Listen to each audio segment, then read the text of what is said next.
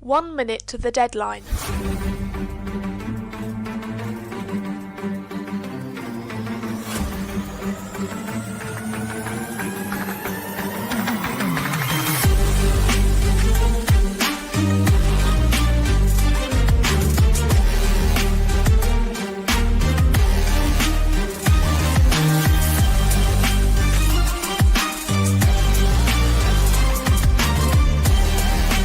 Seconds. 10,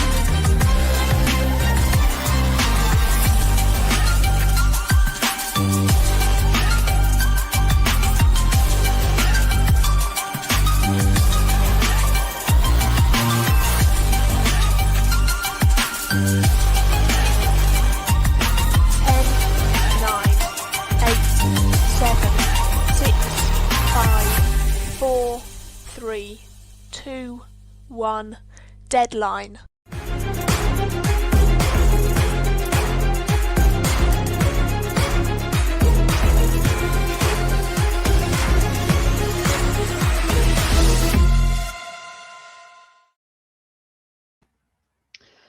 Hello, everyone. We have a star-studded crew today from all around the world here to join us for the coverage of whipping. Hey, everyone, how's it going? Going well. Happy to be here. Always a pleasure. Amazing. Beautiful. All right. The tournament that we are covering today is whipping. There are some fun facts about that.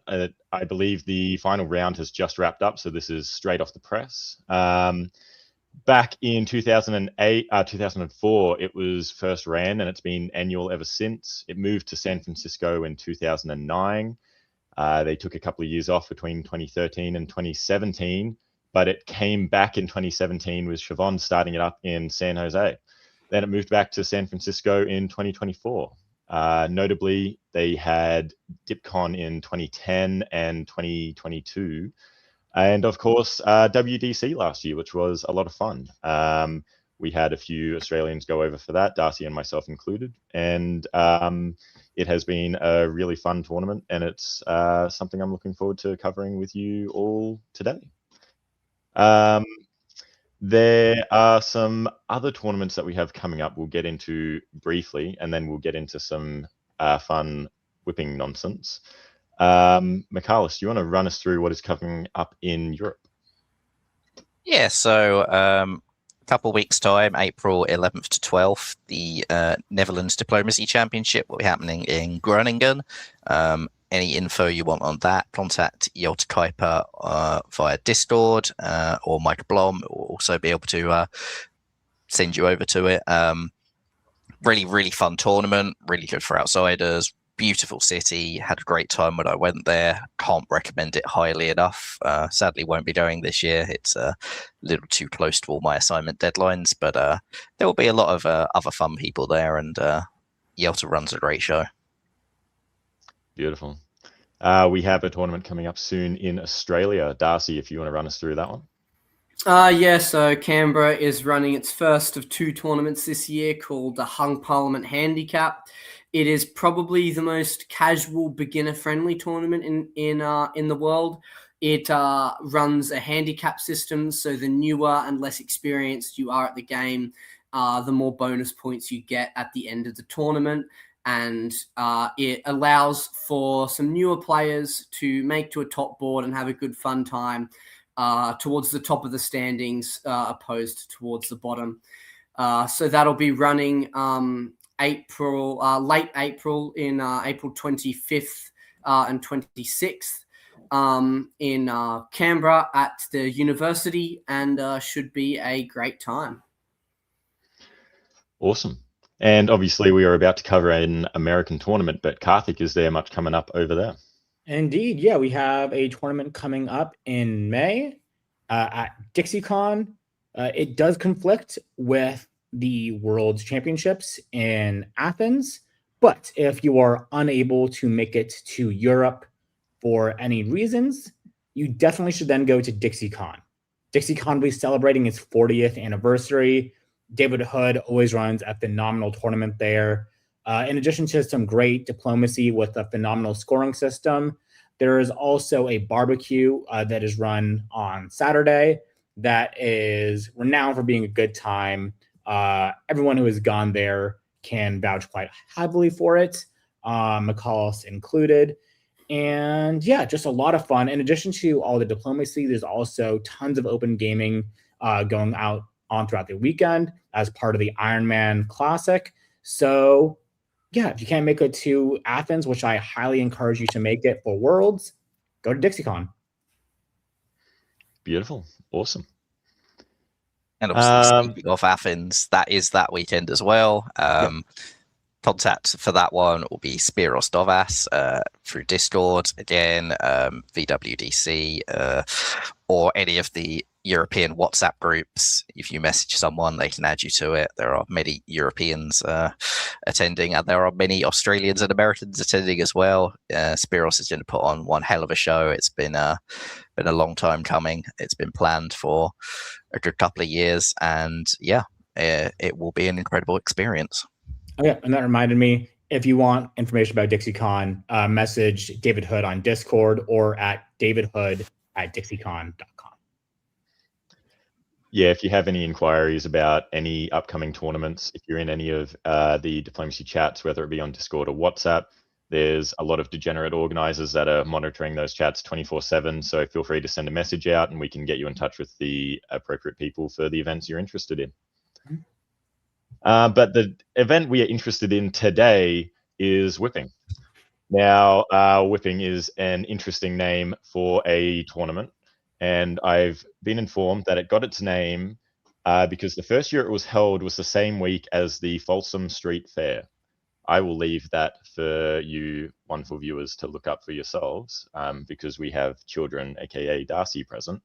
But it's a fun thing. I believe Eddie Fassan showed up with a bunch of prizes from the fair, which included some whips and handcuffs and the occasional gag as well. So since then, those have been the running gag and supplement prizes at the tournament every year. I believe, Karthik, you won one last year at WDC? Yes, I may have won a whip at Whipping. Beautiful, beautiful. The local club for this tournament as well is the Bay Area Diplomacy Association, or BADASS for short. I think that fits in pretty well with the other themes. But there are also the famous prizes, the Best Country Bears. They were an addition by Siobhan, and they're really cool little cute awards, and definitely on the to win list. Absolutely. Some of the cutest awards in the history of awards, I would say. They are awards that I know some players go there prioritizing trying to get one of those to complete the set over anything else in the weekend. Oh, absolutely. Katie. Yes. 100%. I cherish my bears, so. Definitely. Like these fun awards are part of what just contributes to good vibes at tournaments. You know, if you have something fun to work for there besides the title itself, then 100%. It makes it a really good weekend. I believe we have some fun board names as well, which we will go through one by one as we get up to them. But they are mainly based off of athletes that were from California that attended the Winter Olympics this year, a couple of months ago. So that should be good for us to go through as well. Alrighty, so before we start looking at the players of this tournament, I believe we have some info on the scoring system. Everybody loves a good chat about a scoring system. So to distill this one down to as short a time as possible, essentially you get 10 points for surviving. Then there are 10 points for each center that you're in. So it's heavily center based. That's the biggest part of it, and rank makes up a not insignificant secondary status thing where you go from 0, 11, 22, 33, 44, 55 or 66 depending on whether you are from first down to last. So you get essentially 6.6 centers from topping the board being the highest rank, which it is a useful differentiator, but it's only 1.1 more than second place. So centers matter. When we played the World Championship last year, we saw people who would grind out that sort of 14, 15, 16 center top to make sure they really maximize their points under the scoring system. Whether people will be as willing to grind thing out when it's not a World Championship, we'll have to wait and see. All right, beautiful. As far we have a lot of people attending this tournament. I believe there are 12 boards all round.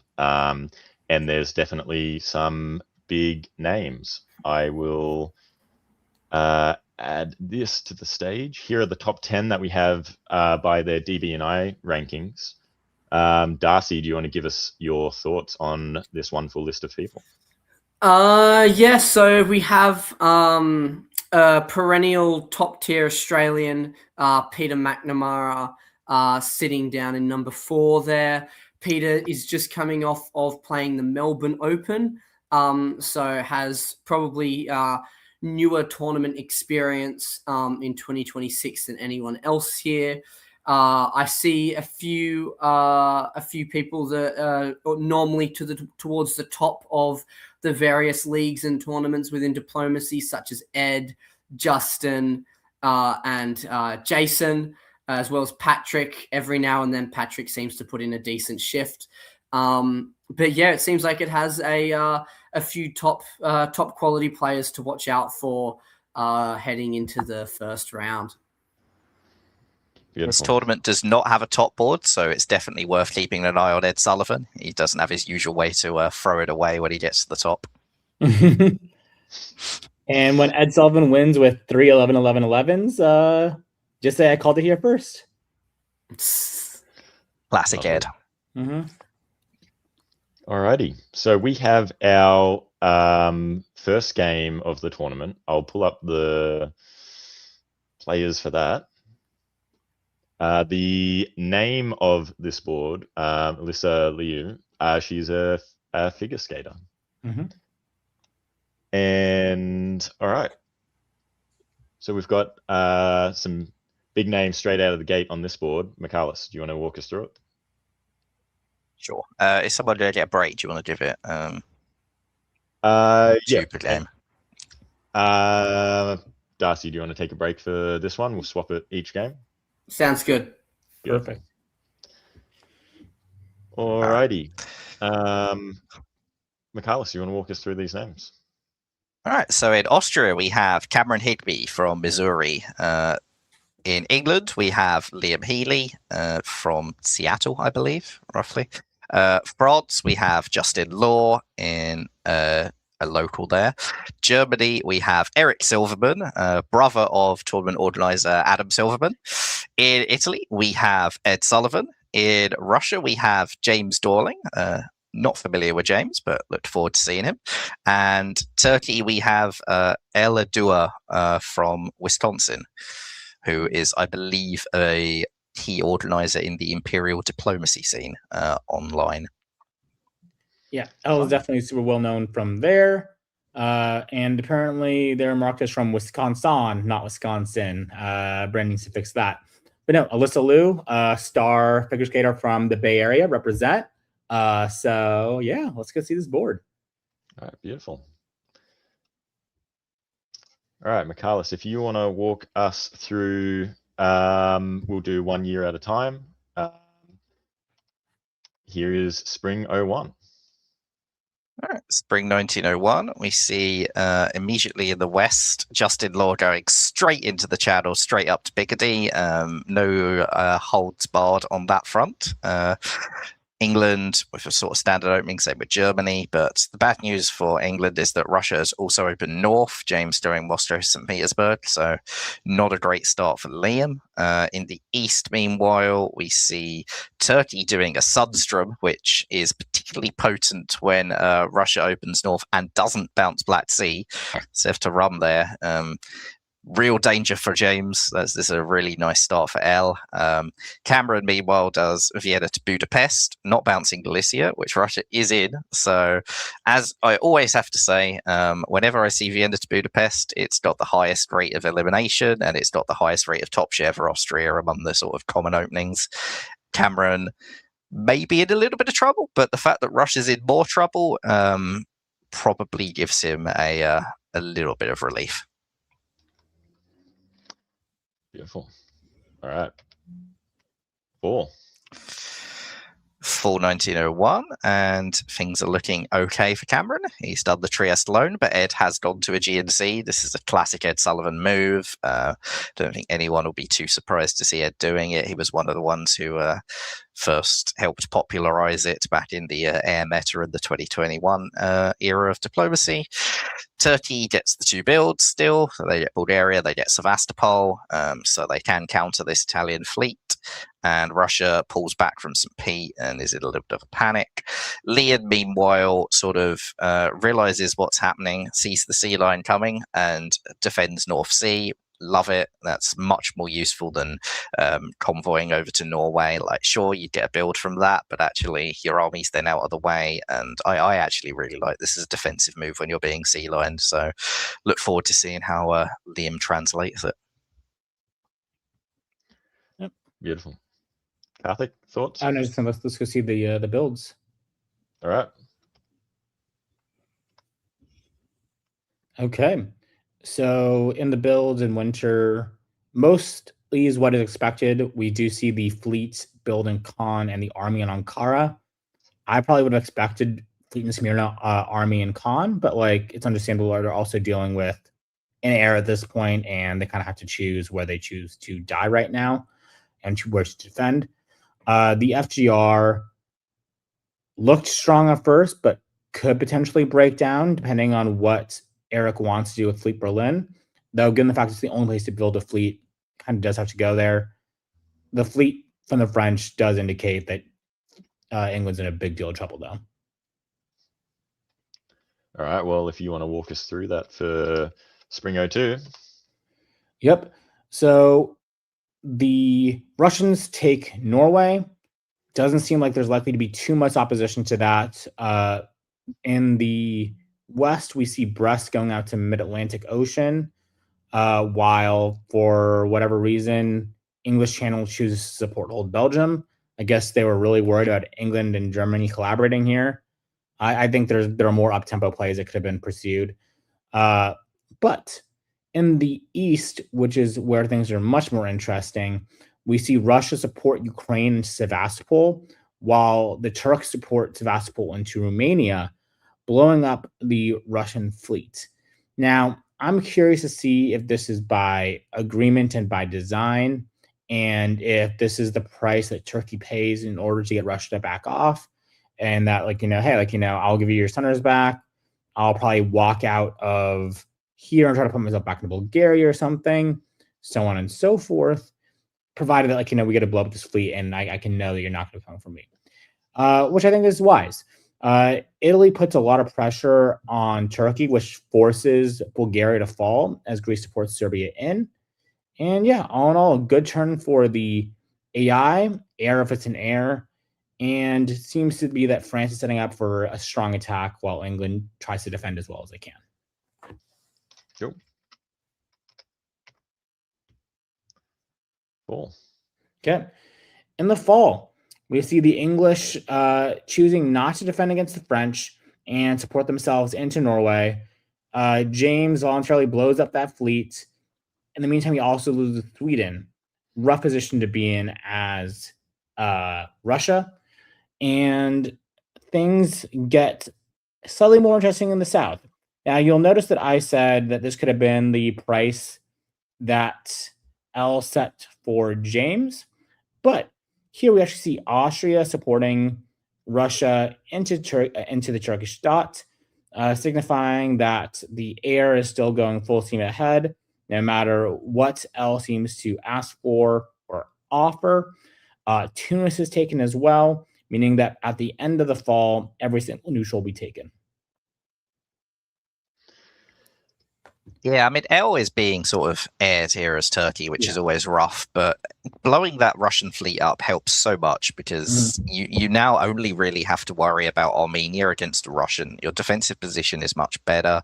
Yeah, they're going to be dropping to 3. They're presumably going to pull Galicia off the board, although it's a fun unit, but it's much harder for AI to crack Turkey without Russian support, and Russia can't really give that support now. So Right. this is a good way to buy some time. Whether you can then try and flip things diplomatically to actually sort the position out is a different matter. But for at least in terms of buying time, it's done all right for L.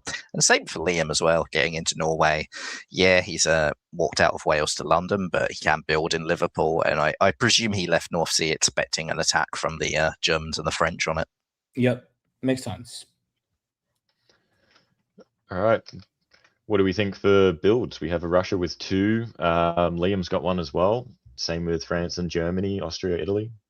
I think Russia builds 2 armies here. I'll leave the rest for McCallus. I think most of these builds sort of write themselves. The interesting ones will be, does Germany put down a 3rd fleet? It signifies that they're maybe going to look at taking more than just Sweden in Scandinavia, and what Ed builds as well. It sort of tells you where he's going to be looking at next in the game. I think Ed builds a fleet in most cases, surely, right? I think so too, but if you're looking at, I mean, Russia's building 2, and if Galicia comes off the board and they are committed, how soon do you jump to the west? You probably want to do it before England dies, right? So there is an argument for another army. All right. There we have it. St. Petersburg South Coast wasn't what I was expecting. I guess things are very copacetic between England and Russia. Yeah. All righty. McCallus, Spring 03. All right, Spring of 03. Turkey, by blowing up Armenia, sort of risked just this happening. And so much as I loved what they'd done defensively to stop AI, Russia walks into Armenia and the goose is pretty cooked. They do get into Bohemia, which might be able to do something somewhere, but not a great term for L in that regard. Does block Eastern Med successfully. What could have been. In the West, meanwhile, Germany is sending all of their units east. They don't care about the English anymore. They're going Prussia, Silesia, they're going Bothnia, they're going Sweden. Probably a reaction to that Russian fleet build. I think Eric will have taken that one quite personally and gone, all right, well, they're coming to attack me. I'm going to attack you. And James, unfortunately, moved to Finland and not Bothnia, which means that the fleets have all got that position on him. So not a good turn for Russia. Justin, meanwhile, conga lines all his fleets north, which was guaranteed because England built armies and wasn't in North Sea. So good turn for France to get more position. And if Germany is sending all their units the other way, this is lining up very nicely for Justin. I mean, Norwegian could have bounced now. It wasn't strictly guaranteed, but yeah. It's true. Yeah. But most likely they were always going to support themselves back into the North Sea because you kind of want that as England. So, yeah. Yeah, so this year we see a lot of progress for France and Germany, just unimpeded, and could have been stopped with one move for both of them. Yeah. All right, let's see how it looks in the fall. In the fall, we have Justin taking advantage of that great spring.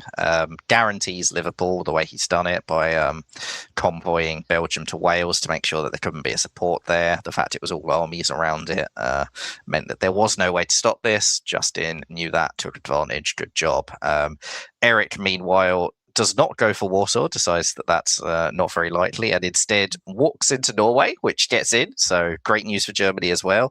He also correctly bounces Munich against the Turks. So maybe picking up from a chat that L was just looking to do anything to try and survive, and very good prediction from him to block that one off.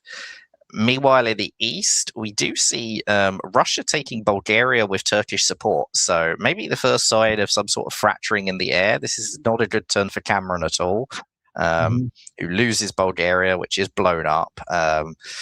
The bounce in Serbia, I would guess, was arranged, but yeah, not exactly what he was thinking was going to happen. And with James also taking Ankara, really nice turnaround from James this year. Russia back in a pretty good position. Yeah, definitely. Like picking up Bulgaria and getting Ank as well. That's lovely. A shout out to everyone from the tournament too. I believe that they are watching it live. Don't forget to like and subscribe as well. It genuinely helps. And do get in Dip Chat as well. Post comments on the stream on Twitch or on YouTube. And if you say something interesting, maybe we'll highlight it. So, all right. Builds for this year. Tough year for Liam having to disband too. I'm interested in seeing what James is going to do. What do you guys think? I mean, There is a good case for another fleet sev, right? I mean, if you're trying to kill the Turks, yes. If you want to genocide them for a little longer, then I think it's the case for double armies. But so you have to clear out the German armies. You have to deal with the Austrians who just betrayed. And there's a lot of diplomatic and like strategic work to do. So yeah, I mean, Austria is getting a rebuild, and Turkey is. Yeah. I mean, this is a big assumption that Turkey does pull the Bohemia army, having kept it around. Maybe they're going to keep it and decide to try and adventure their way to a survival. So there's not a guarantee that Bohemia comes off the board. Yeah, that's it. All right, let's see these builds. So Okay, yeah, Bohemia so does come off. Yeah, Bohemia comes off. We see Edinburgh and North Atlantic come off, leaving us with just the North Sea and London. Those are going to fall in short order, but with good defense, England can hold on for another year. So, as I predicted, James goes double armies. Everything else kind of as expected or as required, except for the wave. That's cool. True. Yeah. Justin channeling his Australian there. Yeah, exactly. It's just good play, guys. Mhm. It doesn't have to be Australian. It just happens to go hand in hand with most Australian play. So, all right. Karthik, spring 04. Indeed. Okay. So here we see the cycling of armies and fleets in position in the north, because Liverpool goes to Clyde while Wales goes to Yorkshire, and Irish rotates down into Wales. With the English fleet already in position, this gives the ability to force Edinburgh and guarantee London the following year, and also to put immense pressure on the North Sea. So this is a great move by Justin Lohr. In Germany, Eric is playing this really, really well, giving mild support that doesn't really matter to keep Justin happy, while mopping up the important Russia centers to create a strong, center count base to operate all of his units out of.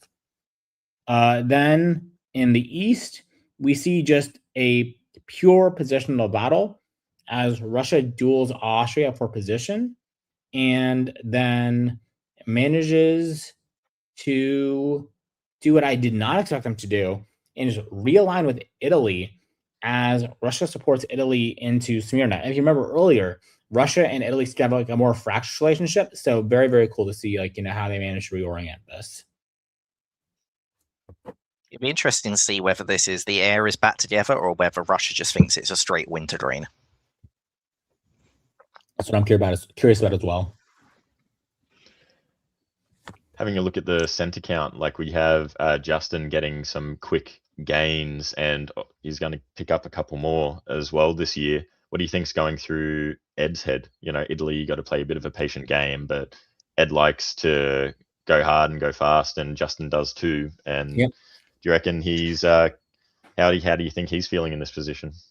Ed's feeling stressed. Ed's telling everyone he's willing to be patient, but they can only be so patient right now. I'm sure of it. And hopefully for his sake, his message is heard loud and clear. I think he'll be very upset about Germany being in Tyrolia. I think that the chance of a wintergreen taking down Austria was quite high if it wasn't for that. I think that the fact that Germany's in Tyrolia, France has come to Marseille, that it can be a supportive move to Piedmont, stuff like that right now, is going to give Ed some trouble here. All right. Okay. Fall. So in the fall, I said that England had the option to choose which would fall, but with Germany tapping North Sea, this is Germany making actually a pretty strong declaration that I want to work with France here, because this guarantees both Edinburgh and London fell. And also, in the meanwhile, Germany moves into Livonia, showing just how powerful the FG is at controlling their side of the board, that in 1904 fall, they're willing to cross over onto the other side of it. Then in the south, we see a lot of red arrows, mostly nothing happening, a lot of bounces, with one exception. That is Greece being supported into Bulgaria east coast by Greece, ensuring that now Turkey is dead for good. 2 Italians, 1 Russian. Rest in peace. Good seeing you, Turkey. Good seeing you, Al. No, Turkey survived. They're the ones who've taken Bulgaria, right? With the Austrian Oh, support. yeah, sorry. That's the Austrian support. I thought the arrow was going the other way. Yes, no, you are correct. Thank you. Yes. So the Greece supports Black Sea into Bulgaria, meaning that Bulgaria East Coast is the last home of the Ottoman Empire. That's it. Germany Alrighty. being a little optimistic, they're going for Vienna. I think that that was not likely to work. No, absolutely not. Gotta But I keep do it like it. short, right? Maybe it was just to force Galicia to bounce him out. They might have said it just to stop Gal potentially doing something else. So Makes Maybe, sense. but when you're attacking Russia as well, I'd actually kind of rather that Warsaw had walked to Galicia, I think. Yeah, yeah. absolutely.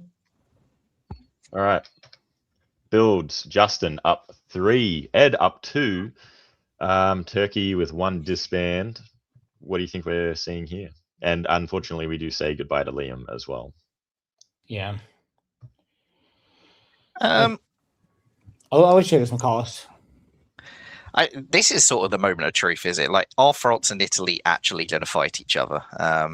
If the answer is yes, then Ed's going to put down fleets and he's going to do something about going west.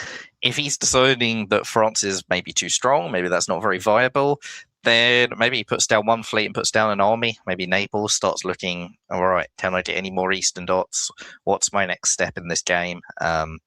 Maybe Army Rome if you're going to go up to Tuscany to fight FG.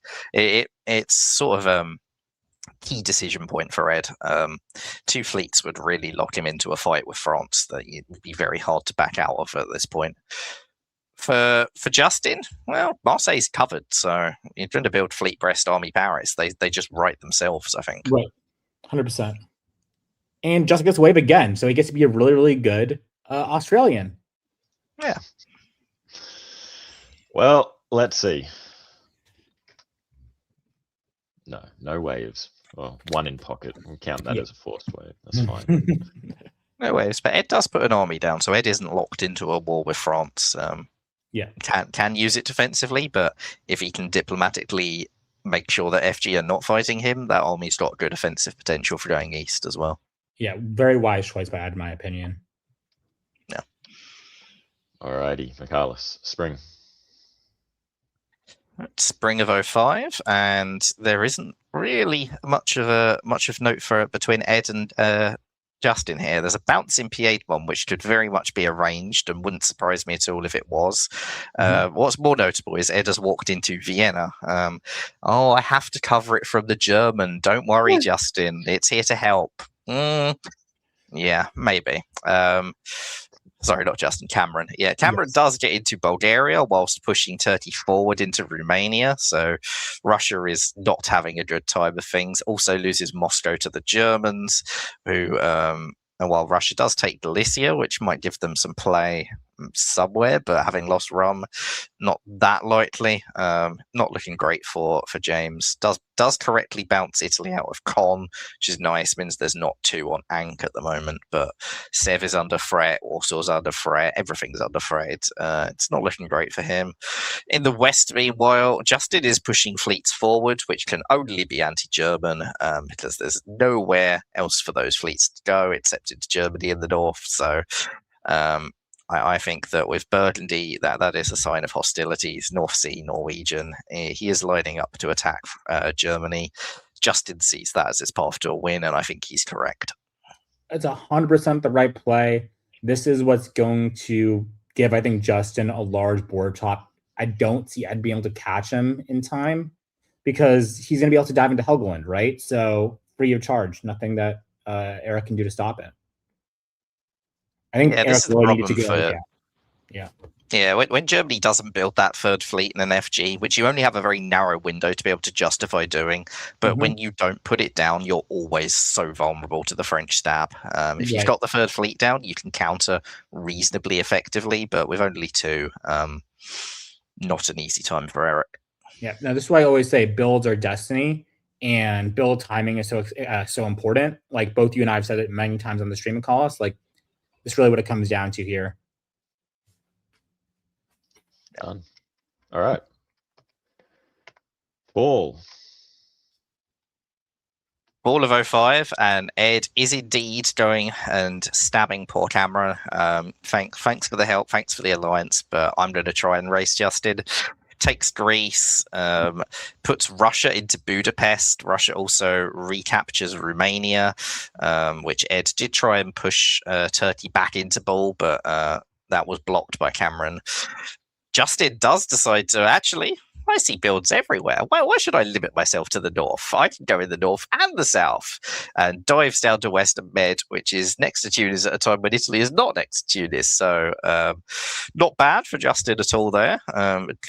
Good chance of picking up Tunis, probably nothing more, but still, that's if Ed is your rival for the top, taking a dot off of Ed is always a good way to try and lock things up. Also see Austro-German cooperation on Warsaw, which makes sense. Both of them are being stabbed by their major partner allies, so working as hard as they can to try and get something a bit more positive going. Eric, meanwhile, holds Bohemia for reasons that I don't really understand. Maybe just ran out of time to write orders or misordered that unit, because I think you'd much rather have Bohemia back at home. Absolutely. I'm sure some sort of misorder under this pressure of time. Like writing orders in face-to-face can be hard, so very, very understandable.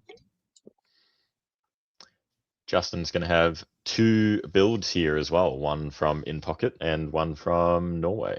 Correctamundo. So why not head east? I think that is a fair game. Hey, Tunis guaranteed. Why not? Yep. All right. So 2 from Ed. I think we know what they're going to be. 2 fleets. What do you reckon? Has to be. I think most orders sort of kind of write themselves at this point. I think it's going to be. Actually, I'm curious if Justin goes fleet army or double fleet. I lean fleet because it puts a lot more pressure on Ed, and that's your number one contender for the top.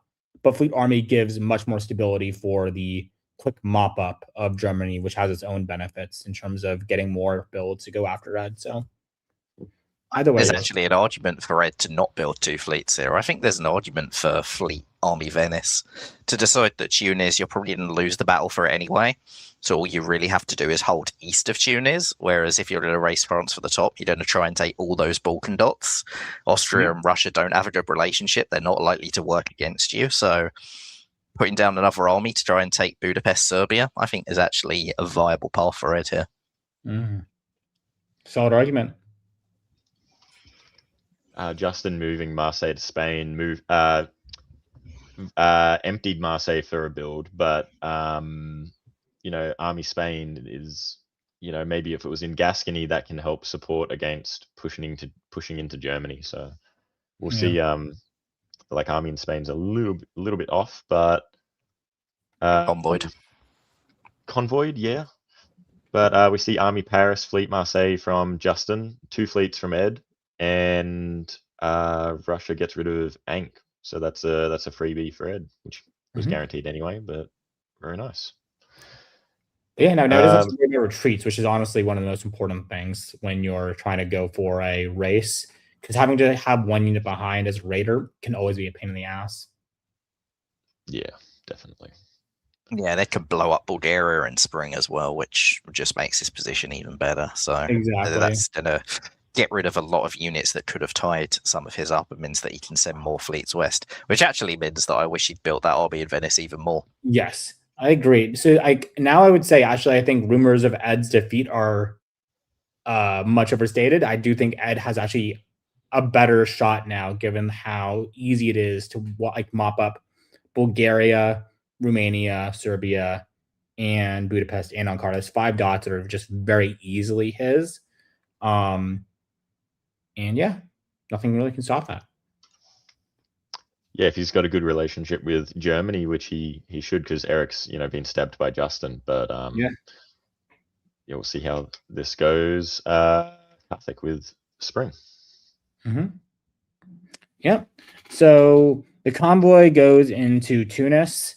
The issue with the convoy into Tunis is that it really does kind of forestall any hope of Justin advancing beyond Tunis, and causing more issues for the Italians. So honestly, if I'm Ed, I'm happy as a clam right now. I'll just lock this position down with a couple units and say, sayonara, I'm going to go on my little Roadrunner race and try to beat you that way. And in the north, as I mentioned, a huge issue for Eric is the fact that there's a free dive into Helgoland Bight.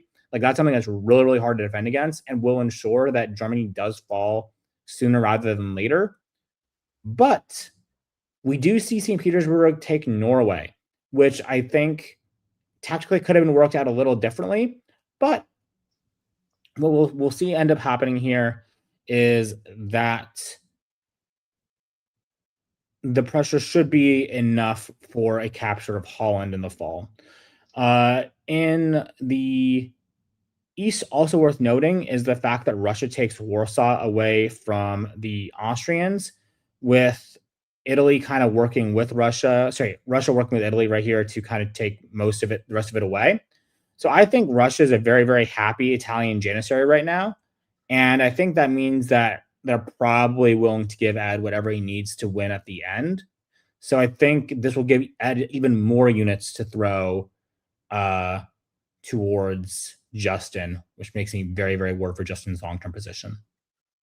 I think Eric's made a mistake with Moscow there, supporting Russia into Sevastopol. You've now got 3 Russian armies around Moscow, rather than a friendly Austrian who was in Warsaw, which you could have held there. And if you're not going to support hold, I'd still rather the Italian fleet, something that's not actually bordering Moscow. I think that Eric will now lose Moscow as a result of that support. Yeah, a little bit of a panic move, I think. That's the one reason why I didn't flip the opposite way and say that Justin is screwed now, is because I think Eric is undermining his own defense with some of his moves here. So he's probably going to have to cover Berlin from the retreat into Silesia as well, just like he's just ensured that Austria loses it. So yeah, problems. Yeah. Or Munich for a Ruhr attack. I think Austria has a good reason to coordinate with France here, because Austria supported Moscow to hold. There seems to be some expectation of friendship between Austria and Russia. So, So we're in 06. A lot of European games end in 07. Do we know the end year for these games? Time unlimited, as far as I'm aware.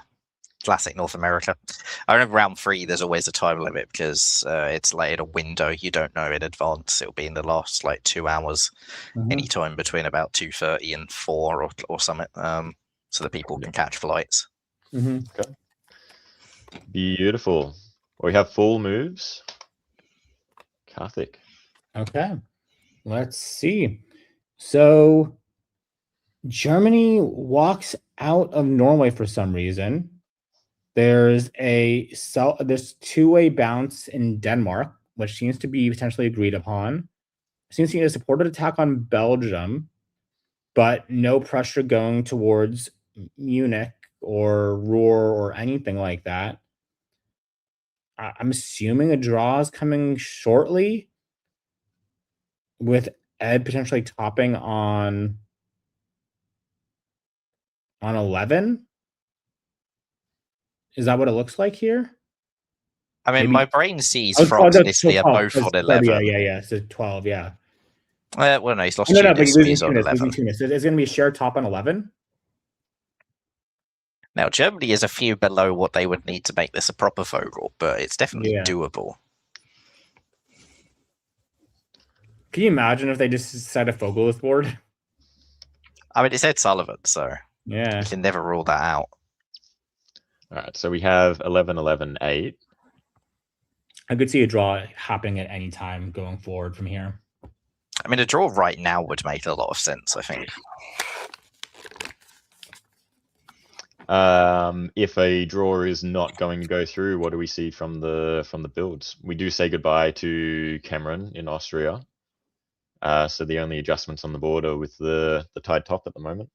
Yeah, I would say 2 armies for Ed because I don't think fleets are going to matter. Oh, no, I'll go 1 more fleet. Oh, no, you have enough fleets. You can just pull all the fleets from the south towards you. Yeah, I would say just 2 armies from Ed, and then I think you have enough armies if you're Justin, so a fleet for Justin. I don't mind an army for Justin just to force Ed to cover Tuscany. Yeah, valid. Alrighty. Another fleet, why not? Why not? Continue the Indeed. push. Exactly. I think that was a mistake by Ed, but like, who am I to judge? Ed's my man. I trust him. He's got a plan. Yep, Ed's got a plan. All right. There we go. Yeah, game over. Yeah. Game over. Makes sense. That is a nice spot to end. A joint top, very well played by Justin and Ed. I think it's gone for the 165 race, points each. but yeah.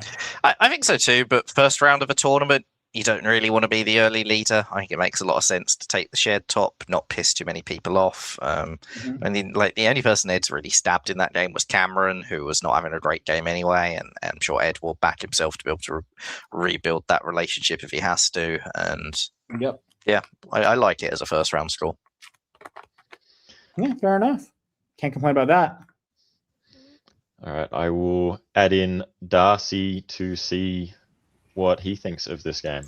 Darcy. I mean, I'd like to say my props to Justin here, actually. Justin managing to convince Eric to move out of Norway when Eric could have taken that and probably also held Holland potentially as well, and be building here against the person that stabbed him is quite well done from Justin. So even though Ed was the one that gave up the first place, I think Justin deserves props for getting part of the first place. I think once Ed is willing to accept the draw, I think it's very, very easy to convince Eric to say, hey, let's end the game here. This is my condition to end the game. Like, I think there's no world in which someone in Eric's position doesn't accept that. Like, it makes just so much sense. Yeah, Eric I mean would have that's true. Desperate That's true. for the game to end. So I mean, Yeah. It was I well would played assume game that by I would Justin. assume that Justin would have had to talk to Ed to try and convince Ed to get to put the Yes. drawer up. So yeah, I mean Yeah, they both there's- played excellent games. Correct. 100%. Definitely. Alrighty. We have our board number 2 for round 1. Michaelis, I will give you a break for this one. And Karthik, do you want to walk us through the names for this board? Yeah, we have Bryce Bennett here. Bryce Bennett, if for those who are unfamiliar, is an American alpine skier. He is from Truckee, California. And yeah, he's been very, very successful. This is his second Winter Olympics. Been in like 3 World Championships. He's a good alpine skier. And then speaking of people who've had a lot of success in the hobby, we have Eddie Brisson in Austria. Eddie Brisson is the godfather of the hobby. For those not familiar, he is why whipping exists as a tournament. He's why the Lepanto exists. He's why so many ways we decide to play the game exist. So very excited to see him play. We have Jennifer Zhou, who is new to me. We have Patrick Jacobson, another Bay Area stalwart. We have Andrew Zick coming to us from Seattle. Always good to see them play on the West Coast. We have Bennick, a longtime player in these 10 tournaments. We have Sam O'Neill. And And we have who's new to me, and then we have Jason Massbaum, who thankfully is no longer in Santa Monica and is much further away in New York. Alrighty. Let's get straight into it with this. And Karthik, if you can give us Spring 01. Yeah, easy peasy.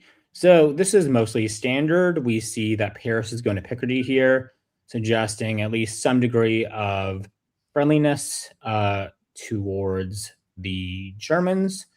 We see the sort of move to Yorkshire here, so non-committal from Jennifer. Easy moves, the classic moves from Germany and from Andrew. And then in the East, we see something that I've not seen in a very, very long time. Austria supporting Vienna to Galicia, while Rome goes to Venice and Venice goes to Tyrolia. Like, this is stunning to see. And then Jason, of course, for his part, goes with the Sunstrom. So this is going to be a very, very fun East. And I think I'll wait and see West. Alrighty. I am having some technical difficulties. Here we go. All right, 4. Sure. And yeah, we see that now Jason makes it into the Black Sea while cutting Sevastopol and bouncing Sam out of Romania. Huge win for him there. We see Austria doubling back and saying, you know what, Sam, I actually don't want to come for you anyways anymore. I'm just going to take Serbia. I'm going to take Greece unopposed. But I am going to lose Trieste to a forced attack by Benek. So I guess Eddie was like, saying, no longer in on this plan. And with that, Benek does take Tunis with the fleet, which is something I'm sure that Jason is very happy to see. In the West, we see the convoy to Belgium get bounced out. Norway get picked up. Holland get picked up. And Spain and Portugal both going to France as well. So we'll see France on 5, Germany on 5, and England on 4. All right. What do we expect from builds? From builds, I would expect probably Fleet Army, Brest Paris from Patrick. Expect Fleet London from Jennifer. I would expect Fleet Kiel, Army Berlin from Andrew. Army anywhere from Sam. And then probably, I would say Army Khan from Jason. Okay, cool. And Fleet Budapest from Eddie, obviously. There we go. All right, Darcy. Spring 01. Spring 02, yeah. Yeah. We don't see Zick go for the Sea Lion that Jacobson was most likely proposing, and it seems instead it's more likely to be a Western triple as Jennifer moves up into Barents Sea, moves everything that way.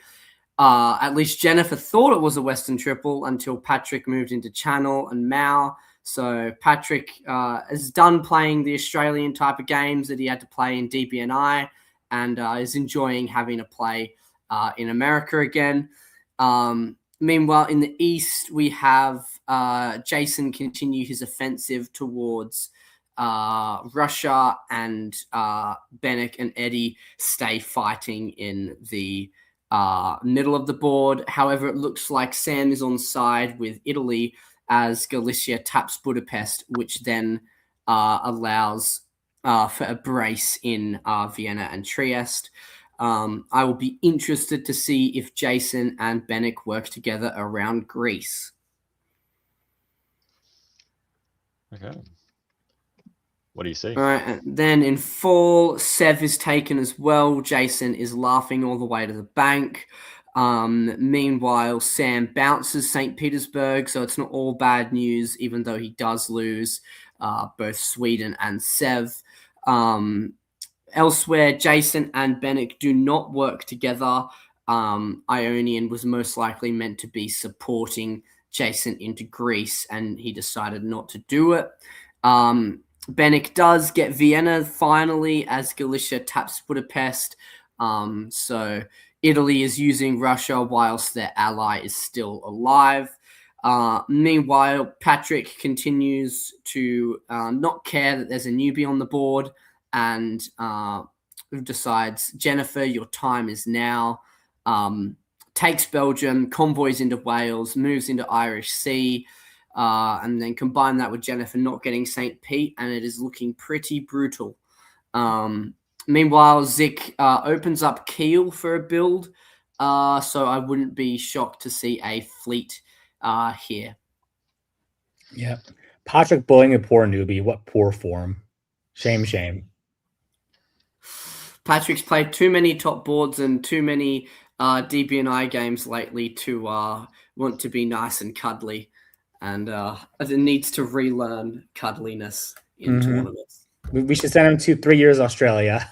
Yeah, send 2-3 years Australia and they'll be fine. All right. Jason with 2 builds. Here's the rest of them. A lot of fleets. Yeah, I see Bennick, I think, is going to go after Jason after this. I think Greece was pretty telling, especially with Army Bohemia off the board. I think Bennick is offering some sort of deal to Jason. To Eddie against Jason. Mm-hmm. Okay. I think it's a wise deal. Oh, nope. Nope, guess not. Yeah, I think Bennick and Eddie need to figure something out here. I'm not sure if all trust is burned in such a way that it can never come back from it. But with Jason building a second fleet in the South, there's no way nice he's ever happening here. You need to find a way to work with Eddie or with Sam to go after Jason, or you're kind of giving the East to him. And as far as I can see, like that just, I don't think everyone has figured this out yet. I'm sure Eddie has pitched Bennick on this, but who knows? Maybe all trust is gone. We see in the north that the convoy to London is successful because Denmark cuts the North Sea. We see that Norway falls because it walks out, so the Swedish fleet takes it. Just an unfortunate dismemberment of a newbie by 2 experienced players. Once again, for shame.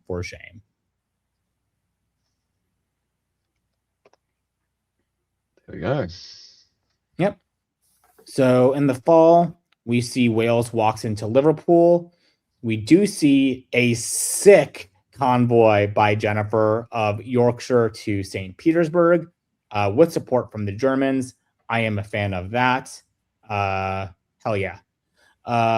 We then see in the East just a continuous dismemberment of Eddie Brisson for reasons that are kind of beyond me right now.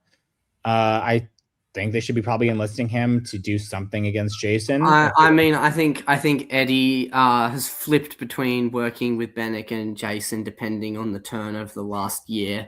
Yeah. And I think Bennick is just cutting Eddie loose and going to use the Russian Janissary instead.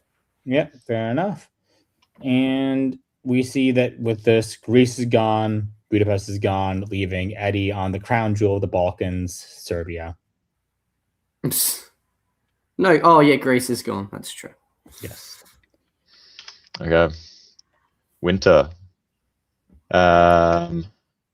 Yeah, Patrick has to put a fleet in Brest because Marseille wasn't open for a build. I'm so sorry, Zick. Trust me, it's definitely going south. I expect Patrick to continue in the West here. Okay. Lead us with that, Darcy. I'm wrong. I'd love to hear that. Maybe I should trust Patrick a little bit more. I think he'll be glad to hear me say that. Patrick moves into Eddie here. Convoys back down to Picardy to cover bases in the middle, which is quite smart. Meanwhile, moves into Lyon and bounces with Piedmont. And Brest moves into Mid-Atlantic Ocean. At the same time, Zick has full trust in Patrick, unlike me, and convoys into Livonia, takes Warsaw, backfills Silesia, and organizes a bounce in North Sea with Jennifer. I expect Jennifer to be put into Jennifer will put Zik into Moscow as well. So this should be quite a beneficial Janissary deal for Andrew here. Meanwhile, in the East, we have Bennett saying, "Who needs Janissaries? Screw Eddie, screw Sam. I'm going to kill you all. This is my time to shine." And takes Budapest and moves into Tyrrhenian Sea, potentially sniffing Patrick moving against him. Meanwhile, Jason moves into Aegean for reasons unknown to me. I guess it's just better to be in than Eastern Med, and just fails to get into anything but correctly defends Romania. Okay. Fall. All right, in fall, we see Bennick and Jason cutting a deal. Bennick supports Jason into Serbia. However, there is a backfill from Jason of Con to Bulgaria, so not sure if I would trust Jason next year, Bennick, but I mean, hey, I didn't trust Patrick, and look at me now. Meanwhile, Bennick moves the fleets into Tunis and out of Adriatic, so definitely focusing on Patrick now. Will Patrick have the resolve to stay on side with Andrew? There is a bounce in North Sea, which is definitely arranged. And Jennifer isn't taken out of St. Pete, and Andrew isn't in Moscow either, because it seems like the IT has sort of figured out a defense against the FG. We could see a draw happen if nothing changes within the next few years.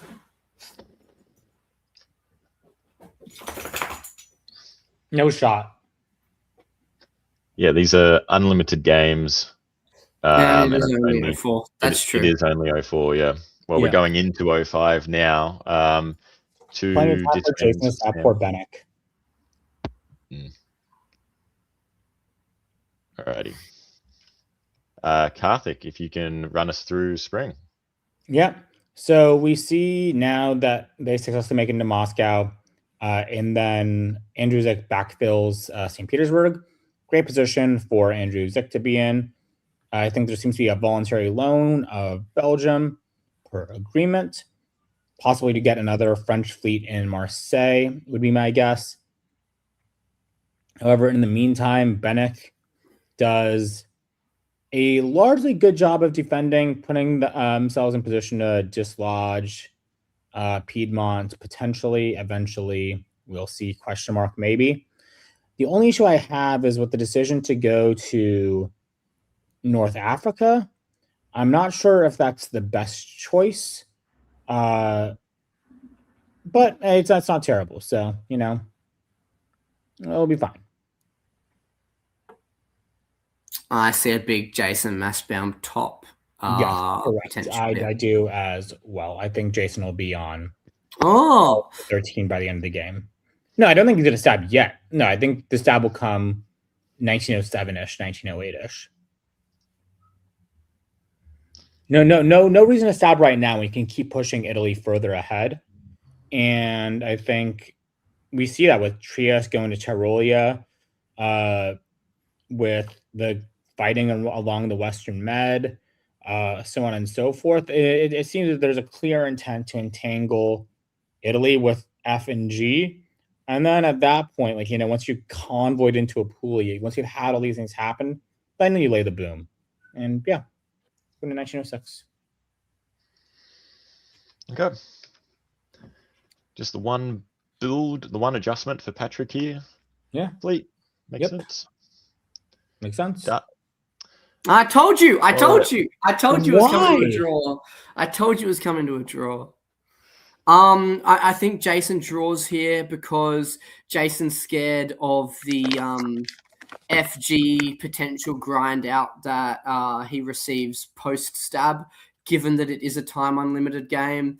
It's a little bit playing it safe on Jason's behalf, but it is round 1. It's not an awful score. Potentially just doesn't feel that there is he potentially feels there's a high chance that he doesn't actually succeed post stab. Well done for Bennick to not get stabbed and get a draw happen in this game. And I think if you're Patrick and Zick, you take it. It's an alliance. You work together the whole game. You're part of a shared top. It's round 1. I think it makes sense for both of them. Oh yes, for sure. For both Andrew and Patrick, you take the straw 100% of the time. Like, you're in danger if the game goes too long, that you simply like lose the ability to yeah, I think Patrick has North Sea whenever he wants and potentially can grab Holland and stab Zick, but then that opens it up for Jason a little bit too much. Right. Hi, McCallus. McCallus, if you want to give us a breakdown here, I just need to restart Dipcast, and then it should be good. All right. I think all of you are overlooking one other reason why people draw here, and that this is a morning round. People quite like to go and have food before the evening round starts. So we've played at Whipping. We know that this is a thing, and like time unlimited doesn't mean that you actually have to play unlimited. All of those people. I thought this was a Friday night round. Socialize. No, this is Saturday morning. There was no Friday round in this, so. Oh, okay. So I suspect that played a part, and also storing system wise, like Jason was only slightly less than FG there, and it kind of made sense. Topping isn't the goal in this storing system, centers are, and so if you're not planning on stabbing your ally, what you actually have to look at is how many more centers am I going to take, because that's really what matters. And if France is looking at a couple, Germany's looking at a couple, and Turkey has a really hard time justifying keeping the game going if France and Germany want to draw. Yes, of course. Yeah, it's a hard negotiation to have. I want to veto the draw, but also I can't see any more dots if I'm staying in the alliance. Like, you can't really approach your alliance partner with that, or at least I'm not good enough diplomatically to get that to work out. And given that France and Germany had sort of evened things up to at 9 died, it's going to be quite hard to say, oh, one of them vetoes. Like, they've just died trading centers and stuff to get to an end state. So the ability for Jason to blame one of the West for a veto is also not particularly high. Yeah. If I can get you guys just to continue yapping for a minute, I'm going to have to exit the stream for a minute and just restart. Just with a bit of a technical issue in the background, but I will be absolutely back. I assume the stream will continue with me leaving, so it will. All right, beautiful. All right, have some fun and talk some nonsense for a minute. I will be back. It wasn't mentioned earlier, but for the virtual scene, next month's games for VDL are April the 18th. For Snake Pit, it is April 25th, and then there is a game on April 26th as well. And then for Tour of Britain, it is also April 25th. So it's a bit of a pick your poison that weekend. And 7 Years War, the date will be announced at a later time. We just had a round the other night, which was a lot of fun playing that. But make sure that you sign up for VDL especially. I'm co-commissioner, and I will root for you if you play. Well, I have nothing else that I can shill, but I guess in the upcoming events, we have North American DipCon coming up in Denver. And you've been to Regatta. Yeah, Regatta. I've been to Regatta quite a few times. I really, really enjoy it. It's run by Menace Hand, one of, I think, in my opinion, the best tournament runners there is. So I highly encourage all those who are on the fence about going, who haven't considered going, but now are, like, please go out and check it out. It is, in my opinion, one of the best run tournaments there is in terms of making it a sort of fun experience for all involved. And so if you have any questions about that, just hop on Discord. I think Emmett Wainwright is probably the most active person there for quick responses to things. But Monas is also very active as well. There's also the Armada Discord itself. Lots of really good ways to get in touch with the tournament directors for those who are looking. And once again, it's North American DipCon. Like, you got to show up for that. So, yeah, please do. And as mentioned in chat, elsewhere in North America, we have the incoming New York City tournament, which I have listed as a future tournament I would love to attend. This year it won't work for me, but New York having a tournament is super cool. It would be a great destination for a tournament, and I'm very happy to see it. I think it is happening in the middle of June or July. July 10 to 12. July 10 to 12. Good time for a tournament. Good time to be in New York. The wonderful crew, Johnny, I know is involved. And I've met quite a few of the New York players at DipCon last year, and they are a great crew. Just talk to Johnny on Discord.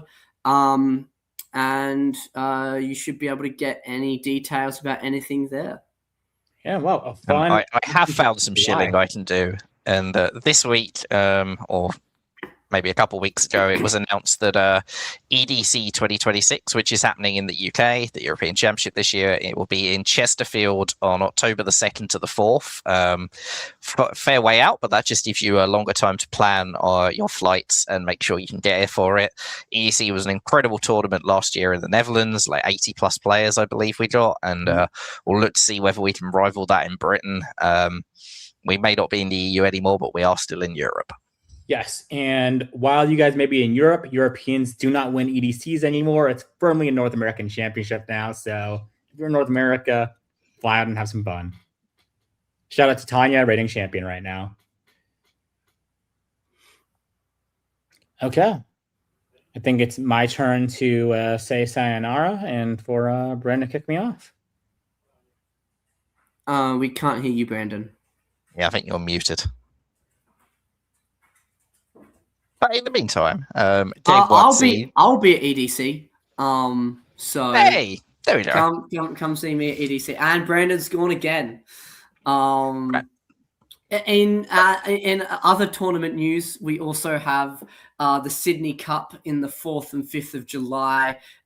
This year, it got a very strong 40 plus people attendance. Last year, we're trying to replicate that. And you should come along to Sydney Cup. Text me about it on Discord, or Tristan Barrett is the other person to talk to that about, and we can get you hooked up.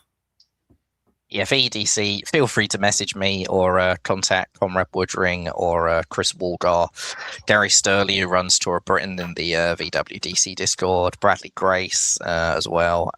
There are lots of people who can signpost you to the correct places for that. Alrighty, beautiful. I'm assuming you can hear me now. We can. Yep. Lucky you. All right. We have our next board. This is board number 3 for round 1. We have Nina O'Brien, who is apparently an alpine skier. Darcy, you're leading this board. Do you want to go through the names? Yep. We have a few names that I haven't heard of, including Adara Sanchez in Austria, Darren Leveloff in Italy, and Victoria Torada in Turkey. They all are most likely local, so we love to see new faces there. Meanwhile, Marcus Edholm is in England. I think they were at WDC last year. Another local tournament organizer and hobby organizer at large. Sabi is in France. We have Matthew Jin, who is another local I haven't heard of. And then Jake Mannix from, I think, the Seattle region is in Russia. Marcus Edholm, viewers may be familiar with him as being the other half of the Diplostrats channel to Marcus Zylstra, Captain Meme. Marcus Edholm, who goes by Ezio, is a frequent appearer on that YouTube. Okay. Alrighty. We are going to roll through this quick because I have been wasting all of your lovely people's time. So, Darcy, if you can give us Spring 01. Yep, okay. Sabi does the same exact moves as Patrick, and it worked out for Patrick, so it might work out for Sabi. Marcus just does a standard opening as well, so does Matthew. Pretty standard all around. Jake does standard. However, Adara decides Trieste is at risk, so they're going to hold. And it's not the worst decision in the world because Darren has decided I can be the only newbie local that does well in the East, and moves into Tyrolia and Venice. Meanwhile, Victoria does a bit of old school opening by moving Smyrna to Con and Con to Bulgaria.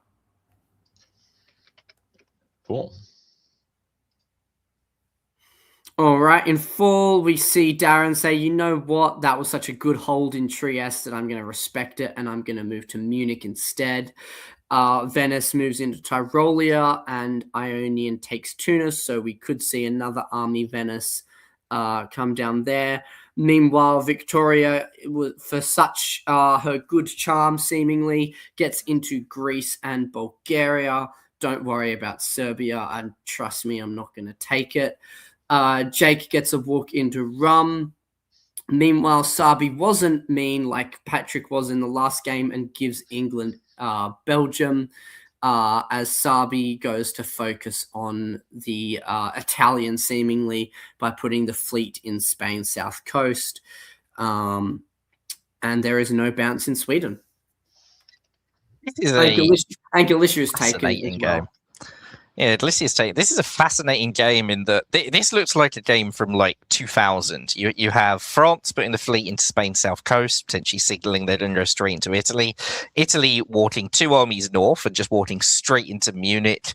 Austria with the hedgehog opening, which means that Greece wasn't takeable for them, so they've given it to Turkey, which is why the old-fashioned Turkish opening was so popular, because when Austria didn't move to Albania every game, sending two armies west had a very good chance of taking a second province. And yeah, this is real throwback vibes. Alrighty. Love a good throwback. There we go. We have All some right, builds. all early fleets to from middle. Turkey, armies from Jake, Army London Fleet Eddie from Marcus, and Army Paris Fleet Marseille from Sabi. Shows that there's some EF cooperation there, and Matthew tries his best to rehold and retake Munich, most likely. Michaelis. All right, so we see that this is not a Western triple, despite France going straight into the bed. This is just a pretty aggressive EF. So France drops the two fleets there, but England has dropped in on Germany, Norway to Skagerrak, North Sea to Helgoland. They're going in with everything, and Germany potentially actually gave Munich up either by agreement or they've managed to work some out with Italy. Either way, they tried to put Italy into Burgundy. It is bounced out, but does look like Matthew does have at least one friend on this board. Meanwhile, in the east, Adara is rewarded for allowing Turkey into Greece by losing Serbia, as Darcy foresaw. And this is a bit of a all ganking on Austria, which is also quite familiar to people both in the 2000s era and in the 2020s. Some things do never change. Gotta love a classic. All of 02, England convoys into Holland successfully, which is nice because that works as Italy has turned on Germany and this time taps Kiel. So for one turn, Matthew had a friend. It did not last, unfortunately. England is not building, though, as Russia does take Norway, probably by agreement, given that they didn't take it in spring. But either way, it's an army. It's not too much of a sort of follow-up threat against England. The East, meanwhile, Italy has decided that, you know what, maybe I don't want a juggernaut coming to kill me. I've seen games from back in that era. I know what happened when Italy attacked Austria and wasn't working with anyone. So I'm going to prop Austria up in Budapest. So Adara, reports of their death were greatly exaggerated. They are still on 2 at the end of the year.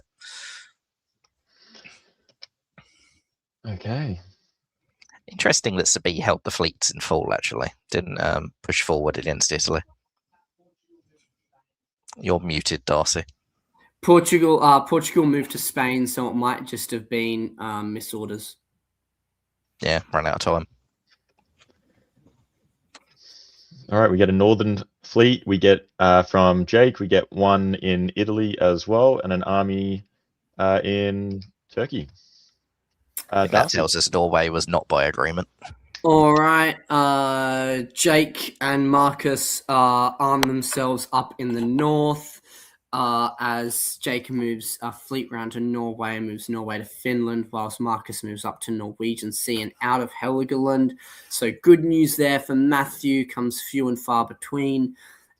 Jake moves round to Bohemia to try and crack Budapest once again.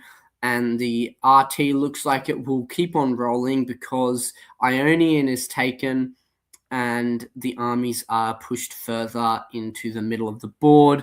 Darren has to fight Sabi here. So we will see if Sabi can get anything out of Italy or if it will just be all Turkish. All right, in fall, we see Sabi half leave or has to cover Mid-Atlantic Ocean from North Africa, but convoys into Tuscany, which was guaranteed. Meanwhile, Jake takes Budapest, which was also guaranteed, and holds everything in the north as nothing changes. So compared to the last year, this is a good year for Matthew, who hasn't had many good years. Result for Sabi, that convoy to Tuscany has a guarantee on Rome because Naples went to cover Apulia against the Turk, incorrectly guessing that that's where Turkey was in the channel the fleets to. So nothing could now defend Rome against the French. It's really nice seeing a sort of the Juggernaut used to be a very feared alliance. It isn't really nowadays, but Jake and Victoria are showing that when people play like you did back in the sort of 90s and 2000s, those alliances really, they were feared for a reason, and they've been doing a very, very good job taking over that east. All right. Simple army from Jake, but it means a lot, especially when you're good with Turkey like this. Michaelis, spring. All right, spring of 04, and Jake, realizing that Norway is probably a lost cause, you can use all your units to try and defend it, or why not just go replace it with some other centers? Drops in on Germany, goes to Baltic Sea, Prussia, Silesia, just channels everything there. Doesn't care about Norway anymore. So what? I can cover St. Petersburg with the Finland army, and I can take Berlin for myself. Cool. Turkey also gets into Trieste, which is delightful for them, and they also, more importantly, convoy into Naples successfully as Italy makes a failed attempt to retake the Ionian Sea, predicting that Turkey would try and send the fleet somewhere. Turkey saw this coming. Really nice by Victoria. Yeah, you've got an Italian army in Albania that you need to cover against now, but this was still a pretty beautiful set of play. And yeah, EF keep pushing forward. This time they're into Ruhr, and Sabi gets that walk into Rome. Cool. Fall of 04, and it seems like RT have decided that maybe we can work with at least one of the Westerners. They're working with France in great detail here. So Sabi is into Munich with Russian support. Sabi is also into Tunis with Turkish support. And Austria, Adara is not yet dead. They're into Venice with French and Turkish support. Nice bit of janissarying for Adara there. Russia gets Vienna, does not get Berlin because they chose to support the French in rather than guarantee it for themselves. So, yeah, interesting. This is you might be a little worried if you're England. Yeah, it's a bit of a ploy to get Sabi to flip on Marcus. However, Marcus does have a build, so potentially can defend himself. Yeah, these centers are not that easy to hold for Sabi, but they're also not that hard. Rome is sort of hanging in the breeze, but Munich is reasonably likely to stay yours unless England and Germany start working together, which seems quite unlikely. Well, given how many games finished at the end of 06, there's a potential that they're hearing about people trying to arrange draws around this point. And when some boards are doing that, it does sort of put a precedent on other boards to sort of do similar sorts of things. So we could see an early draw here as well. We should also call out that Darren, -6. That may be the highest minus number I've ever seen on this. Certainly the highest in a while. That is a rough year. Sorry, Darren. When things go against you, in they other really go notes, against you. Victoria has just put a fleet in Con Army Smyrna, so we may be seeing a stab of Russia here by Victoria. Yeah, We could see that an FT develop here. that -6. I'm not exactly sure how the whip trophy is awarded, but that seems like a fairly. There has to be a trophy awarded to a -6. I'm sorry, but Yeah. Darren, hopefully you at least get an award for this traumatic experience. All right, Darcy. All right, well, here is Victoria's move on. Jake has Sev guaranteed and has potential for Rum as well. Meanwhile, Sabi has decided not to go against Marcus, and instead it looks like it will most likely be Sabi taking the Italian dots instead. So well played for Sabi. However, Sabi did move out of Munich to Bohemia for reasons I can't quite understand. And Matthew retakes Munich. So maybe Matthew gets to build one this year. Who knows? But yeah. All right. Matthew does in fact not get to build and instead dies. Good game, Matthew. Meanwhile, Victoria gets into Sev, but does lose Trieste to the Austrian. Well done, Adara, for being able to stay alive in this game. And it looks like there has been a deal cut between England and Russia. So it's a little bit up in the air over how this game will come to a close. Not sure if these deals will be broken or they will stay true to them. However, overall, a very good year for Marcus, who goes up +2. Are we seeing some sort of 8-8-8-8, some sort of disgusting 8-way center draw thing? I am not sure. I mean, Russia could go down very quickly here if England attacks them as well, though. So this could also go to a disgusting 11-11-11 between the other three. That's true. That is true. Carl, let's walk us through 06. Yeah, as David Hood would say, a Russia on 8 centres is like any other power on 5, and Russia is probably going to lose about 5 this year. England takes Sweden, France takes Vienna, Turkey takes Romania, so that's 3 of them gone already, and yeah, this is not looking good for Jake. There is sort of no signs of alliances breaking elsewhere. Yeah, Turkey's back in Ionian, but this all looks very, very friendly. France is making no attempt to go and attack Turkey. England isn't really making any move on France. The fleets are all back to defend if England tried something, so... Ouch. So will Adara be the one, or will Jake be the one, is perhaps the better question at this point. Yeah. Well, it certainly looks like it might be Adara. It certainly looks that way. My guess on Jake going -5 is spot on. I am truly a Nostradamus if ever I saw one. So Vienna, Budapest, Rome, Moscow, Sweden, all in 1 year. Doesn't lose Berlin just yet, but it is writing on the wall. I would like to point out that Naples takes Rome here, and there's a move into Tyrrhenian Sea. So maybe Victoria's trying to make a move of her own here. Also, Austria is building because of that bounce in Trieste, which is very, very funny. Which also seems potentially like that wasn't agreed between France and Turkey. So this may be Victoria's move. And it may be that Jake is annoyed enough at the West that he is going to sort of open the door for Victoria to do this, because the West have really allowed Turkey to do this, particularly France, and then England attacked him as well. So if Jake's got to choose who to defend from, it could well be he says, Turkey, you have everything. Yeah, well Jake supported the West into Munich, Kiel, Denmark, and then lost Sweden to them.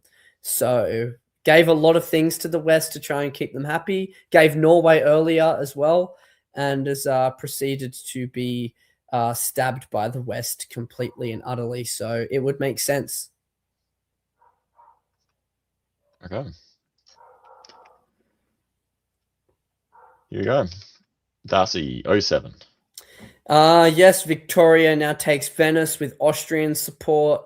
However, Russia does move back into Galicia when Moscow is tapping Warsaw. So potentially the Jake is trying to just go for survival rather than anything else. Sabi does support Jake into Berlin as well. I'm not sure exactly if that would be agreed between Marcus and Sabi. I am yet to see. However, Marcus moves up to take St. Petersburg, guaranteed here. So Marcus will at least be going up to 10. So potentially we could see Sabi get cut out of any type of shared top at this point. Well, Sabi does well to get Victoria out of Venice and into Trieste, as Adara is left alive only in Serbia, which has to be an oversight from Victoria, who decides not to cover Serbia. And it looks like Marcus is going up 2. So that is now Marcus's 11. It is now all about finding Sabi's 11. And then we should be closing in on a draw. Or perhaps not. Moscow might be lost here. No. Looks like this will be a draw. And they just didn't get a vote through earlier. All right, Michaelis, It's definitely the end of the do you want to walk us through Spring 08? A lot of holds. I mean, yeah, like this doesn't say game is over, so I think there were just no orders, which okay, everyone's waved. Okay. There we go. There you go. There might have been some contention or something, but anyway. Yeah, maybe the draw got vetoed, but everyone did this sort of. Well, I didn't veto, and I'm going to prove it by not negotiating with everyone. We're all going to stand around this board and prove that none of us vetoed. There'll be no private negotiating, and then it goes through in the next turn. Well, the answer to will Jake be the one or will Adara be the one is both of them get to live happily ever after. And Sabi, I'm sorry, but you don't get to be in 11. Okay. Well done, Victoria. Really took over that east very nicely. Marcus and Sabi, great alliance in the west. Jake, that's a rough one. Nearly as rough as Italy's. All right. Looking forward to the next game. Not sure if... Oh, yep, Karthik is back. I'll add him back. There we go. Hello. Hello. Alrighty. Darcy, I believe it is your turn for a break. Have fun. Alright. We have the last board of round 1, board 4. Michaelis, if you want to give us a breakdown of these players. All right. This is game 1D. Kate Gray, not to be mistaken for Katie Gray. And it turns out that that's a good name for professional athletes. This diplomacy is a real sport, people. In Austria, we have Emmett Wainwright. This is a freestyle skier as well. Yep. Okay. So now we know what Katie gets up to in her spare time. In Austria, we have Emmett Wainwright from Denver, one of the organisers of Regatta. In England, we have Edwin Lopez, local. France, we have Andrew Bykov, another local. Germany, we have Craig Mayer out of Montana. Everyone who has had the pleasure of playing with Craig will have a story about him. In Italy, we have Peter McNamara, probably the furthest traveller for this tournament. In Russia, we have Persephone Posting, another local, I believe. I remember talking to them last year at WTC. And then in Turkey, we have Scott Winkler. So one more local to round the board out. Beautiful. All right, let's get straight into it. Michaelis, walk us through Spring 01. All right, Spring of 01. The West is pretty standard. France does go Paris to Burgundy, but other than that, everything is sort of as you would expect. And the East isn't much different either. We see, I think the first time we've seen the more modern Turkish opening with Smyrna not going to Con, just going up to Ankh, leaving the ability for the fleet to move across. And Peter goes to Tyrolia. But yeah, if you said draw me a standard Spring of 01, this would probably be it. Beautiful. Fall 01. Fall 01 is a little bit more exciting. So we see Peter diving into Trieste, but not as part of a loan to go to Aegean Sea. Peter's just going, yep, that's just mine. Deal with it, Emmett. Takes Trieste, takes Tunis as well. Scott does pull the fleet from Ankara across to Con, which is what that not putting the army there allows you to do. Of course, Scott is probably not expecting Russia to go into Black Sea and take Romania with the army like that. Looks like they were supporting Sev to Rum, which I guess that's the Australian way of taking Rum as part of an RT, but isn't generally the American one. Maybe that should have been a little warning sign. The West, meanwhile, England takes Belgium, but still nothing too committal anywhere. All right, builds. Yep, basically exactly what you'd expect to see here. Peter trying to signal some sort of kindness by building 2 fleets to the Austrians. We'll see if it's accepted. Let's go into the spring. St. Petersburg South Coast isn't what I'd expect. Well, that was surprising. And all of the interest kind of melts away once Sweden gets blown up, I think, though. Now we see sort of an aggressive move by the EG against Persephone here. So interested to see where that goes. And then in the south, though, Russia does work with Austria effectively to blow up Bulgaria. There is an attempted move on Armenia. Had Black Sea supported it, I'm assuming there's some sort of misorder there. It would have gotten into Armenia as well. So south looking really good for Persephone. North really rough. The air is going full steam ahead, though, because Ionian makes it into Eastern Med without any opposition. But help could be coming their way. Andrew Bykov is going to Mid-Atlantic Ocean and Spain South Coast. Who knows? Potential for a dive. But with the army in Tunis, there's not much that can be done to Italy just yet. Yeah, I might be more concerned if I'm Edwin. But no, France does go to the Med. Mm-hmm. As we all know, this is an Australian game. We only do Western triples, Michaelis. I never doubted it for a second. Otherwise, I would have brought it up. Belgium gets convoyed to Sweden. Normally it gets convoyed to Norway or St. Petersburg or something cool like that. But no, Sweden this time. This is new. I always like seeing new things. Very, very fun. Western and Lyon are the moves here, suggesting there's some desire to put some pressure on Chinese Sea. But because Ionian was able to get the convoy off on a series successfully, Peter's going to be able to defend this just fine.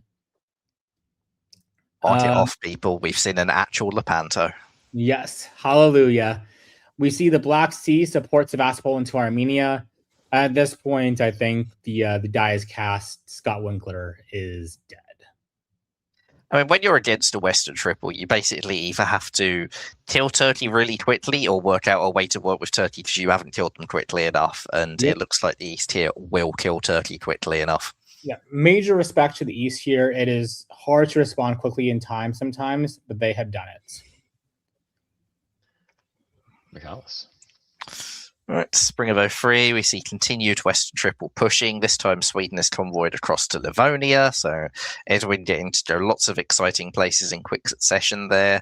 Does take St. Petersburg. That one has to be with a fleet, but at least you've got an army forward somewhere to threaten Moscow. Germany also pushes to Prussia and Silesia. Andrew is into Turanian Sea and is in quite a nice little position. Is also staying in Burgundy, which is fascinating bit of justification to to Craig, I have no doubt about. And the East, Austria looks like they've made a stab here. So they have stabbed Russia by taking Romania. Russia doesn't get Ankara because Austria hasn't cut it. This is risky when you're in a Western Triple. It tends to be that Turkey benefits in the East from Western Triple, but if Turkey's dead, Austria is the other most likely beneficiary because Italy and Russia get attacked full on, and Austria often doesn't. So maybe Emmett is making his pitch to be a serious player in the East here.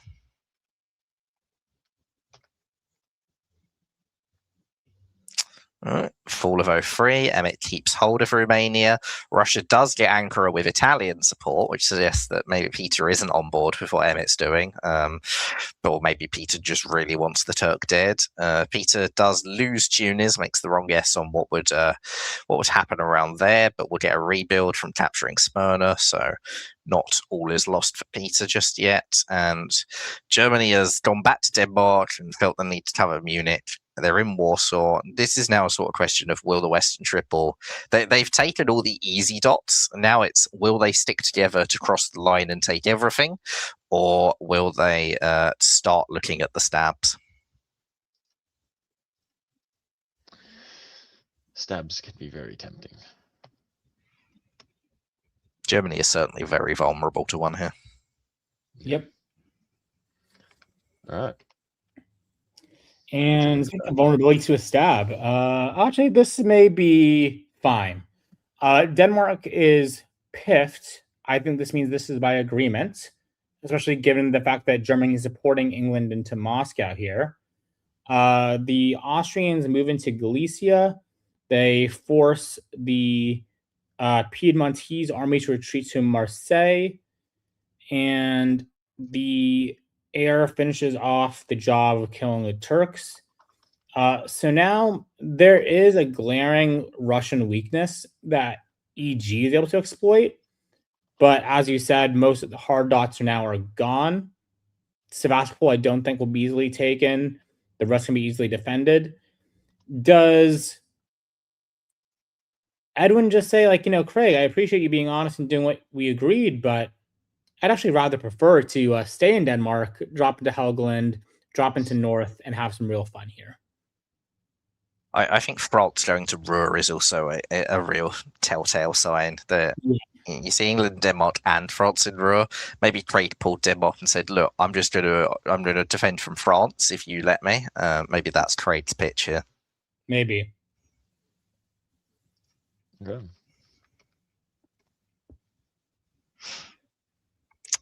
All right.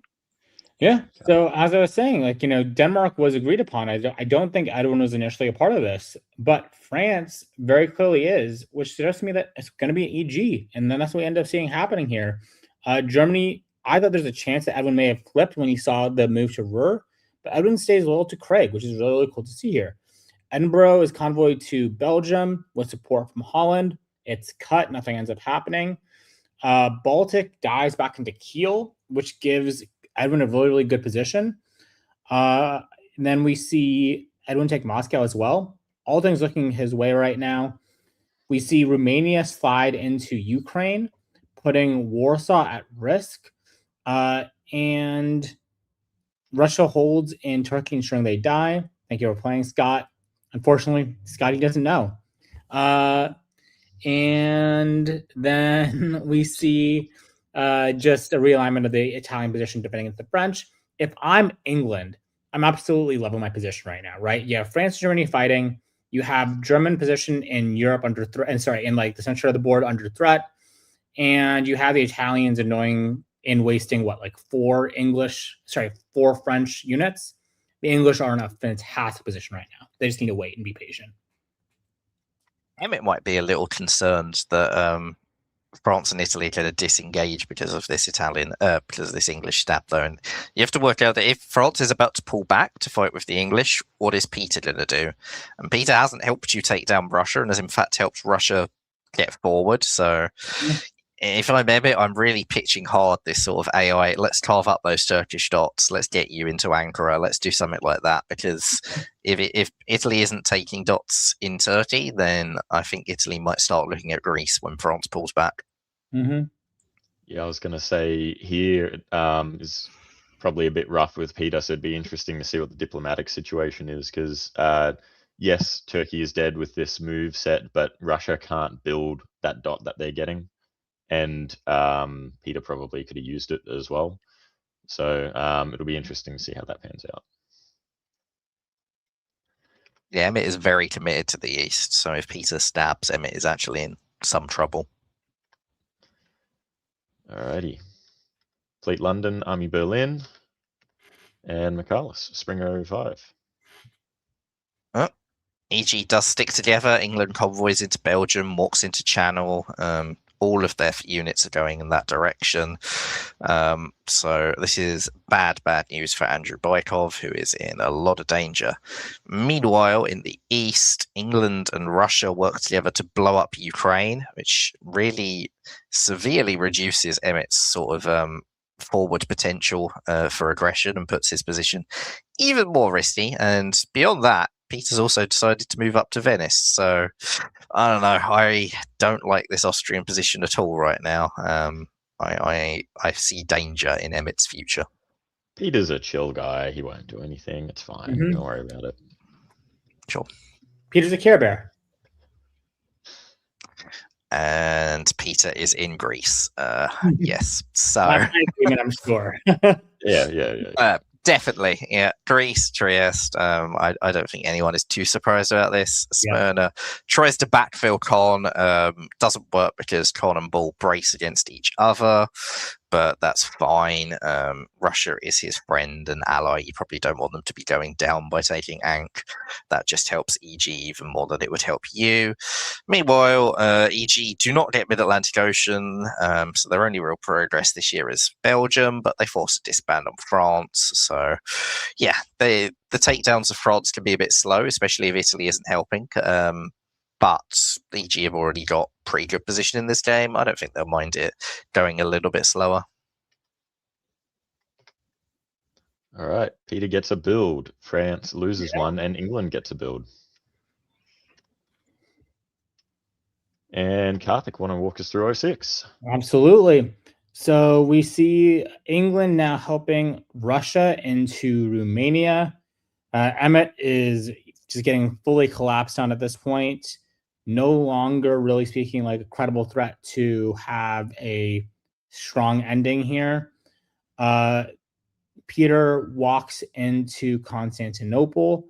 I'm curious to see if they intend to leave or not. Sometimes Peter finds himself in a dot and he's like, maybe I'll just stay here for a while. And in the meantime, England also managed to convoy an army from London to Picardy, giving them a lot of power to mess around with France in the Brest and Paris area. And with Belgium safe, I think they can do a lot of damage from this position.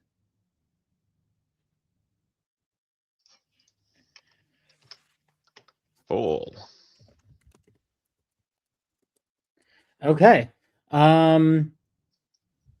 We see England force their way into the Mid-Atlantic Ocean, in part due to oh no, this is just a 1 and a 2. This isn't a force of 3, so there's no support that was cut ever. And then we see Germany trying to move towards the Burgundy area as they support themselves into Ruhr, basically ensuring that they can put pressure on Burgundy in the spring of 07. In the east, we see England retreating to Moscow. I'm not sure why. They're not helping with the taking of Austria or potentially helping Germany into Russia here. But yeah, that seems what they want to do. Russia gets a build from nowhere, which is fun. I would say not good Janissary management from England, who probably should have walked into Sevastopol. Yeah, make sure they have no home builds. Let them grow as much as you want to, but make sure they have no home builds. That's all right. That was coming. Well, yeah, that's fine. It's fine. It's all right. It's good Janissary management. Keep them happy. It's good for Peter, because that build is probably not coming after him. Yes, correct. Boom, boom. 2 armies. Oh. 2 fleets, 2 armies. Maybe that fleet is going after Yeah, him. exactly. I was like, oh, I don't know how I feel about the take anymore. Oops.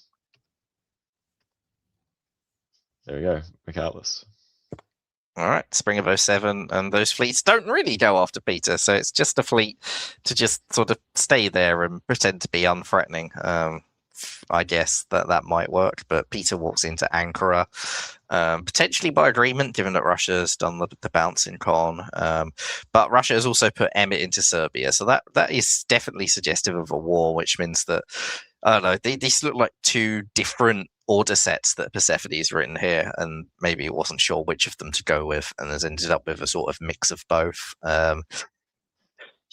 Austria's into Serbia, Germany's into Vienna, which is really nice for Craig. Craig is also into Burgundy, while England takes Brest. France's position is beginning to collapse. Yeah, Germany getting into Burgundy there is pretty rough. Maybe Sev holding was just to be sure of what Moscow was doing, but I guess if Sev's going to move out, they still have the same risk of Moscow walking in. But yeah, we will see how that follows through. All right, fall of 07. 07, yeah. Yeah. Peter retakes Serbia from Austria. Their temporary alliance with Russia lasted all of 1 turn. They did attempt to take Romania, while Russia attempted to take Budapest. So actually, that all braced, because both supports got cut on each side, with Italy tapping Vienna. Russia has now got that fleet down to Armenia, a turn too late, unfortunately for Persephone, whilst France blows up Brest, but at the cost of Paris. That was the only way to do that. So Andrew does have a disband. Peter is in Western Bed, which can only mean good things for France, of course. Definitely won't be there to start picking up pieces of them himself. Well, if he wanted pieces, he could have just taken Tunis, right? West is Yeah, so but much why- better. why- So much better. It's very friendly. He's a nice guy. It's okay. As friendly as it was to Emmet when he was next to Greece for so long. Yeah. That's Ionian. It's fine. That's an Italian province. So it's okay. All right. Builds. And 08, Karthik. So we see the Italians making their way into the Mid-Atlantic Ocean with support from the French, because we are now purely in stop England mode. We see Russians voluntarily taking Ankara. Ankara goes to defend Constantinople, force a blow up. Armenia walks into Ankara, while Serbia takes Romania. This is a rough position for the Russians to be in, but at least it's better than nothing.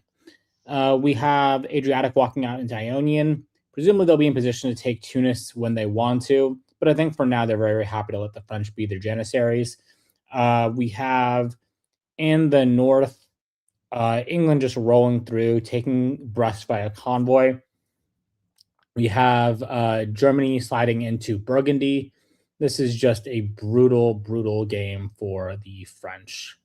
And nothing much to be recovered from there.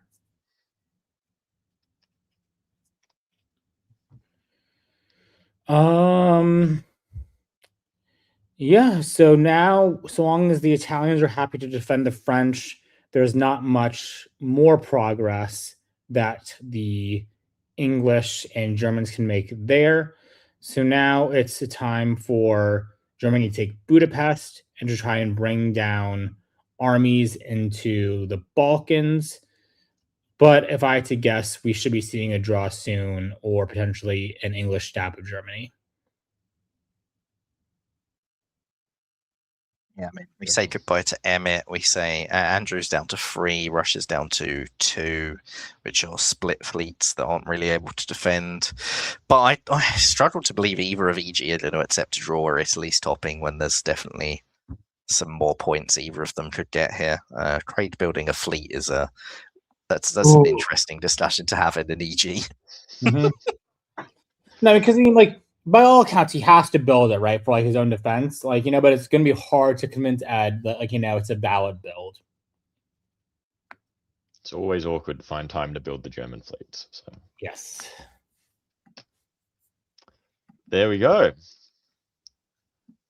Another game done. Who Yeah. needs time unlimited? Let's finish around 07, 09 anyway. It's fine. I really want to know what was catered for lunch. Like, people seem to be in a real hurry to go eat and stop playing this game. Yeah, wonderful. So what do you think the overall story of this board was? I think it was really, really good management of annoyed Janissaries. And Peter just being able to see a little bit further ahead strategically and tactically than most players can. I think had he failed to use Andrew effectively, EG can keep rolling and could have passed him for the board top. But because he had Persephone being useful for him, he had Andrew being useful for him, he was able to beat both Edwin and Craig. Beautiful. Yeah, I mean, this is like a really nicely run EG. Edwin and Craig did very well. Edwin had the opportunity to stab Craig, and diplomatically they came to an agreement to go and kill France, and they did that very effectively. Nice for both of them. And Peter just he saw an opportunity, and he's like a shot with blood in the water. The opportunity was there, and of course Peter took it. I see a comment there. Peter was complaining that the game was taking too long. Peter wanted his lunch as well. The lunch where he's on top. Yeah, we don't need to continue this game, guys. We all need to go get food. This is taking too long. Just accept me topping. All right, I'll add Darcy back. And guys, they had tacos for lunch according to the YouTube. So I think that is a more than valid reason that we have seen 2 1906 games, and the longest game has been a 1908. I think every that makes every sense. Yes, okay, yeah. They all decided that they want some Mexican food. I completely understand this now. Like, yeah. I also think that Time Unlimited, people don't actually play Unlimited in it a lot of the time. Like when I went to Whipping a few years ago, not last year for the World Championship, but beforehand, this was the sort of length most games went to. Like, a few went to 09, maybe one to like 1910, but unless it's a World Championship, people actually kind of want to socialize at these events. They don't actually want to play for 16 hours straight, and it gets rarer and rarer as the years go by. I don't know. David Hood and Nicholas Ahuge and Chris Brand locked me in a broom closet, made me play with them for like 14 hours until they took 1 center off of me, like, after 6 hours of attack by poor Austria. So some people do want to play Time Unlimited until 4 a.m. No, none of them seem to be playing. Yes, that is correct. All right. I think that it is a more old school thing to do stuff like that, whereas nowadays it is becoming rarer. Mm-hmm. These young workers have the soul we do. Nah, I think it's good. I think it's more welcoming to newer players, right? Mm-hmm. Like, you don't want your first game of diplomacy to be a 20-hour slugfest. That's not a recipe to come back and play more. Yeah, we'll see. All right. That is the end of round one. Because I am a professional and I know exactly how Dipcast works, I'm going to show the standings as they are at the end of round one. Nice. Beautiful. I know we have an absolute pro here. Nice. Yeah, that's it. I only had to restart the PC once this session, so this is going very well. Cool. Give us a breakdown of what we see here. We see a 4-way tie for second, and 2 for 6th, and 3 for 8th, and then just little Peter leading the way. This is basically exactly what I would have expected. Peter McNamara being in first, Ed Sullivan being in a multi-way shared second, and everyone else kind of falling behind. So yeah, it's still anyone's game. Many things can happen. Get a solo, you can win the tournament. But this is kind of going exactly how I would normally expect it to go. I want to shout out Victoria Shirada. It's a name I've not seen play on DBN before, but to see them in a tie for second place after the first round, very, very impressive. Yeah, but this is sort of reflective of what I said about the scoring system as well, that centers matter more than more than like topping or rank. I see there was a comment in the chat about no punishment for a shared top.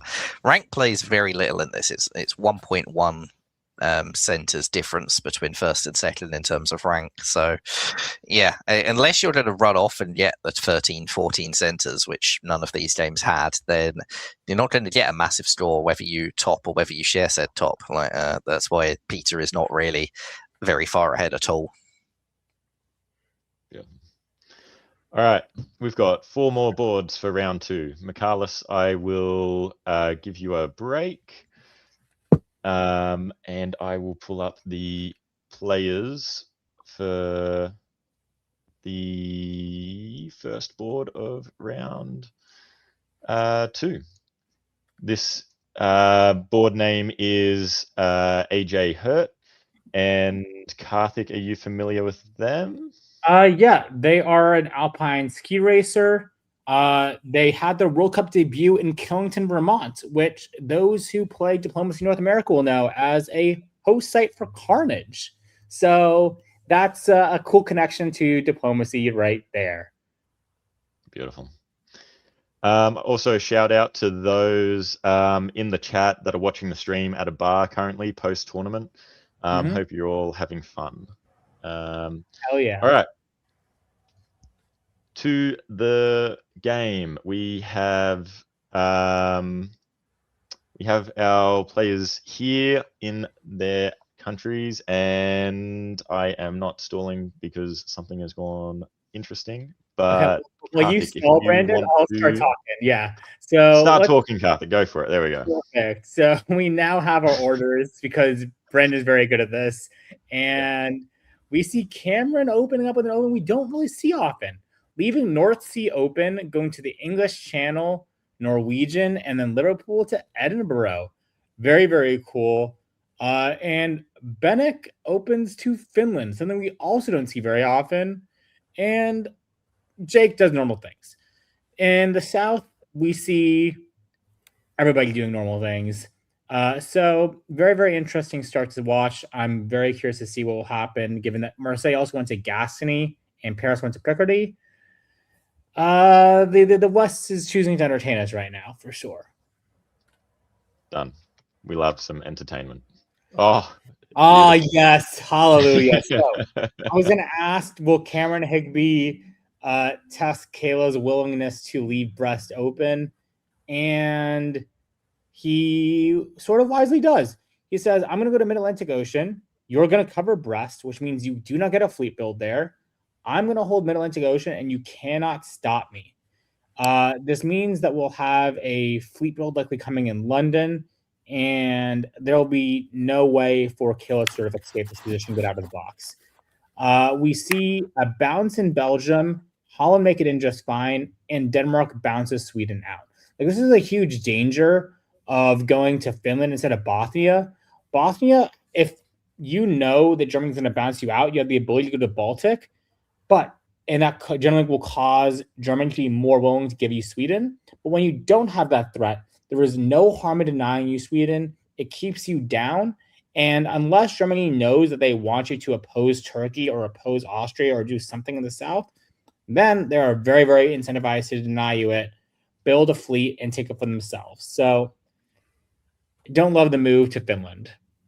I would like to point out that this tournament seems to, and I remember last year it also didn't give much love to Austria, but this tournament really dislikes the nation of Austria because I've seen various Venice to Tyrolia, Apulia to Venice, or Rome to Venice sort of openings in 01. Yep. So I'll be interested to see if any Austrias can really overcome this Austrian hate so far. Mm-hmm. All right, I loved that 01. Here's our builds. Fleet London, that makes sense. Walk us through the rest. I think they're all pretty standard, actually. All right. Army Paris is interesting when you only have one fleet, and there's an English fleet in Mid-Atlantic Ocean. But I mean, hey, you do you. And everything else is relatively standard. All right, Darcy, push us through. All right, Scott isn't anti-Austria just yet because they moved to Bohemia and Tyrolia, so going on a little adventure over there. Meanwhile, they also can't decide if they want to go west or east as they move to Ionian and Western Med, which now leaves Jennifer able to take Ionian, which would be a little bit better if she wasn't getting completely destroyed by the AR as she loses Bulgaria and Black Sea's lost. Meanwhile, it seems very much like the EG is on a roll as they take Portugal, bounce Burgundy, which will be most likely taken in fall as London moves to Channel, meaning that Brest needs to be covered. And Norwegian moves to Barents, and Sweden, Denmark moves to Sweden, showing that there is complete trust in the EG. Boom. So Scott is a very interesting player that decides going to Silesia and Bohemia in the end of 02 is great. At the same time, moves West Med into Mid-Atlantic Ocean. So Scott doesn't want centers. Scott just wants to see Western Europe, and I am in total support of this by Scott. Scott supports Greece to Aegean, showing that there is a bit of strategy to Scott's game at the moment, as Bennick loses St. Pete, but has a bit more happiness down in the south as convoys into Con and moves into Armenia.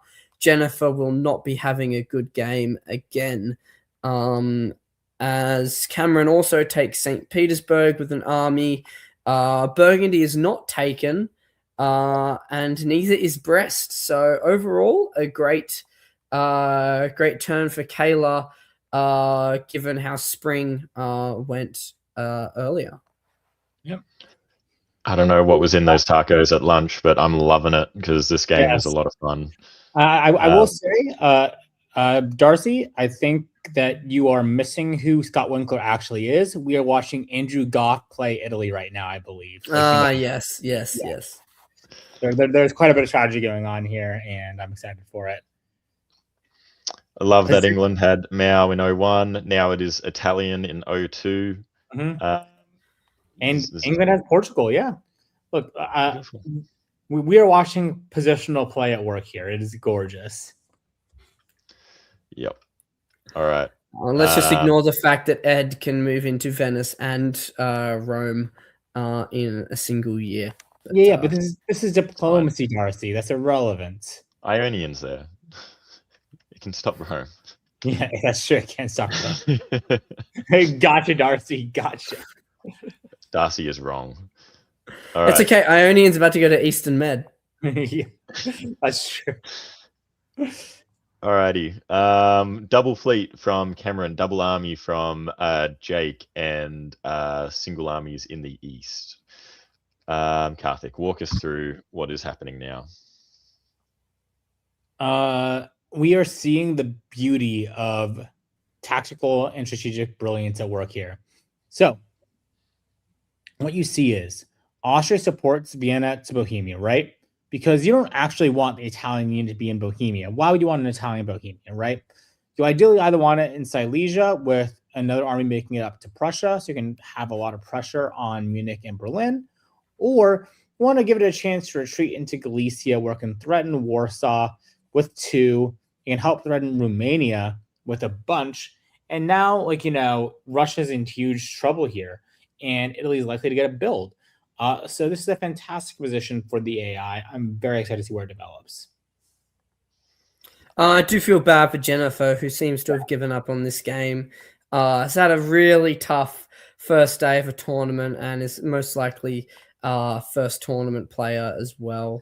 Yep. Let's hope they have a bit of love in the future rounds. Yep. Maybe a bit of a missed opportunity around Portugal as well was Spain holding. If they could have blown up Portugal this turn potentially by putting the Italian in. Yes. But now Mao is more than likely lost. If the two English fleets in Irish and English have something to say about it. Like that. Mm-hmm. So yeah, now we see the Italians being force retreated into Liverpool, which is a huge benefit for the anti-English coalition.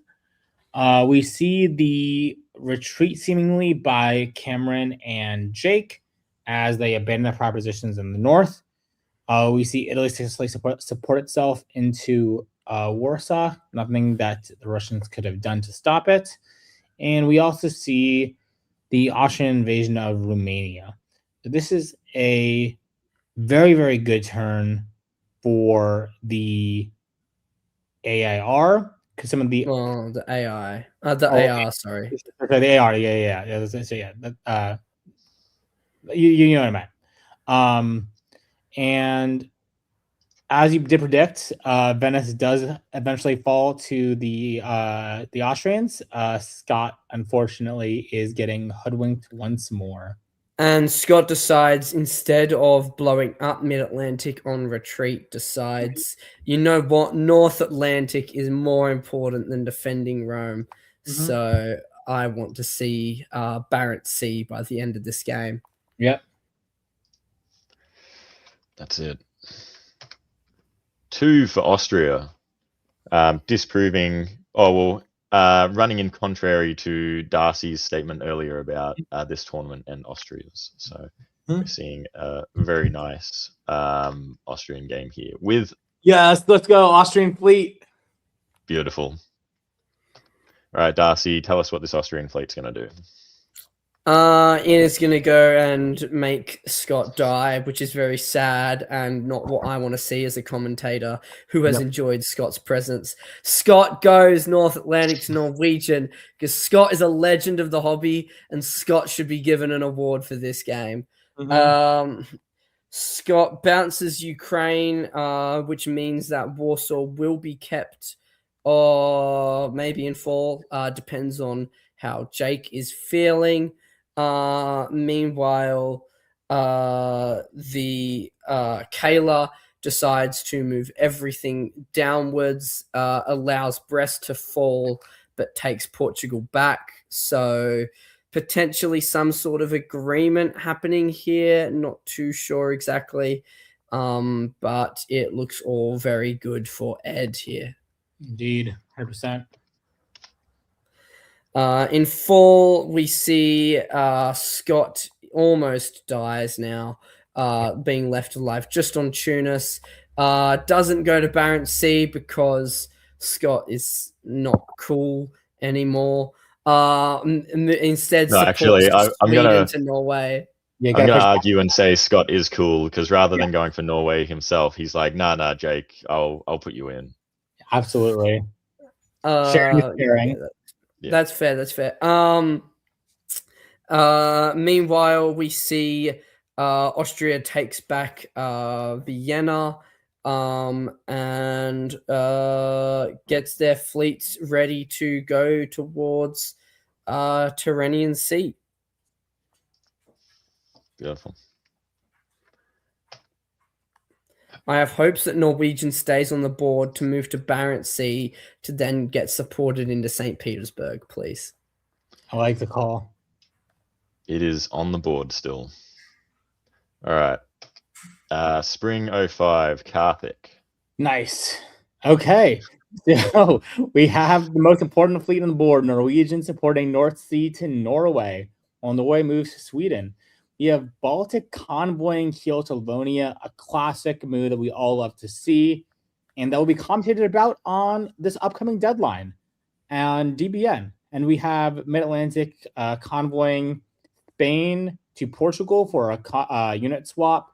Love to see that. All in all, some very, very fun use of convoys here. We have Munich being supported to Tyrolia. We have Ionian taking Tunis to put Scott out of his misery.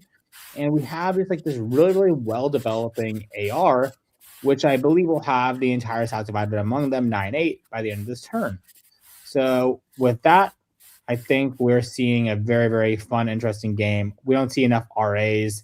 We don't really see Italian raiders in the Norwegian Sea. So very, very cool stuff going on right here. I really hope our man Scott lives out this turn, but someone will have to be very nice If for that to not, happen. just move to Barrett's, please. Just do it. Scott. Hey, we got Yes. It Although gets- Cameron, consider your days numbered next time I'm at a tournament with you for bouncing Barrett C. Well, Darcy making threats that he probably will never back up, but it's fun to hear them out loud, you know? We see Mao to Western, Spain to Lyon. We see the EF kind of just moving along their merry way. The East managed to hold the Germans out of Warsaw, which is huge news. And then we also see the final collapse of Naples to the Austrians. There we go. Yeah, not a good turn for Jake here, who is going down 2. Yep.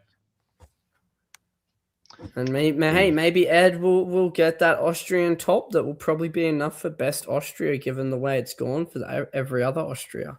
Yeah. So As a fellow Red Bear owner, I'm a fan of it. We do say farewell to Scott. Thank you for your service. You were a legend. We will miss you dearly. So long. For sure. Farewell. Auf Wiedersehen, I do to you. Alrighty. You and you and you. Calm down, Karthik. Okay. Darcy, give us Springer 6. All right. We see Ed and Bennick move a few things around, perhaps to better display centers that can't be stabbed. Meanwhile,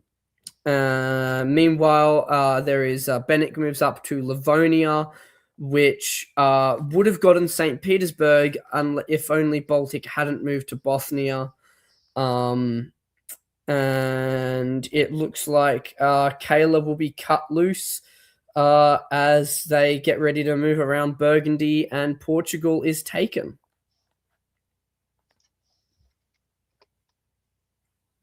Cool. Yeah, Spain is taken. Burgundy is taken. And the completion of the swap between Rome and Naples is completed.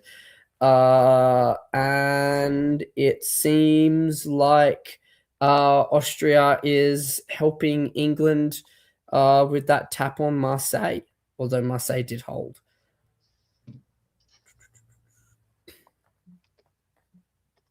Alrighty, this is the afternoon game. We potentially see games go a little bit longer with this, without this this time limit. But we see the builds here for 06. Do you think this game is gonna go much longer, or what do you think is gonna happen here, guys? Without tacos to motivate a GameStop, I think this has a little bit more legs on it than before. Would you agree, Darcy?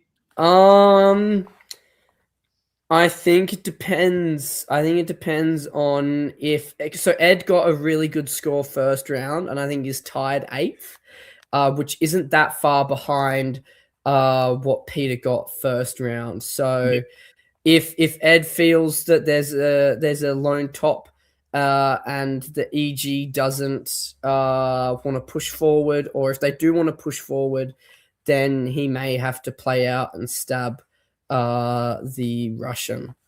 Mm-hmm. Okay. Spring 07, Karthik. Okay, so now we see the Germans taking Paris successfully.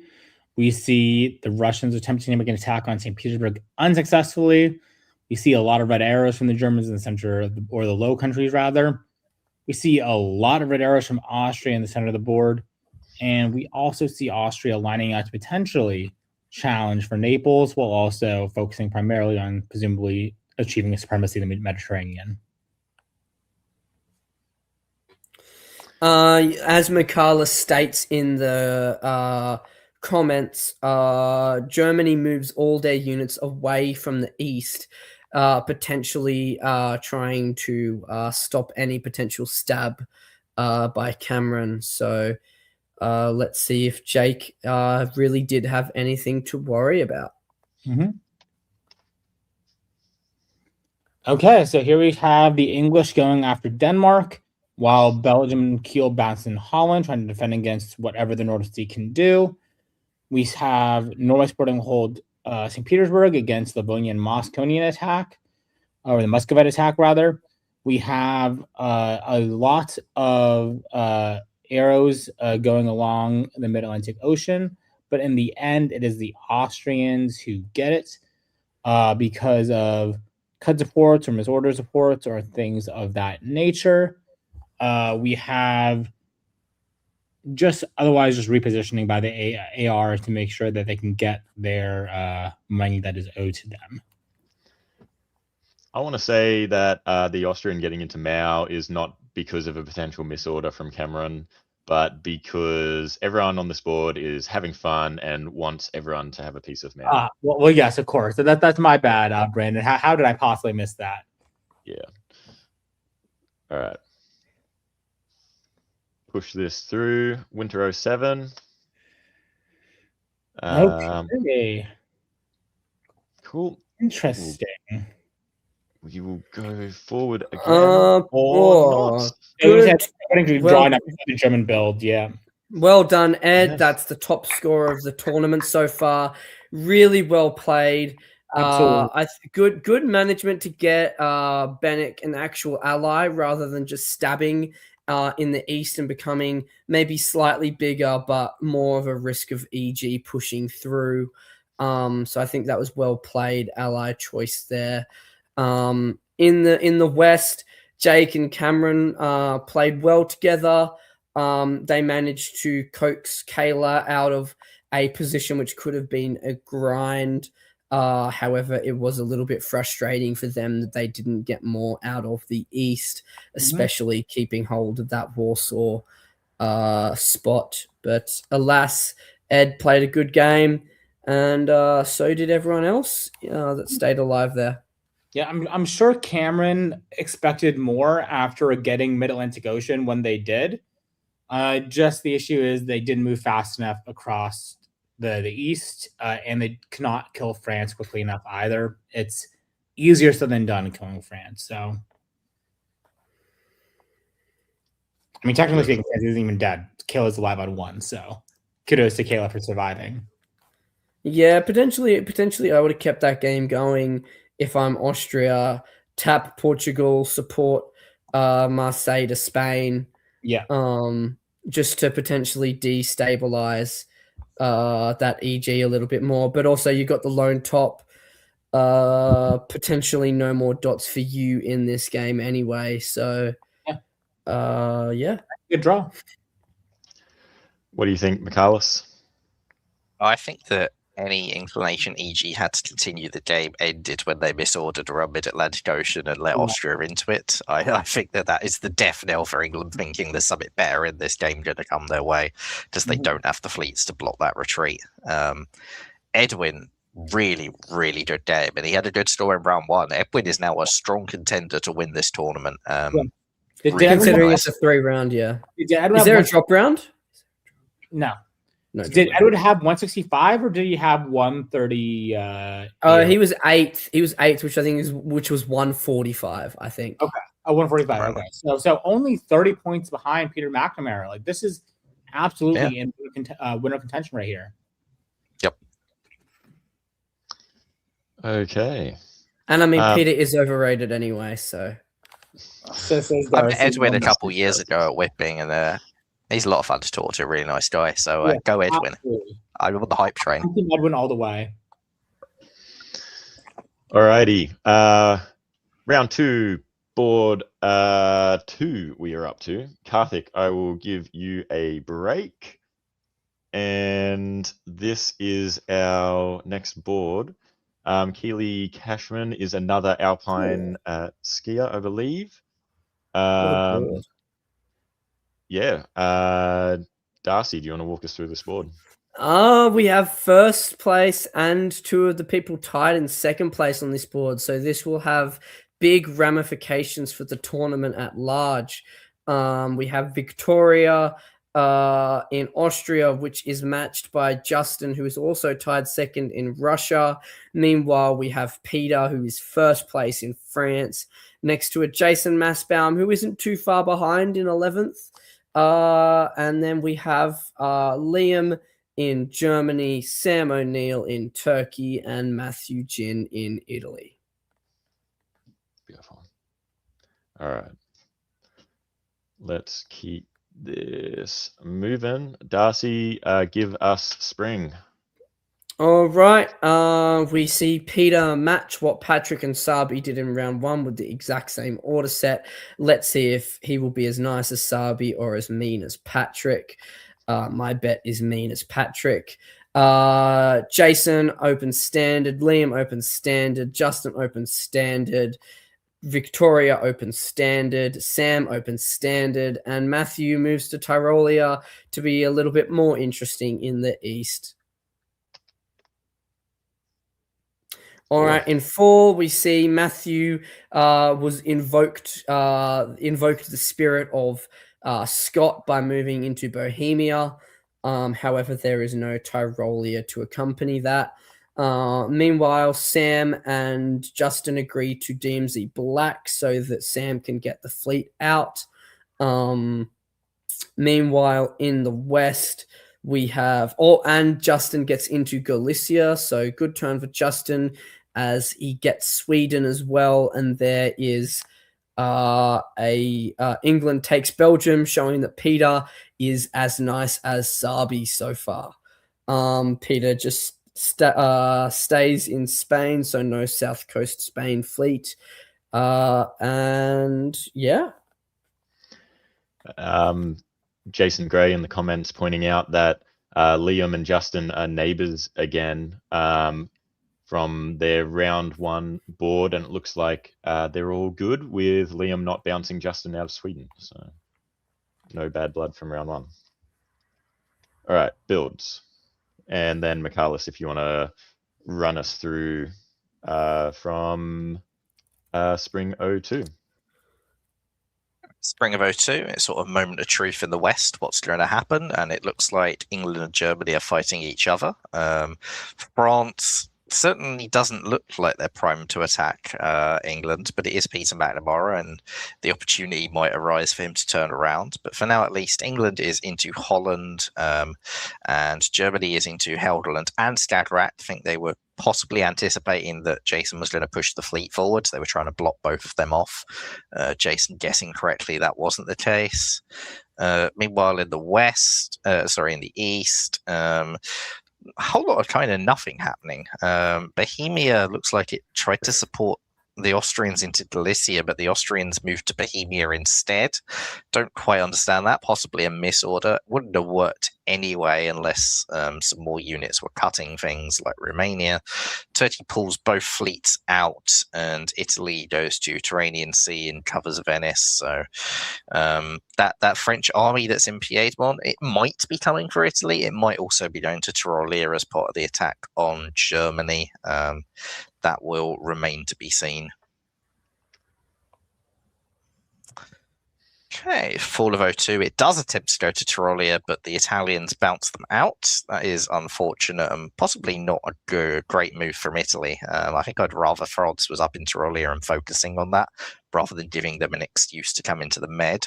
But either way, Italy is into Greece. That is a good move. That is a centre taken. And given that Austria wasn't really cooperating against RT, I think it's reasonable to go and get some builds there. You do have to worry about those Turkish fleets, but I think the hope will be a wintergreen here for Italy. In the West, Germany recaptures Holland, Jason covers Belgium, and so actually Liam's done a good defensive job, keeps Helderland. The only loss of the year is in Ruhr, so this could have gone a lot worse than it did. All right. We see one fleet in Rome and a disband in Budapest. Darcy. All right, Victoria is mad at Italy, probably rightfully so, after the taking of Greece. as Sam uses that to his benefit to move into Ionian at the same time. However, Aegean is retreated into, so not too nice there. Venice is taken as part of Victoria's revenge plan, as Peter does indeed move into the Med. However, that was perhaps ill-advised as Jason moves into Picardy and Channel, and seemingly it is now an EG as Brest will fall. But Peter does walk into Holland, however. So it's a little bit of a nuisance to get rid of, especially with retreats. We will see how that's dealt with. But perhaps we are seeing an AR attack on the line as well, which could give Peter some reprieve. Peter McNamara has officially been mass bombed.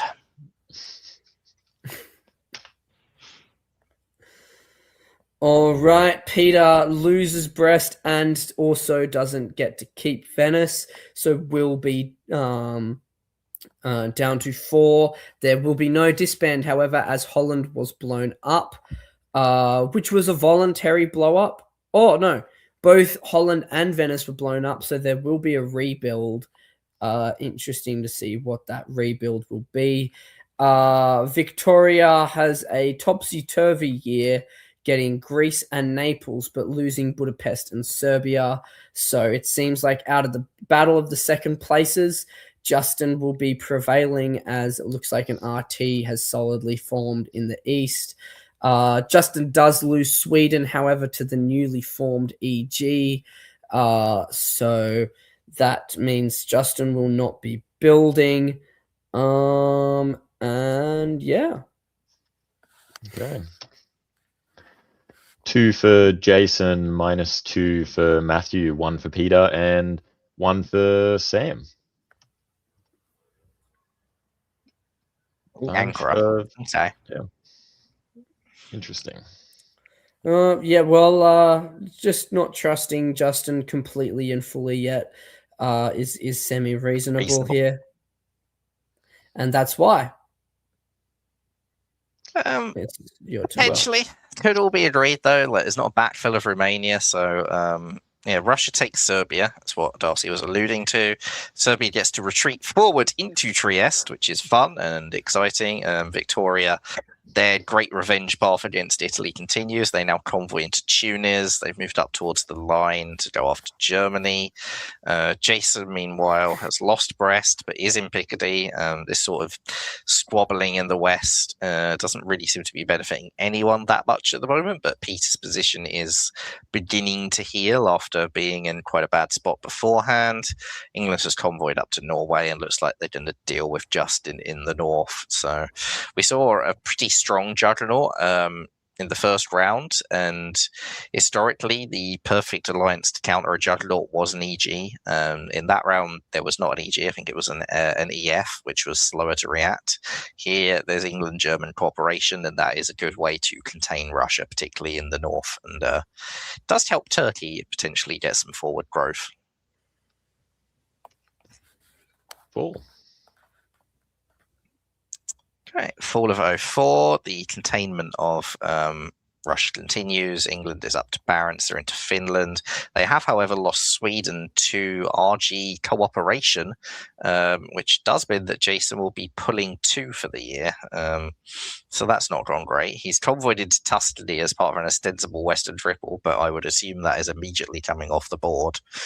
Things haven't. Jason's only disbanding 1 because Peter moved out of Brest.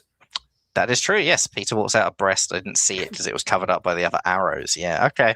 So maybe it stays on the board. Although I still not too sure I particularly love this position for Jason. The East, meanwhile, we see Greece given to Turkey, presumably arrangement.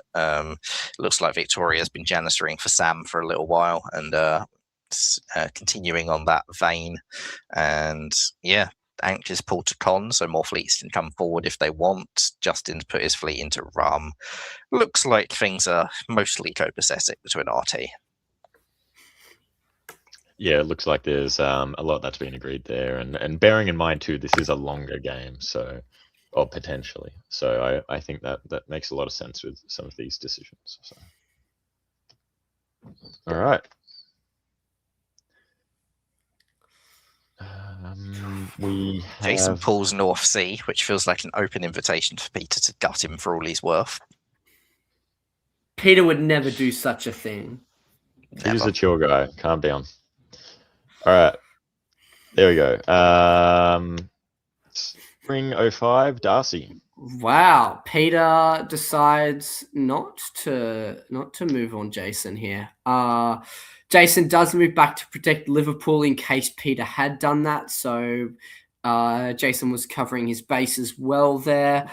However, curiously, Jason decides to put the fleet into St. Petersburg instead of the army, which is interesting. And Liam sort of senses that might not be a pro-Liam idea, and moves into Skagerrak and Sweden, meaning that there is a free move into North Sea if wanted.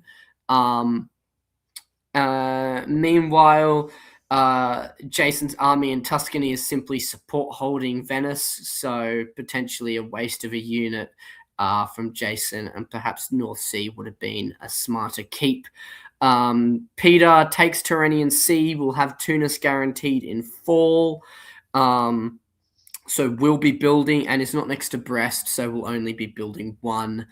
In further news, Sam convoys into Apulia, loses Trieste, decides to retreat to Albania instead of into the open Serbia, as Serbia moves into Bulgaria, which is a interesting alliance.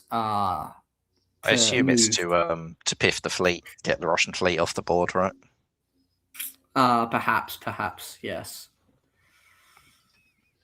Well done to Victoria, who might get to do stuff. Victoria gets to stay on 2 at the very least, as they are re-put into Venice. Trieste is held by Sam, so good negotiations there. Michalis was right about the fleet being blown up.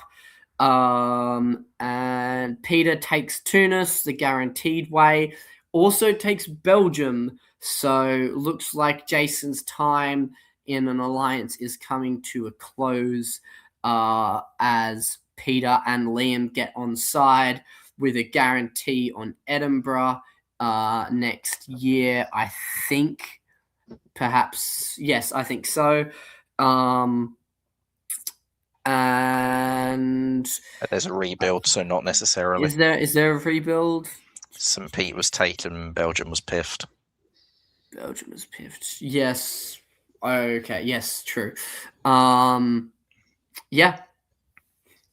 All right. There we go. And Peter is back in the game. So yeah, when you go after someone like Peter, if you don't finish him off, this is what can happen. And Peter is always in the game unless he is eliminated. Exactly. Alrighty, let's see how this continues with me pressing the right buttons. Here we go. Carlos, 06. Spring of 06, Sam continues pushing the position forward, convoys another unit into the Italian homelands, this time straight into Naples with Puglia support. Really nice. Jason is now in Rome with Peter's support. So, yeah, it turns out Belgium was completely friendly. Don't worry about it. But the war with Germany is very real. So even though Peter isn't necessarily choosing much of a side, does go up to Mid-Atlantic Ocean, but hasn't gone to Brest yet. Germany attempts to convoy across to Yorkshire, is dislodged because England had 2 fleets, retreats to English Channel rather than to Norwegian Sea, which does open up potential anti-French moves. And Russia is back into St. Petersburg as England pulls that away to presumably go and capture Sweden, which is in fact guaranteeable if Barents taps St. Petersburg, so it can't be braced. Yeah, that's it. Before these moves go through, I do want to just highlight the beautiful little array of colors around in Italy here.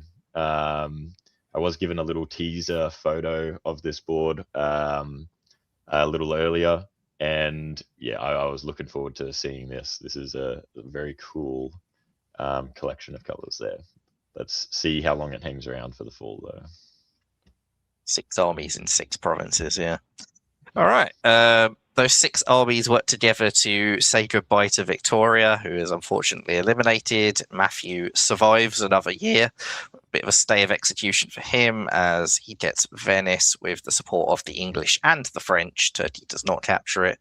Russia does capture Vienna and also takes Finland, walking out of St. Petersburg by some miracle. It looks like Justin may have mass bombed himself with that one. Possibly he was expecting to brace, but that's not really what you wanted to be doing, I don't think.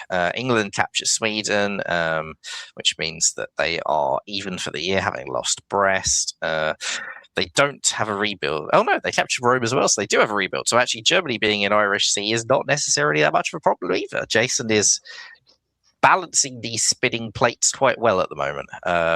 Liam does capture Belgium, so he is in fact even for the year, whilst Peter just slowly ticks upwards. He's into Brest. Yeah, he's lost Belgium, but he's got his home centres back. And yeah, there's a lot of strong powers in this game. Like, yeah, Italy's on 1 and Austria's been eliminated, but any of the 5, you can make cases for how they can grow.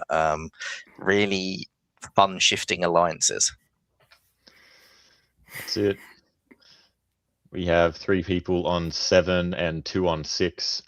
How do you guys feel about this game? If you're going to pick someone as a favorite to pull out of this, because there's been a lot of ups and downs. At the moment, I would probably pick Justin. But there's arguments to be made for, I think, Turkey and maybe Peter as well.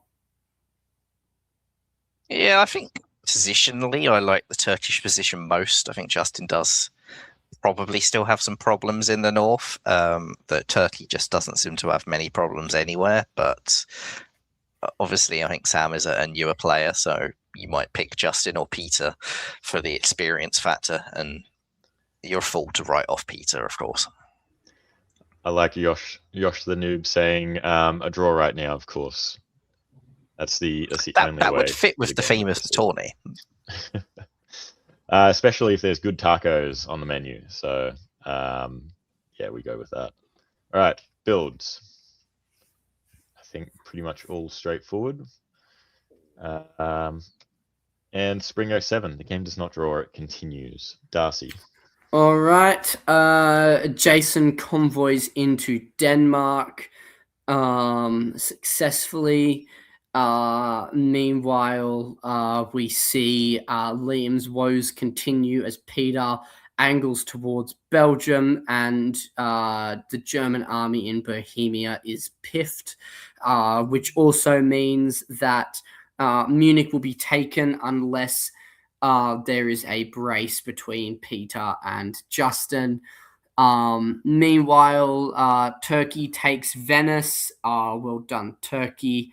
Smyrna holds, and Jason moves the fleet into North Atlantic, potentially threatening Peter after the collapse of Liam.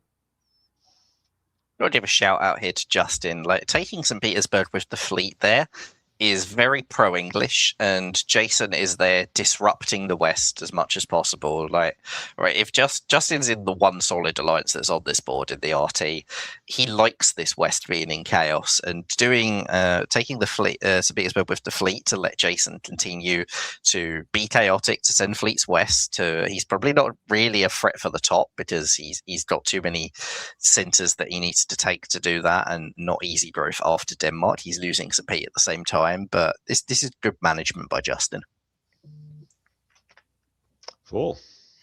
All right, in 4 we see Peter take Belgium, and Liam also doesn't lose Munich, however. So a little bit of good news in between a lot of bad news as well for Liam. Elsewhere, we see Italy gets another stay of execution as they get put into Rome. Well done for Matthew being able to find various paths to live in this game. It's not easy to do quite a lot of the time, but he's doing quite a good job. Meanwhile, Justin manages to negotiate a second build in Trieste as well. So really, really well done for Justin here to go +2 and really consolidate a position where Serbia is not under threat. Budapest isn't under threat either. And Smyrna moves to Syria, which is so useless it is kind of funny. And yeah, so Jason will be disbanding one as well here, which will not be an easy disband. Well, Apulia, right? That's reasonable. Apulia. Yes, correct. Sorry. Don't forget the natural English position of an army in Apulia, Darcy. Yes, my bad. Of course. But again, that's Justin. Now he's helping Germany protect Munich. He's really keeping the West in as much flux as possible. Justin is managing the board very effectively. 3 armies. 1 for Peter and Marseille and 2 for Justin. Okay. Carlos, 08. 08, and now it's Munich is falling, but it's falling to the Turk, Justin keeping his ally happy, which is also an important part of board management. Germany has meanwhile pushed into Burgundy to attack Peter, deciding that they're the primary target, whilst England sends everything into them, and Justin decides, you know what? England, you've won your war with Germany. Now I don't need to play nice anymore. So now I'm going to go back up to St. Petersburg, go to Finland. I'm going to start threatening your stuff all over again. I don't need to balance in your favour anymore. So Justin switching up on that front, but RT just making more and more progress. So Turkey's into Apulia, which now puts the more pressure on Venice. The one potential problem is that France has got into Tyrolia. Probably a misplay. I think that there's no reason, even if Russia didn't want to be in Tyrolia themselves, that they shouldn't have self-bounced there unless they are hoping Turkey gets destroyed. But I don't think that a Russian stab on Turkey is the way that Justin is going to win this game. So a little surprised that Tyrolia was left open.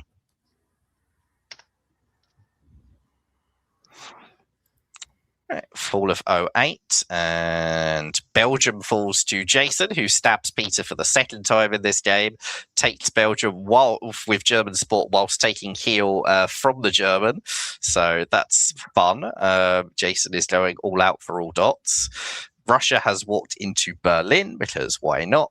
And Turkey has still not managed to regain the Ionian Sea. And by putting that army in Smyrna, they've actually blocked the build of Fleet Smyrna that would really help them here. So that's a bit of a miscalculation on Sam's part. Might be a little concerned by Ukraine slipping down to Romania as well. A few little warning signs for Sam, but Justin is really progressing well in this game. Like Peter's had setbacks, Jason's had setbacks, Liam is pretty much dead, and Turkey is out of position to rival him for the top. Yeah. All right. It's okay. It's only Justin in Romania. There's only one center he can walk into from there. Oh, and a double retreat to Picardy from Germany and France. That's fun. Only place they could both retreat to. Yeah. All right. Liam having to pull 1, just leaving him with the 1 dot. Jason up 2. Jason in a nice spot, and Justin building again. Here we go. Darcy pushes through. Oh, Never game mind. over. 09 again. Time unlimited is not necessary. We will end the games at a standard time. All right, Justin takes the provisional lead of the tournament with the same score that Ed got, but had a better score in round 1 by 20 points. So has a 20-point lead over Ed, who would be in second place at the moment. So Justin going into the final round of the tournament so far with the provisional lead puts him in good stead. From Jason's perspective, this is 2 frustrating games in a row where it has been a second place 8 center that just couldn't be enough to get the top. If I'm Jason, I didn't take the chance in round 1. You have to take the chance in round 2. You have Holland there. You have potential infighting between T if you can get that going. Potential play on stuff like Portugal here as well. So just I think a little bit too conservative overall this tournament so far from Jason. But yeah, well played game from Justin. He played absolutely amazing. Yep. And a thoroughly deserved win. Justin managed that board exceptionally, and like he was doing things with everyone, balancing them all out. He made sure Peter went down at the end, who was the leader from round 1. So tournament-wise, you want him to have fewer dots. I don't really agree that Jason should get the game going though, because yeah, he might have been able to take some French dots, but he'd have lost Scandinavia in the process, which just means that the tournament leader Justin is even further ahead because this is heavily centre based, and Justin had more centres to take if Jason kept the game going in that direction and went south. So I don't think that there was much on for Jason. He's in an outsider's shots in the final round, like a huge score with other contenders getting eliminated. He can be a dark horse, and he famously once won DBNI as quite the dark horse. So I don't think Jason will be too upset. Yeah, I agree 100% with McCallus here. I think at a certain point in tournament play, you have to know when to cut your losses. Like obviously in a winner takes all board, you fight until you either win or you have no shot. Here you say, let's fight another day, fight as the outsider. And at least this way, if Justin gets eliminated or has a middling score, you have a chance to catch up to him. Whereas if you let him get 5 more centers, harder to say that you got a shot. Alrighty, let's power on into our round 2, board 3. Darcy, give you a break. See you soon. Here we go. Semi Smith, I believe, a cross-country skier. And yeah, this looks like a bit of a fun board. We've got some fun names on there. McCallus, if you want to give us a quick run through. All right, in Austria, we have Craig Mayer, who had a pretty decent first round, but a sort of shared top, 8th place going into this round. England, Sabih Ahuja, also had a decent first round without a top. France, Eladua from Wisconsin, still. Germany, we have James Dorling. Italy, we have Patrick Jacobson, another contender who had a strong first round. Russia, we had Darren, who is hoping to not go -6 again. And Turkey, we have Persephone. Beautiful. Alrighty. McCallus, I have you down for 01. Anything fancy? Yeah, I think there's a few standouts here. I mean, France and Germany sort of doing pretty standout. We've seen a lot of France's opening to Picardy in this tournament and not that many moving to Burgundy. England likewise, but Russia's done a northern opening, which is always fun and exciting. So Darren is going and playing in the north. Craig is doing Vienna to Budapest. Once again, high success rate, high elimination rate. When there's an immediate bounce in Black Sea, that bodes reasonably well. He's now got some decent influence on Romania. And Patrick has gone to Tyrolia, whilst Turkey does the old-fashioned Turkish opening. Just a quick note from the comments. It looks like those watching from the watch party might be a little bit behind us, but it was Victoria's first face-to-face game ever, the previous one that we covered. Yep. So congrats. Starting high. Yeah, and awesome job coming to a tournament. Like, it can be a little bit daunting, but it's a lot of fun, and we love having people come to the face-to-face scene. So thank you. Did Victoria have some online experience part of this? If not, even more impressive how well they played at this tournament. Like, just mind-blowingly good. Definitely. All right, 401, McCallus. All right, fall of 01. England convoys to Norway, which is a pretty natural reaction to Russia opening north. And Germany also bounces Sweden, and France goes to Spain south coast. So The Western Triple klaxon is sounding loud and hard. Brandon will be excited as an Australian. I will not be. In the East, it's more standard. Budapest covers Trieste. Trade is saying, no, you are not sniping Trieste from me, Patrick. I don't trust you. And no other units really move except Turkey gets into black. Beautiful. Yeah. All right. 3 build France. Love to see it. Gotta love it. Gotta love it. All right. Fleets in an army, hopefully. And we see it. Beautiful. There's the Western Triple builds.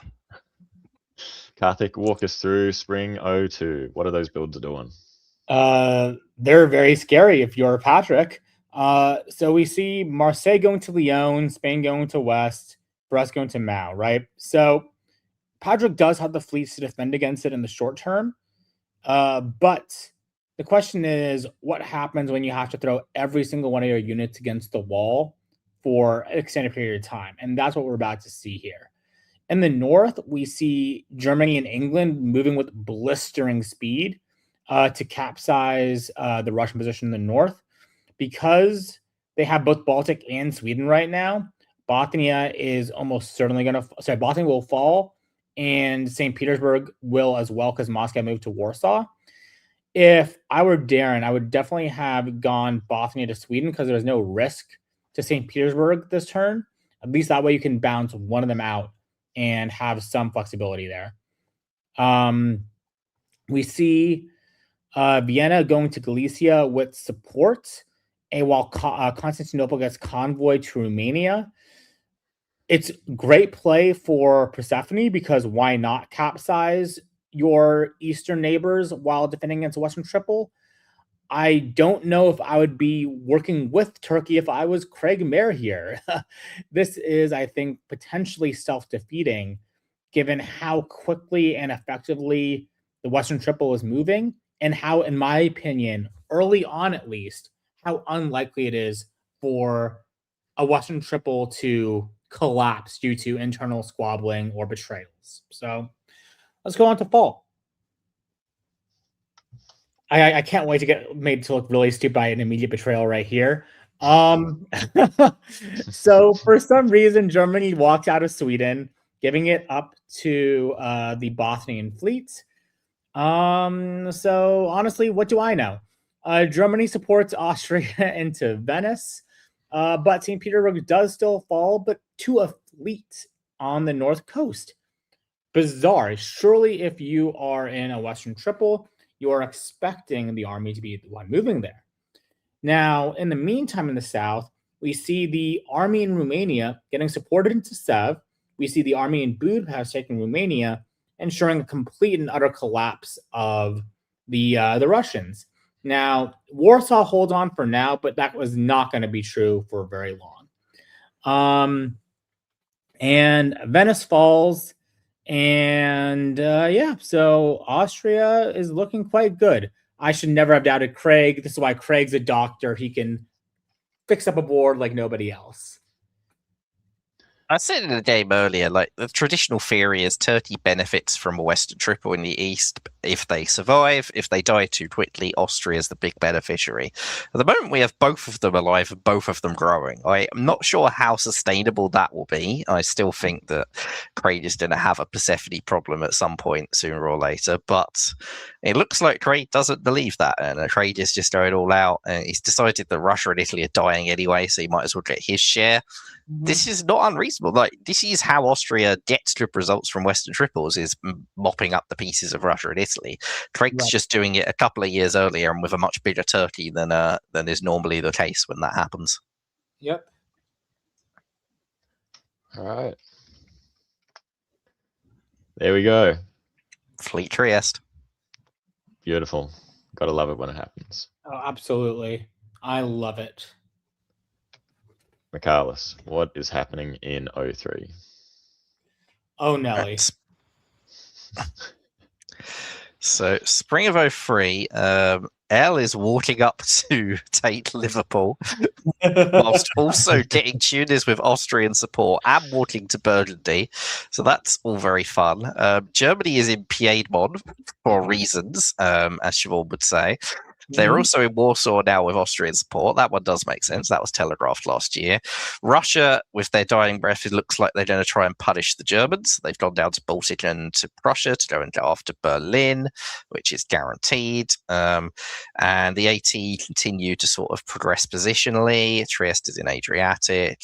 Turkey gets into Ukraine. Doesn't support Armenia to Sevastopol, which I assume is either an overlook or a misorder.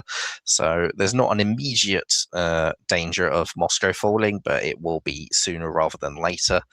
Yeah, it'd be interesting to see what's really going on in this West. All right, let's have a look. I mean, yeah. Yeah, I mean, France does walk into Liverpool and England does react. This isn't all some big agreement by the looks of it. England does get Sweden backfilling that after Russia takes Baltic with English support. So that's quite fun. Maybe Sweden, they were expecting to be cutting a support. That's unfortunate. Bit of outmaneuvering for James, if so. Meanwhile, Austria walks into Munich because why not? Craig sees Dot. Craig takes Dot. Craig also takes Rome and Naples because all the dots are there for Craig. Russia's in Berlin. Turkey is in Romania and Moscow, also almost certainly by agreement. So, yeah, not a great turn for James. Very good turn for the AT.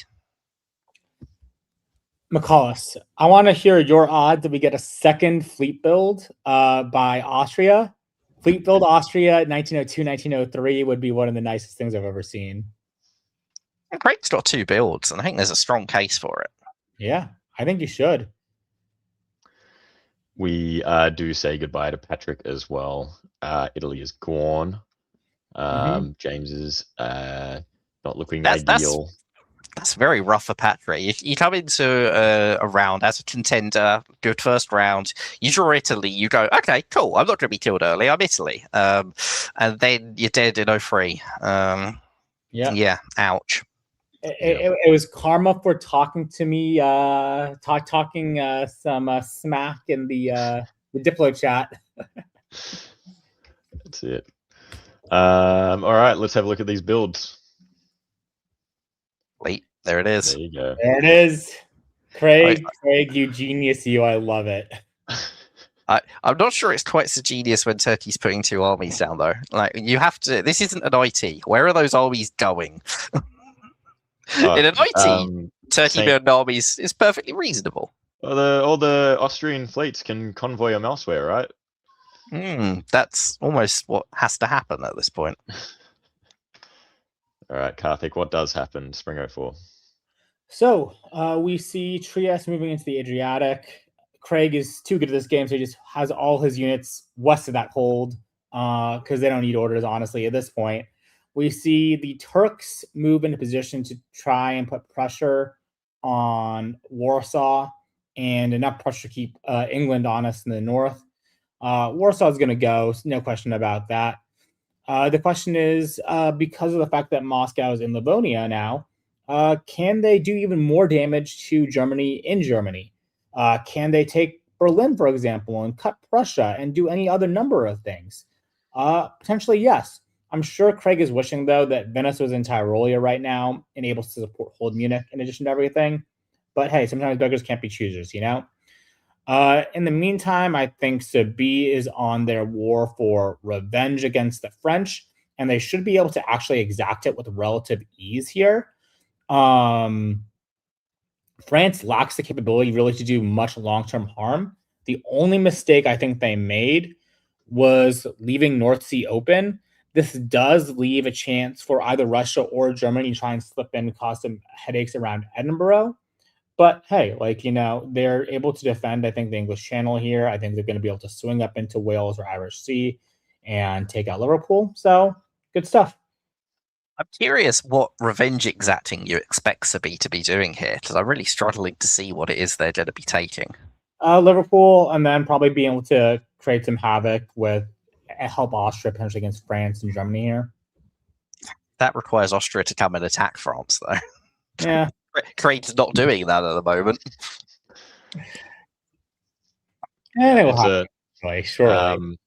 It's a shame. Like, there's a world where Craig could have been in Silesia, Bohemia, Tyrolia, and Munich. Yes, correct. That would have been very sexy, but like diplomatically, maybe it's not needed. So yeah, I'm also still 9 centers at the end of 03 in an unlimited game. Like, yes. you want a better basis for a solo as Austria. You ain't getting one than that. Yeah. All right, ball. There we go. Didn't need to worry about Munich after all. Yeah, because why not just put the France and Kiel, I guess. Gets Berlin in the end anyways. I think I should tell Craig that Warsaw really didn't need that much support. But it's fine. Craig's getting Berlin, so Galicia can do whatever. Why not? Exactly. Austria is doing great diplomatic work with the French right now, leaving France fully free to go redeploy all their fleets north to deal with Sabie. I think this turn, like as in the coming turn, spring 05, would be a great time for Craig to move his fleets in position to take Tunis and put some pressure so that way France is kind of stuck between Sabie and him, but in a position that's much more threatening to Sabie. But I'm curious to see what he ends up doing.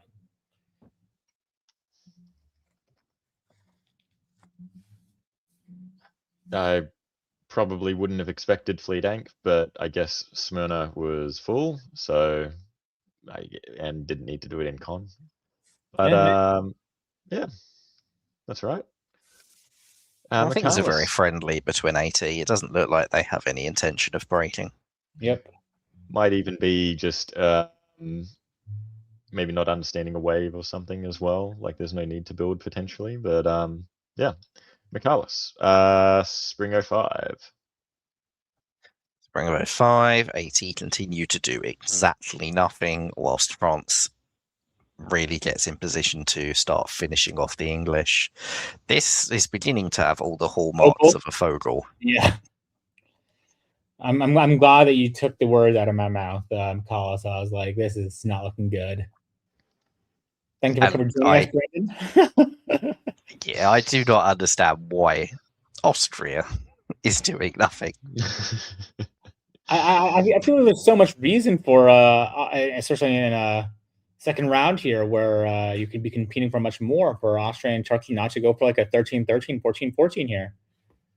But the dots are there in a center-based scoring system. Yeah. You've got 3 fleets. Why are you doing nothing with them? How often do you get to have 3 fleets as Austria? Yeah, I mean, he's just having fun. Yeah, it's all fair right. enough. It's a game. And he could foresee Darcy talking smack about Austria, so he's like, I can't let this get too big. Gotta rein it in. Yeah. To answer the chat, a Fogel is an 11-11-11-1, where 3 players carve up the board and share the top between them. Named after DBN's own Brandon Fogel, who absolutely loves them in every game he does. Yes. He's a big fan of them on principle and practice all around the way. Yeah. You don't get more Careberry than Brandon Fogel. And you can't pass up the freshly coined other term from, I think, our last stream, the Fogel, when you have a 4-way shared top. The AAAA, yeah. Even friendlier. All right. Fleet Breast. Not enough fleets in the north. I like it. This is good. All right. Nice. Oh, wait, this is probably just the 11th center. That's the 11th dot, yeah. That's not a stab. There's no move on tuners. Takes Kiel. The English make their way into Denmark, which blows up that army. The Turkish army is just plunging to St. Petersburg, doing nothing. Great. Yeah, the question is actually how you get Turkey to 11 here without St. Petersburg falling. That's where the issue is. It's a time unlimited game. They can get there. I have faith. Yeah. Yes. Yeah. The in fact easiest way would be for Austria to take some French dots and give some dots to Turkey, but Yeah. That requires does- moving. you're beginning to get to a point where France is miles ahead of A and T, and then France doesn't have to stick to a Fogel. France can just keep going. But because you know it's even better than a Fogel, a 17-17. I would love to see another one of them on 2 consecutive agree. streams or something. AT could have done it. Let's keep going. This is Fleet Trieste. Hey, another fleet to do nothing with. It's going to get clogged pretty quick, but it would be cool to see it go to Adriatic, not move, and then do another potentially. Yep. okay. Let's just keep going. Turkey's in St. Pete, so they can start ticking upwards. Yep. Ooh. They're Okay. blown up in St. Pete, so they don't tick upwards. Let's keep going.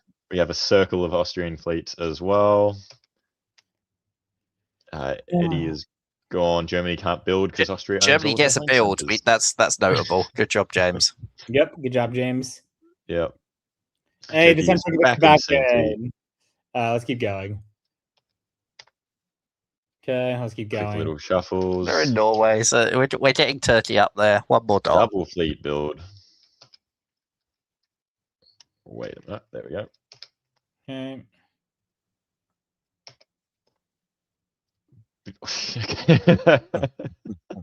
Nice. Sure.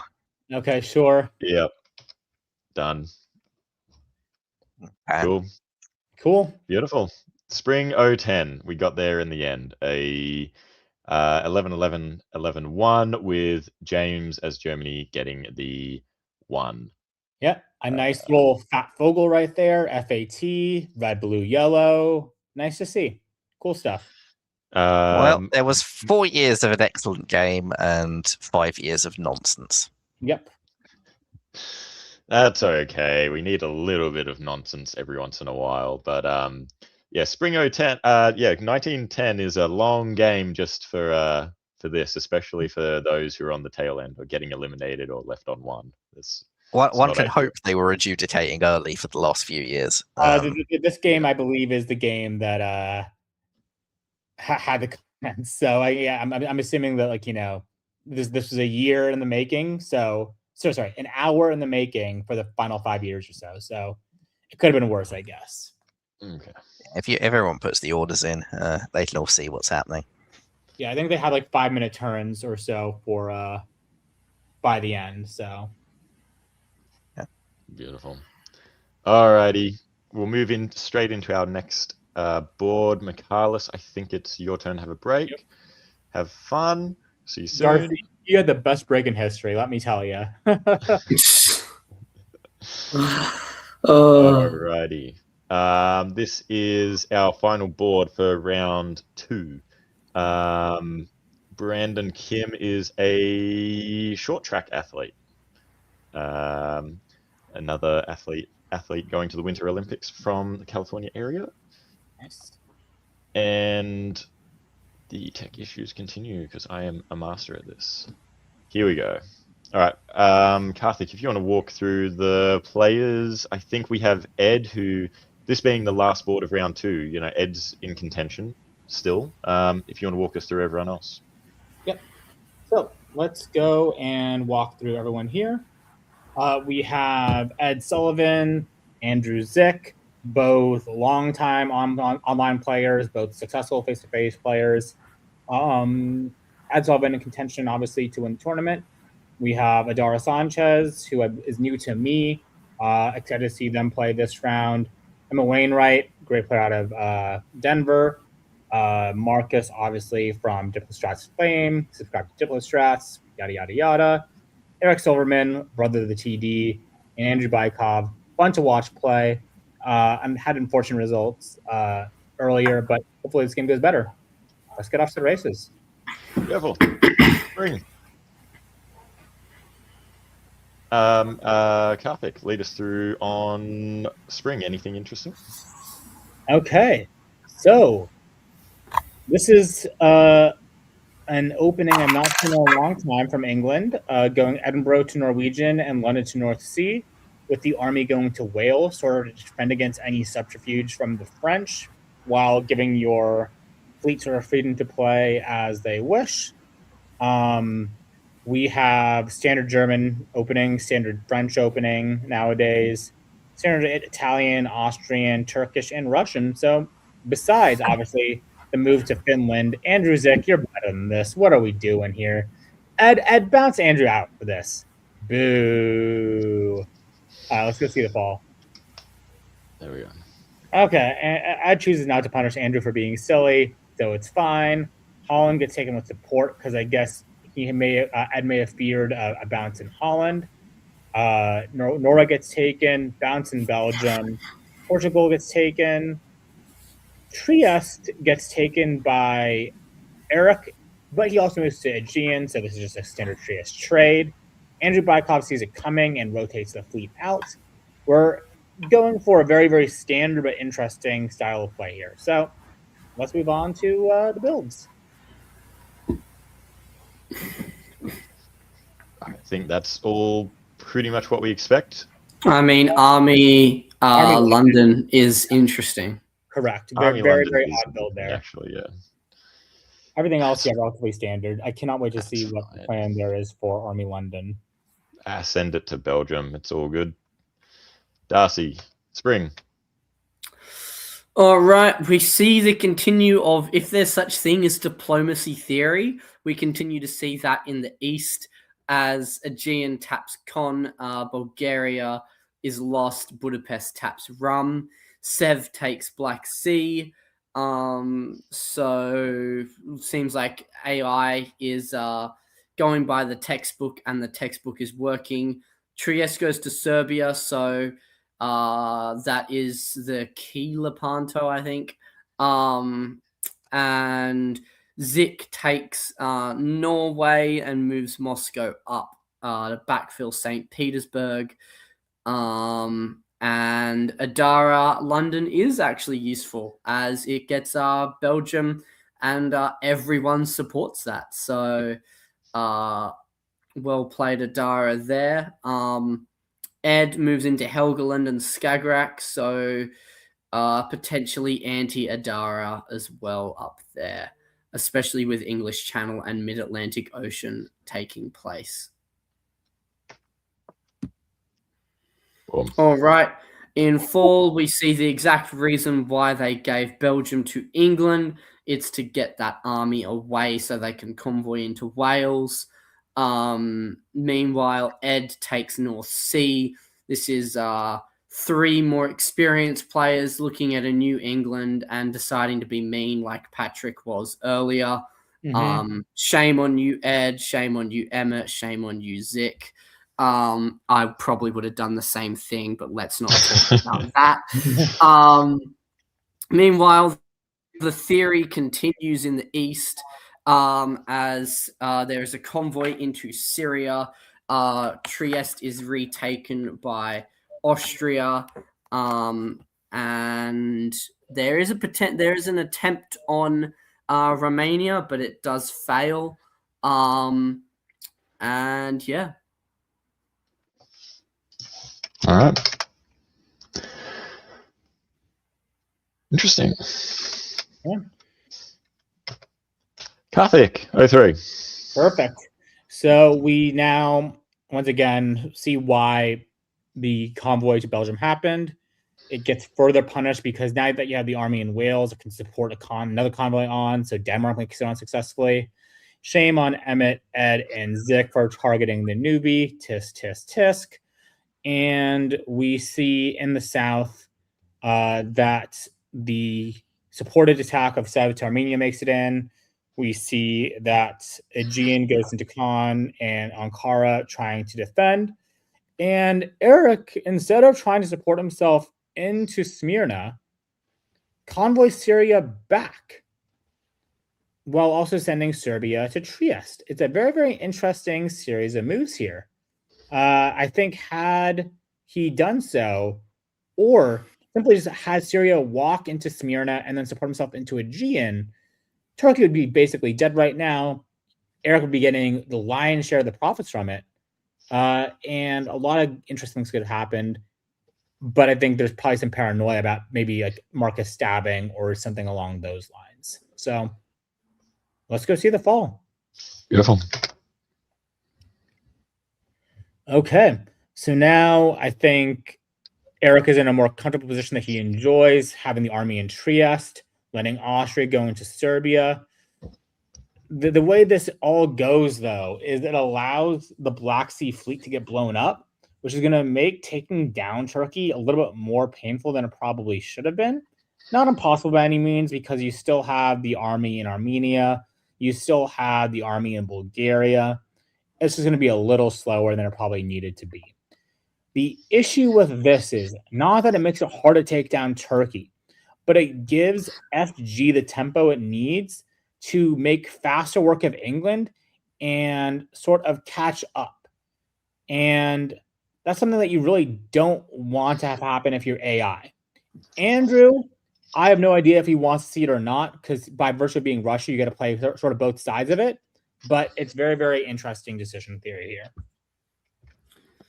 Andrew loses Warsaw, which will not be great either. It could still be by... That is not by agreement. No, what did Romania support? Romania supported, I think that would be... So, Here we go. Just wait. I know the buttons. There we go. Vienna to Serbia. Okay, that's just a nonsense order. It's a lot of fun, yeah. Okay. The builds you would expect. I still think it's possible that it was by consent. No. Could be. Give Austria the build there, let them fight Germany off, send Warsaw to Silesia and fill in behind. Why not? Yeah, there's no pressure on Romania. Warsaw does move out to Silesia. Budapest does go to Galicia. And Zik moves into Livonia, into Ukraine. And it seems like the two Andrews are on side again, and Smyrna may fall. However, Marcus is moving around towards Con.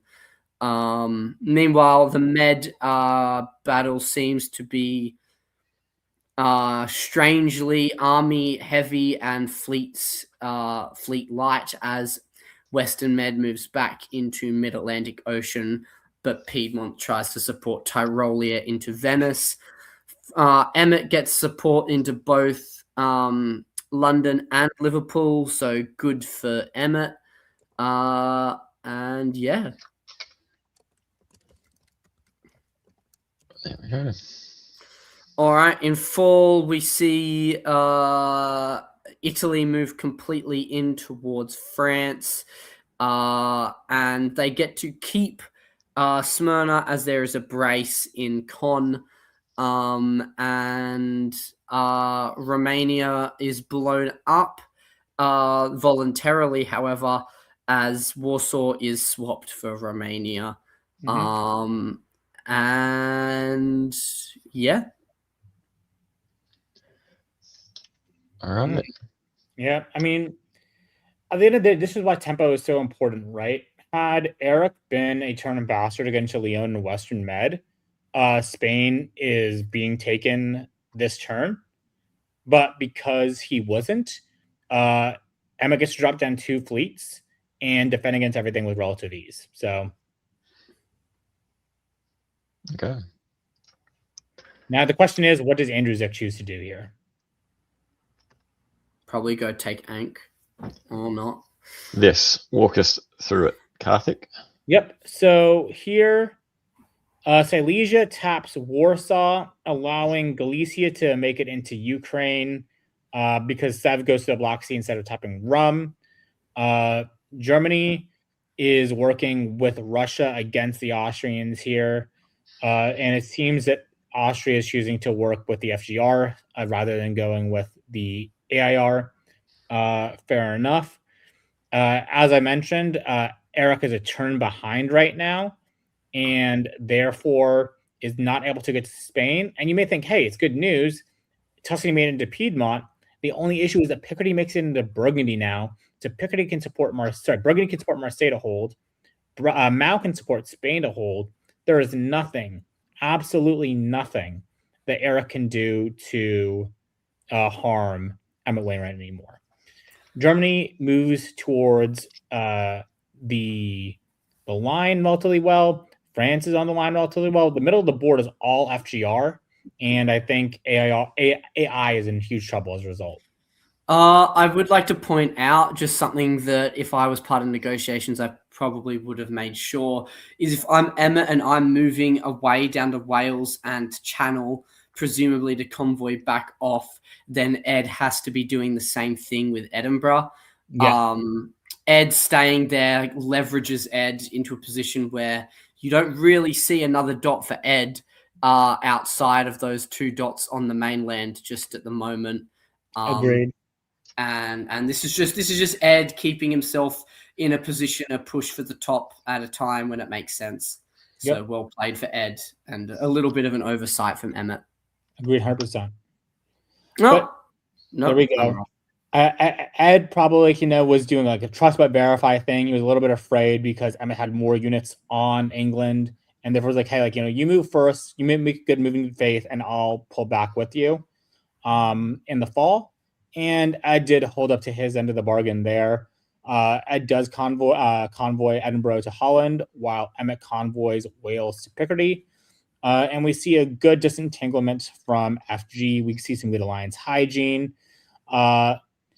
And we see this really fun play in the south, though, as Austria tries to punish Andrew for his choices here, right? So we know that Ukraine is not in a long-term stable position, right? So the question is, what can you get with it while it's there? And the thing is, what you can do is you can tap Moscow, guaranteeing that you will have Sevastopol in the long run because Ankara can tap Armenia. Now, they convoy Bulgaria to Sevastopol, which is just super fun because it leaves Romania in position to get back to Budapest and defend against Bohemia and Tyrolia, putting pressure on it in the future, which then frees up Trieste and Venice, put pressure on Tyrolia in the coming year as well. So this is like a really, really smart tactical play by Marcus and Eric and Andrew here to deal with the FGR coming down from above. FGRs are notoriously hard to respond to, so even this response is very, very good given the circumstances. All right. Austria up 3. Beautiful. Yep. All right, well, really, it's only up 1, but like 2 rebuilds. But Yeah. Having 3 build options is pretty sweet. Mm-hmm. All right. Pushing forward. Okay. So this is Darcy. That's right, Darcy. Go for it.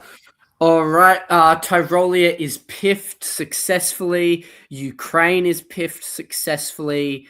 However, Zik does get back into Sev, although whether or not he can keep it is another question. Depends on what Turkey decides.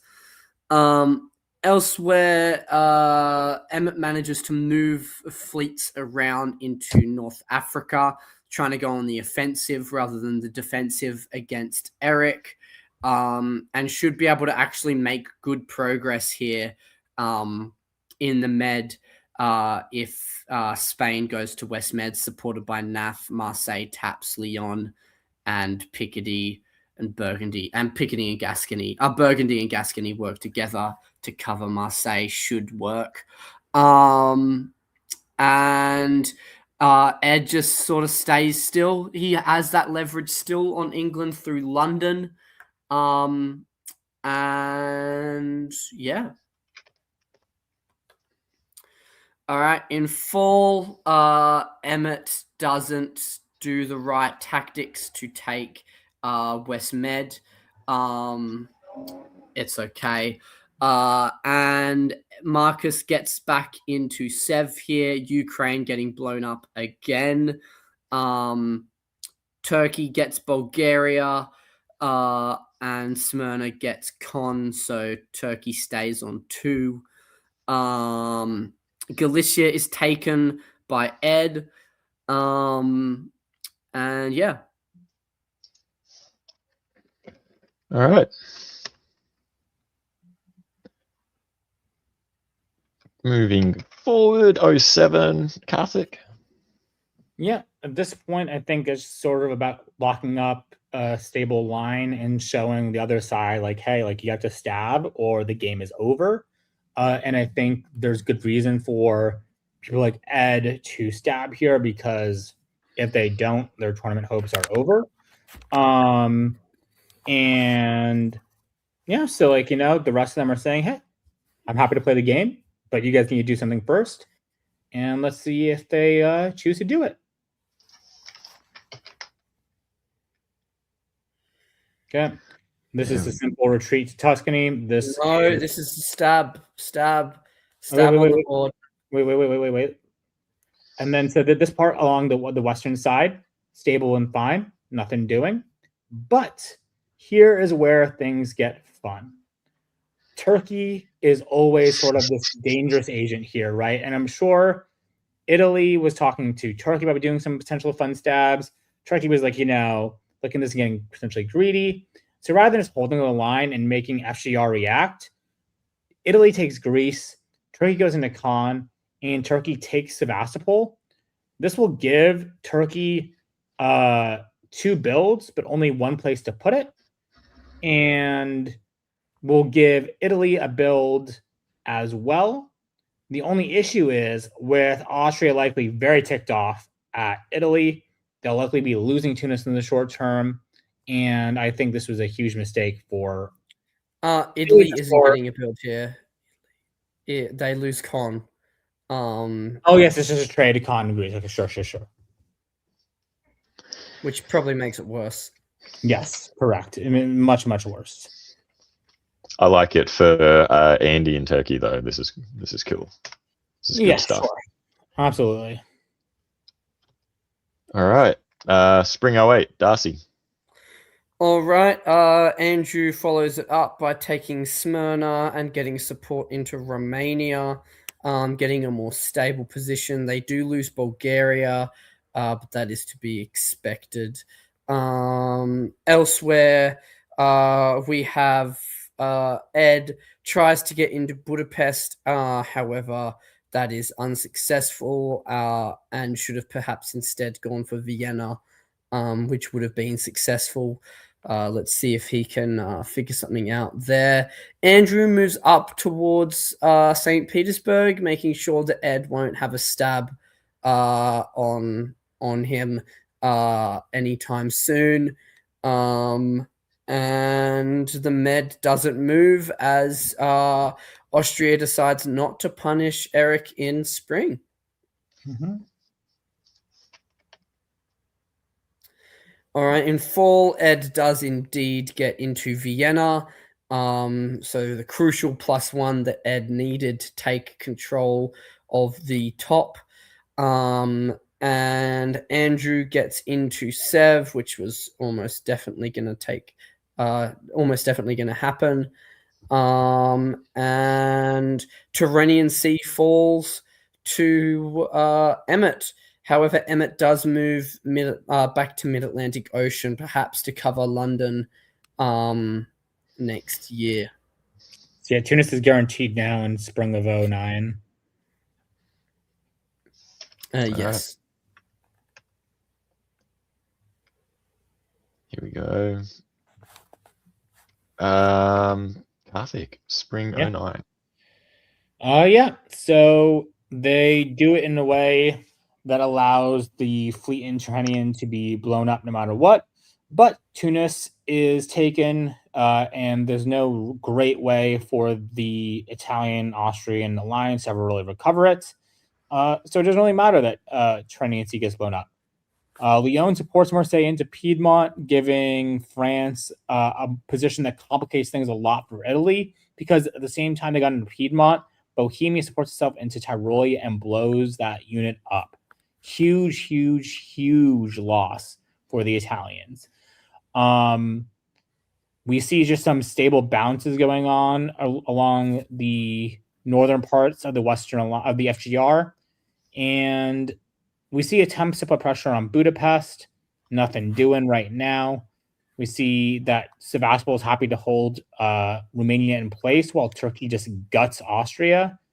I'm not surprised. I would not be surprised if FGR rewards Marcus's support with further gutting a turn or two from now.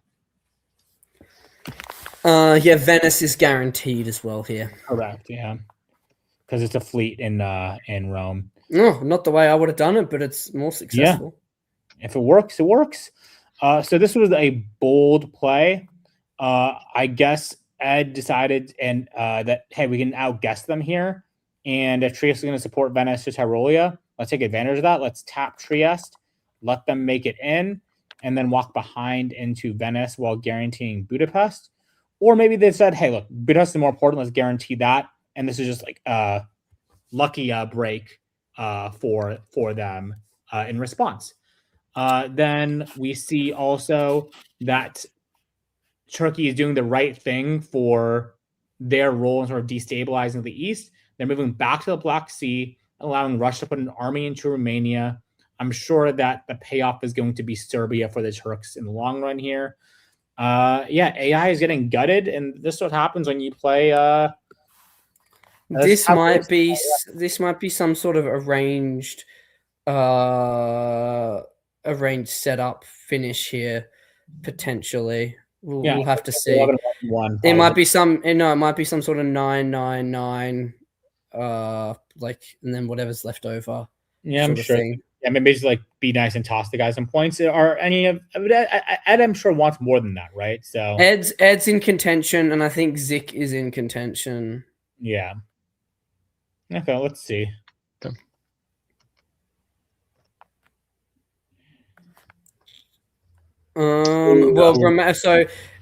Zik gets into Serbia here with support from Turkey. Ed gets into Trieste here with support. Well, he supported himself in. And Emmett gets into Tyrrhenian Sea, trying to push into the boot. However, the headline of this turn is the convoy to Edinburgh, which is the stab on the island that I said Ed was keeping alive by being in North Sea. Emmett, you were a bit unlucky there. Perhaps should have just moved up into Irish or something like that, or get towards Wales to cover things better. But yes, this is a 2-dot stab for Ed, for Liverpool and London here. So well played from Ed. Let's see if there will be any response from FR, or if this is some sort of arrangement that everyone will be happy with. Yeah, maybe Emmett doesn't care about his points now. He says like, "Hey Ed, go up." I mean, and as pointed out in the comments by Claire, the Clyde memery from the Denver hobby has come back to bite Emmett in the back. So potentially you should prioritize less meme orders, especially around Ed, who got a solo in a tournament in 2025 to help win the tournament off of people trying to meme when he's in the game. So that's a lesson to be learnt. Do not meme around Ed, as Ed takes Liverpool, London, and Trieste to go +3 here. However, only has 2 spots open for the builds. Meanwhile, Emmett gets into Naples with support from Andrew, as Andrew gets Greece as well. So it seems like this is an arrangement perhaps to actually get Ed the top, so that he can potentially win the tournament, as Emmett doesn't seem mad at all at Ed. So perhaps this is a sign of Ed potentially winning the tournament. Yeah, absolutely. Looks like Ed waves as well.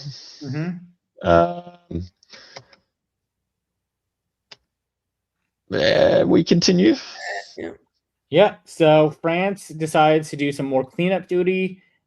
Takes Rome from Eric Silverman. There does not seem to be any real moves against Andrew Bykov, though. So maybe like a 12, 9, 8 deal is what leaves everyone happy. And yeah, let's see the fall. All hold. Yeah, I think that's just the magic number 12, 9, 8. Yeah, there we go. No orders in the box. Game over. Nice. Well done, Ed. I don't know how he does it. Like, I don't know how he gets into these tournaments, gets people on his board to be okay with him getting a massive top over them. But I mean, he's a master at it. He gets it to happen so often. And there is no He's a one cool guy, Darcy. Yeah, He's a cool guy, Darcy, and there's no one better in the active hobby right now at making pre and post tournament deals for the future than Ed Sullivan is. I feel like Saren used to be the best at it, but now with Saren not really playing as much, Ed Sullivan is the reigning king of it, and this is what. Well, Saren was at this tournament. I saw her in a picture. So perhaps Saren has bestowed upon Ed that ability, and Ed's taking full advantage of it. Indeed. I joked about Ed at the start and his lack of top board prowess, but when it comes to tournaments where there isn't a top board, Ed is one of the most dangerous players in the world. Absolutely. And Ed is now he's a master at them. Yeah. Yeah. So this is the standings at the end of round 2. And yeah, Ed has a decent lead. I mean, I would like to point out, if Craig had taken the stabs that Craig had in that 11-11-11 game, Craig is not an outside shot looking in. He is well up there with Justin and Ed. He could be well ahead of Ed potentially, Yeah. There are a lot of centers there for our 4-fleet Austria front to take. So yeah. And Craig Mayer definitely has no history of missing out on winning whipping because he didn't take centres that he should have taken. He definitely didn't lose by half a point 3 years ago. Was that the 17-17 with Matt Krill?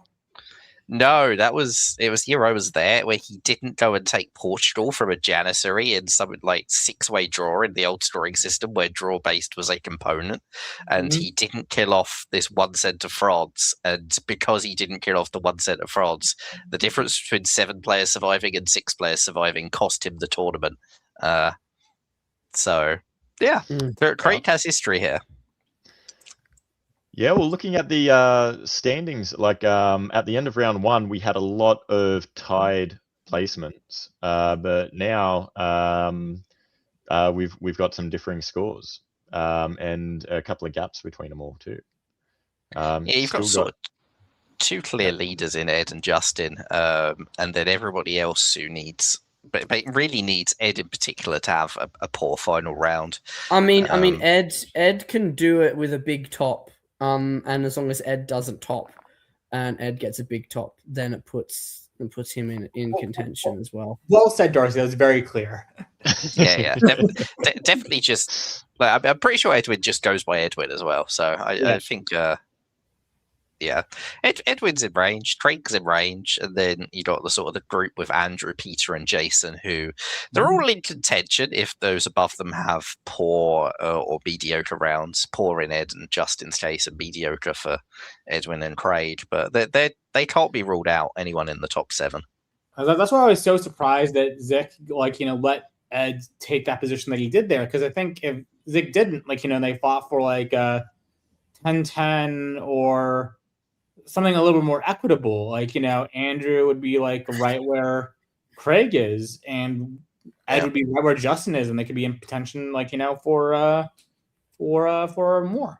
I mean, I think it all probably lays down at the feet of Emmett and what Emmett's vibe was in terms of post stab. If Emmett was just like, oh, it's whatever, I'm just coming to chill to spread word of DipCon, then perhaps Zick can't really do much about it if that's the case. Yeah. All right, so we've had a bit of a chat. Who's each of your favorites to potentially get the tournament? Looking at this top 10, Ed Sullivan, easy peasy, with no top board to stop Ed. and Ed's ability to make these deals. I don't see anyone I do not see anyone catching up to him other than maybe Edwin or maybe Peter McNamara. Justin was also second going into APAC final round in 2025, and then failed to convert that. So I will be looking to see if Justin can succeed where he failed in APAC. Yeah. The reason why I say either Edwin or Peter is because I think Edwin is a local player without as much play, and therefore I think there's a chance that players may be nicer if they're on a board, they can't win, and they see Edwin is in position to beat Ed. Peter, I think, is in one of the few that can force a 16 center top or something like that in a time limited board. Justin, I don't think, gets the favor over Ed for a battle for the top in a situation like this that Edwin might. So for me, I think it's Edwin, Peter, or Ed. And I think Ed Sullivan wins it. I think that Craig and Andrew have an additional problem in that everyone else who's at this tournament is probably going to know, definitely Craig and probably also Andrew, that there were more points on the table that they've both passed up on, which means that their ability to engender sympathy of, oh, help me get across the line is going to be so much lower, because your response to help me get across the line will be, you should have helped yourself yesterday. You've both chosen not to take points that were very much there. That makes it a lot harder, unless of course you're on the board with the people who you didn't stab and didn't take the points from. So if Andrew ends up next to Andrew Bykov again, and Craig ends up next to L, or I can't remember who was Turkey in his game. Was it Persephone? Yeah. So those are the sorts of relationships that those two may want to help their former allies across the line. But the rest of the time, the rest of the players at this tournament are probably going to go, nah, you had your chance. I have no sympathy. Whereas Edwin went for the big score, got it. I can see Edwin having the real dark horse shout here. Justin's chances probably...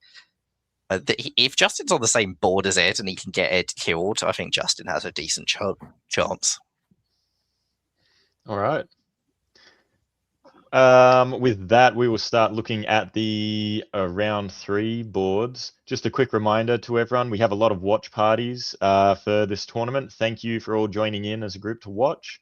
If you are watching on someone else's account, though, feel free to still log in and give our video a like.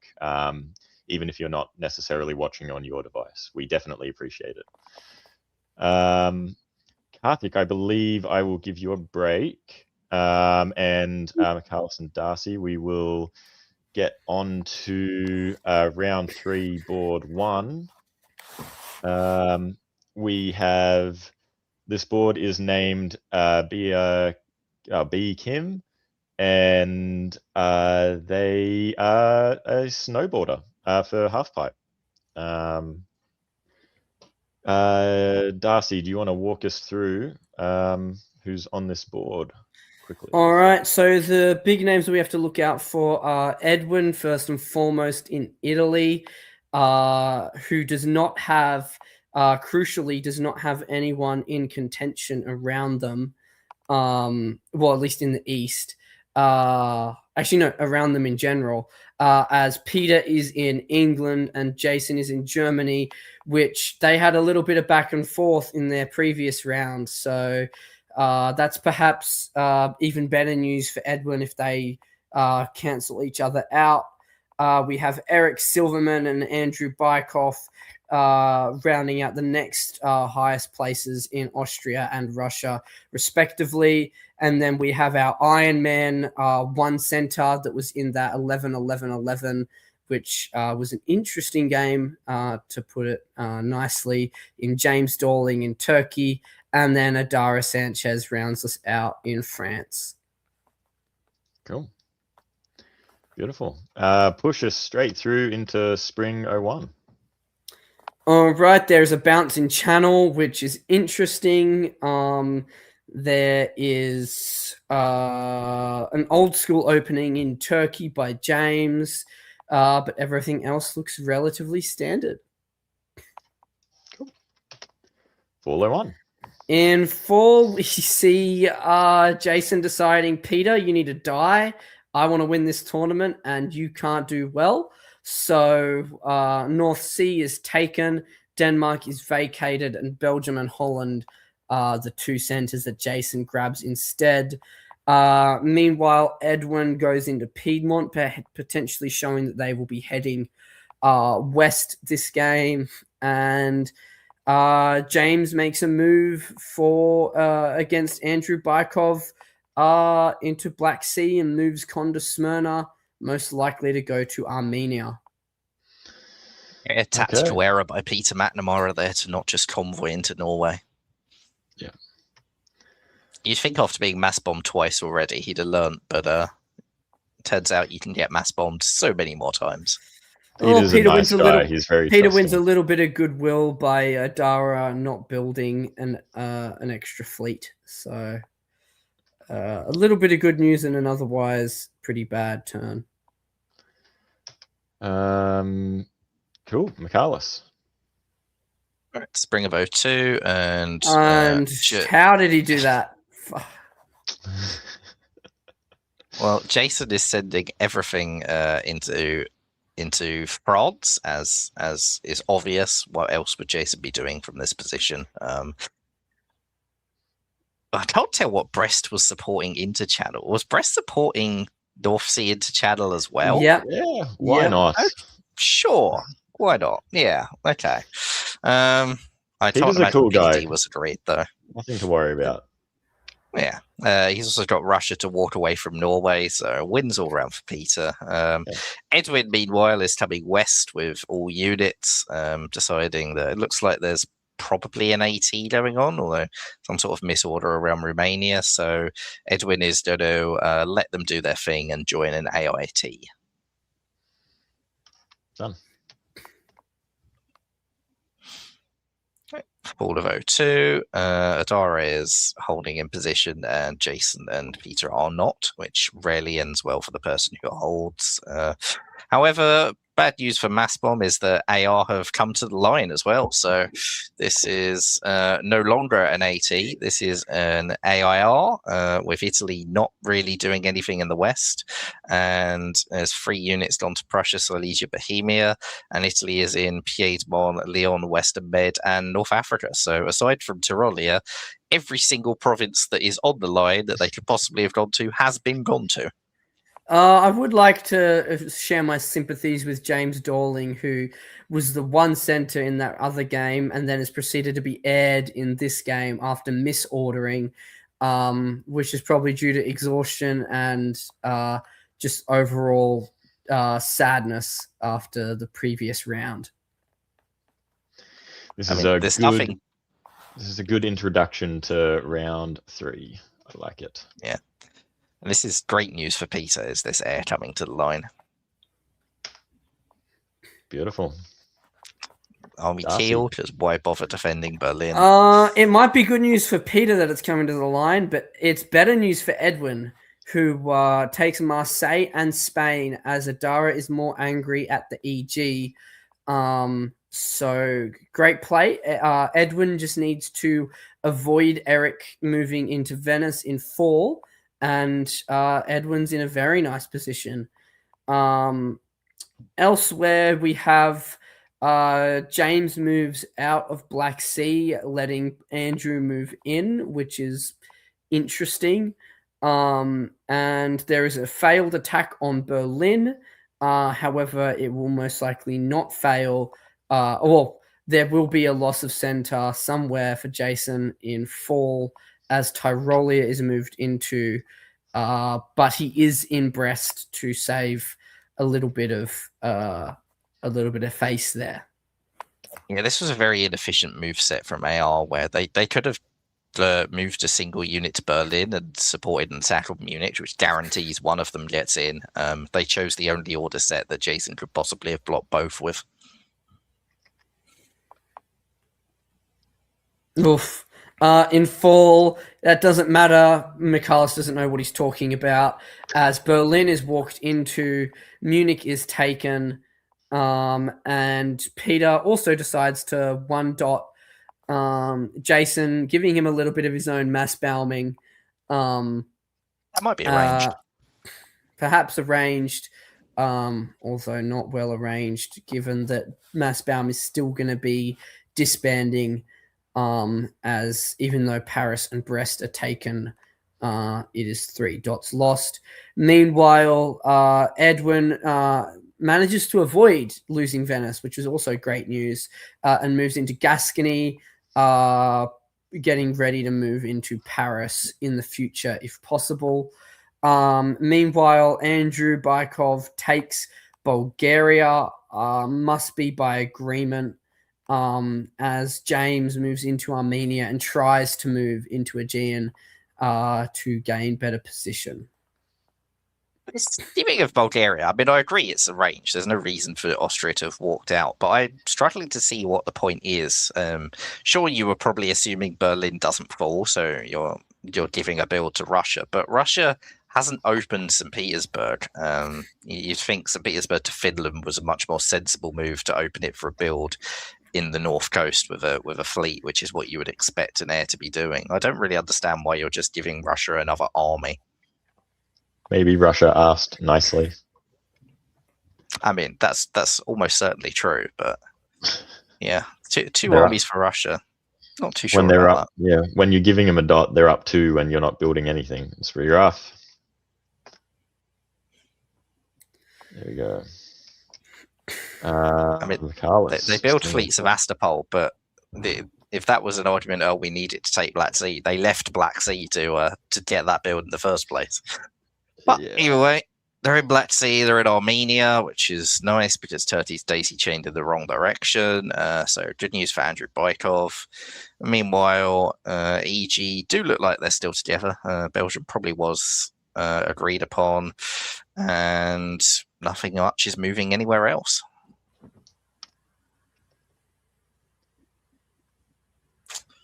Right. Fall of 1904. I suspect this one was slightly less agreed upon, as Peter dives into Brest, Holland, and Denmark, which looks like an amazing and incredible stab, except Italy got into Burgundy, which means that Germany retreated into the open Belgium, and Russia backfilled Sweden, meaning Peter is actually only net +1, and Russia's opened St. Petersburg for the build this time. They have lost Romania and Bulgaria, though, so that is good news. There is no build. There's no build. Yeah, Russia is plus Sweden, plus Ankh, minus Rum, minus Bull. So, okay, not a Northern fleet coming from the Russian, as Austria makes a stab that I don't really understand this one either. If you're going to give the dot to Russia, you really want them to be building from it. I think you're better off waiting for them to build that Northern fleet and then stabbing afterwards, but that's good news for Peter, and probably also good news for Edwin, who is no longer, so the Austria is going to be coming his way. Edwin's in a great position because Edwin has Paris here, has Portugal most likely sometime in the near future, and hasn't angered anyone in the east. So this is great work from Edwin so far. Yeah, there was some sort of misorder, a miscommunication around Aegean where everyone supported other units in, but not too bad. Okay. Darcy. All right. Paris is taken, and Portugal is aimed up on.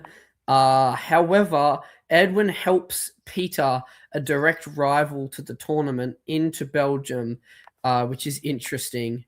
And elsewhere in the West, we see there be a demilitarization in the north as Peter moves into Heligoland and out of Norway at the same time that Andrew Bykov moves out of Sweden into Baltic, which is actually a rookie error there because Baltic retreats to Bothnia, which will have a walk into St. Pete. So not the best news for Andrew there, especially as Berlin is lost to Eric, as Eric makes a move towards Russia further. Edwin gets into Aegean here, which is great considering there's only one fleet that he's had in the east this entire time. And James angles towards Ankara. I'll be interested to see what Mao and Paris do, because sure, they can make play on Portugal, but potentially Brest as well. I think it's better to take Portugal early. We've seen too many people pass up Portugal and never get it. It's do it at the first attempt, and then your units can always go forward in future. All right, Peter. Peter was not going to risk Brest anyway, which is a good move. Peter gets into Belgium, gets into Kiel, keeps Brest, so goes +2. Will most likely have Sweden whenever he wants, because Russia has lost Ankara in the south, still has lost Berlin, and has lost St. Pete. So disbanding quite a lot of units over there. And Edwin gets into Ruhr now. So this is looking good for both Peter and Edwin, yet only one of them can top this board and only one of them can win the tournament. So there will have to be something happen eventually. We will have to see. And yeah.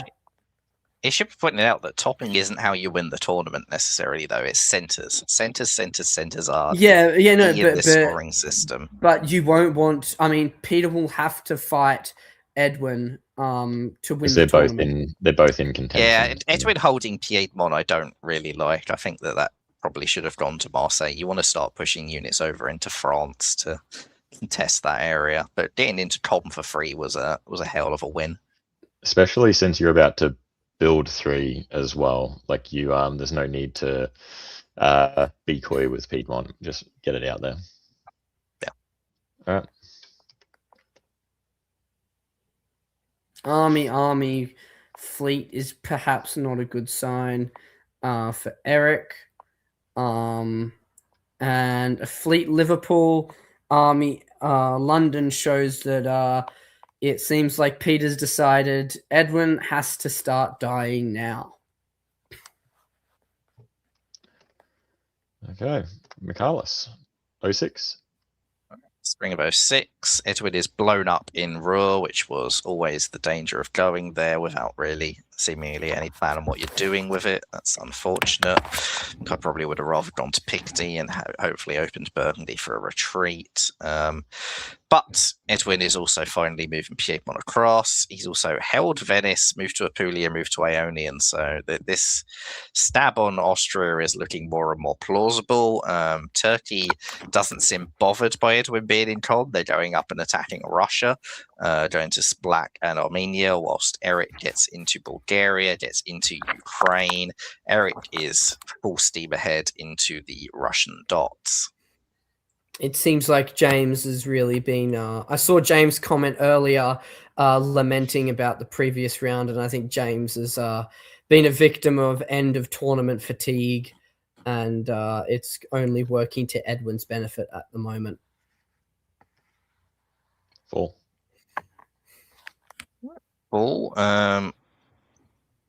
There's a bounce in Gascony. There is not a bounce in Mid-Atlantic Ocean. Peter does go and take it. I think Edwin has been a little naive in what he expected Peter to be doing here, and Peter is just going and taking everything as much as he can. He now gets into St. Petersburg with Russian support, which gives him the lead temporarily, but it doesn't matter because Italy is also +1, having walked into Smyrna.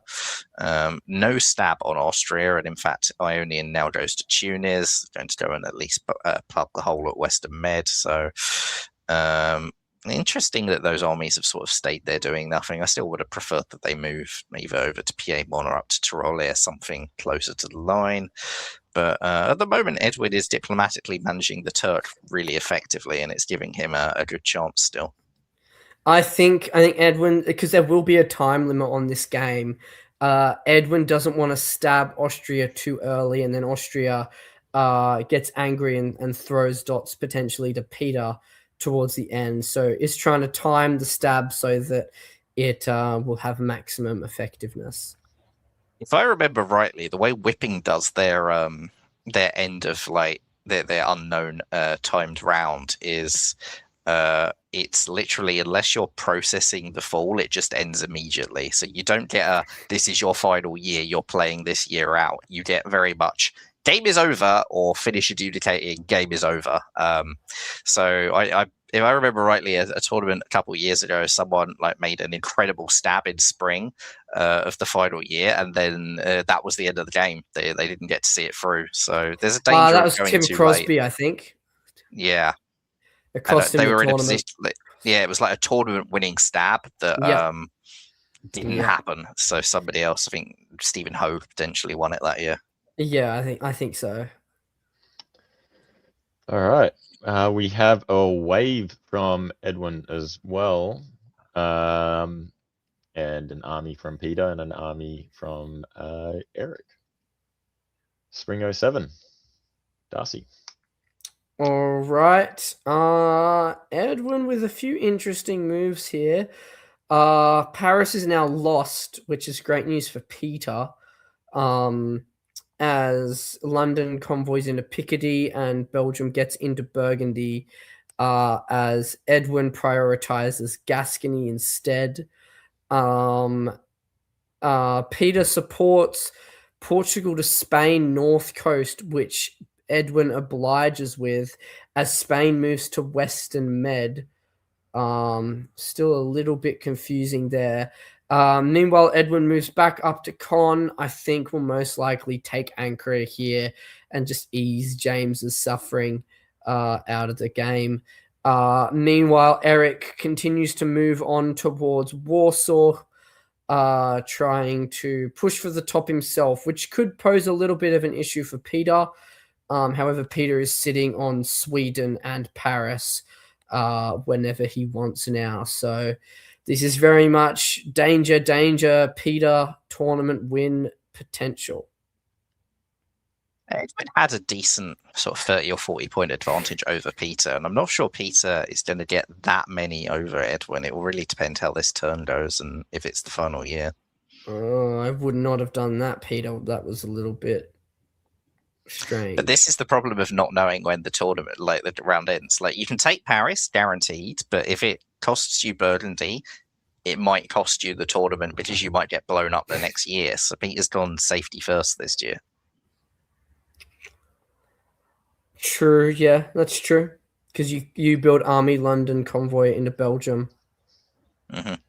Otherwise, nothing else really moves. Yeah, basically a lot of nothing. But this is the no final orders turn. in winter. Wow. Yeah. Oh no! There was Fleet Liverpool just came down, so it seems like there was a issue. No. Here we go. This is Umicals. All right, Spring of 08. Now Peter does get into Paris. Does it because Paris wasn't even contested, but blows up Gascony. The fact it's with a fleet means it doesn't matter. There's not a threat on Marseille. There's no threat on Iberia. Can Peter take anything else? Potentially, he's got a shot at Berlin. But given that Austria has taken Warsaw, Silesia is now free to defend Berlin. Munich is being defended by the Italians. So Edwin's chances now, he's going to be down one. It's whether he can negotiate his way into another dot. Can he get either Austria or Turkey or both to decide that, hey, you're not in contention to the tournament, but I am. Will you guys let me take Trieste or Ankara? I've been nice to you for a long time. Maybe I can sweet talk my way into a dot in the final year. I think if this turn goes through and Peter's on 12 and Edwin's on 9, that may be enough to go above Edwin and put Peter in provisional tournament win, but dependent on other results. Yeah, and that is indeed the case. He does not. There we go. Oh, Edwin well is not done. able to I think, negotiate his way I in. don't think Peter could have done much more this game. I think that Peter maximized it. Peter gets it right at the perfect time as Edwin loses 62 points on Peter, which I think will definitely be enough to go above I think it's by about like 15 or so points that'll put Peter above Edwin. I So think well Edwin done, was Peter. yeah, Edwin was a on little 310. naive. Edwin was at 310, and Peter was on like 269 or something. Yep. So Edwin had the chance to send units west quicker than he did to try and hold on to some of those French dots. Didn't do it. Got himself blown up in Ruhr, and Peter just took full advantage. You give Peter like the upper hand in the tactical fight, and Peter will ram it home. So well done, Peter. I mean, there's that, but there's Commiserations, also Edwin could have stabbed Eric and potentially should have stabbed Eric. If he was going to lose Paris anyway, then potentially getting Trieste and Greece as compensation would have been enough to beat Peter out if Peter was still just to get the 12 centers. However, potentially Berlin falls to Peter if there is a stab on Eric. So a tough one for Edwin, but that's what happens when Peter's in a good position in a final round, and not many people will be able to defeat Peter in a situation like that. Yeah, looking at Peter's position back in 01 when Jason got into North Sea. Yeah, this is Peter. He'll come back. You got to kill him. Don't leave him. Also, shout out Eric Silverman, really strong game, who threaded a needle to get a very solid 10 centers there, and wasn't in contention for the tournament, but certainly maximised his score from this game. Good job. Beautiful. Alrighty. And actually has Sev and probably Moscow if this game goes on further. So really well played by Eric, and potentially would have been, if it was a longer, no time draw game, would have been in contention for the top for sure.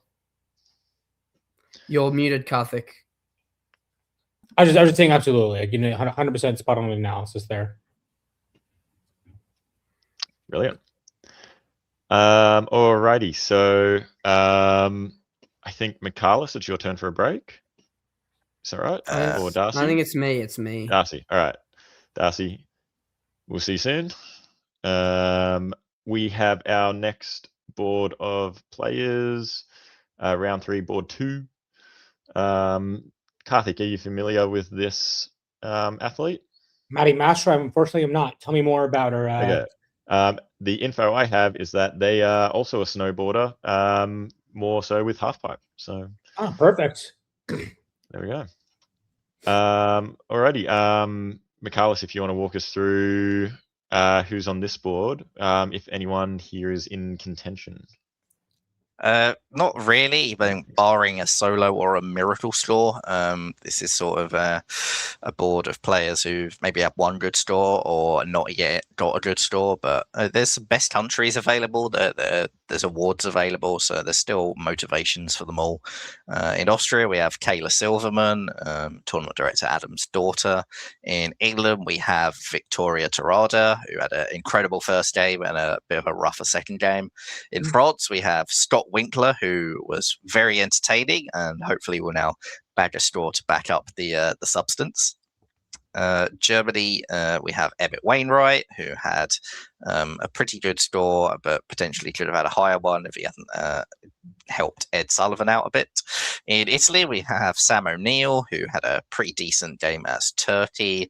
Russia, we have Patrick Jacobson, who had a good first round and a very rough second one. And in Turkey, Cameron Higby, who has had a couple of okay scores, I think. Okay. Wonderful. Carlos, with that, lead us on into 01. All right, Spring of 01, we have mostly standard in the West, but a bounce in Burgundy, which I never think is good news for Germany. It really invites England to potentially bounce Ruhr, but not Ruhr, bounce Holland. It's the danger of not being in Ruhr. In the East, meanwhile, we see what looks like it's a bounce in Armenia, so potentially Russia was expecting an Armenian fist bump, but Turkey didn't go through with it. All right. Fall of 01, we see potential AIR right off the bat here. Italy is in Trieste, the Aegean Sea. The Trieste Loan. Russia is in Black Sea and Romania, and looks like Cameron is sort of scrabbling a bit. But yeah, things have not gone in Cameron's favour early on. Meanwhile, Germany is not bounced out of Holland, so everything is okay for Emmett. England just takes the guaranteed build in Belgium, takes Norway, +2. Nice start for Victoria. Beautiful. Why is there a self-balancing keel? Why not? You could just hold. It's Sometimes you just want to write some orders. Yeah, fair enough. All right, Karthik, show us what these builds mean for Spring 02. Sure. What the builds mean are that England and France are at war. Russia is going to flip sides and support Turkey against the AI.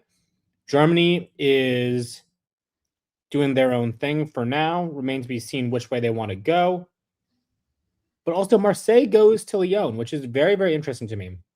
Because given the move for Portugal to Mao and Brest to English Channel, I'd expected Spain to go to Gaxi and Marseille to go to Spain, giving that sort of control over Mid-Atlantic Ocean, giving that ability to have it go up and then have Mid-Atlantic Ocean go to Irish Sea here. I think there are a lot more options that Scott would have had he made that move. But I respect the sort of dedication to making these things work. Granted, this move could make sense if he knew that Sam O'Neill was going to go to Tyrrhenian Sea and he wanted to sort of stymie that before it really went anywhere. In the south, we see Cameron Higby sort of try to pull his units back and create a new position from which he can operate a little bit more cleanly. I'm sure Patrick is more than happy to see that. In the meantime, Sam pulls his army back up to Venice now, opting not to have the army get convoyed over to Syria at any point, but perhaps turn that army over to Piedmont and Tyrolia, make some chaos in the north. All right.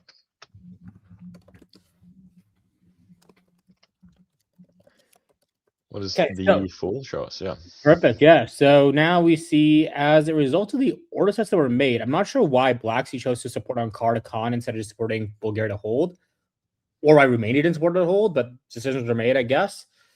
In the north, we see that France is going full force after Italy now, reversing the decision to go after England.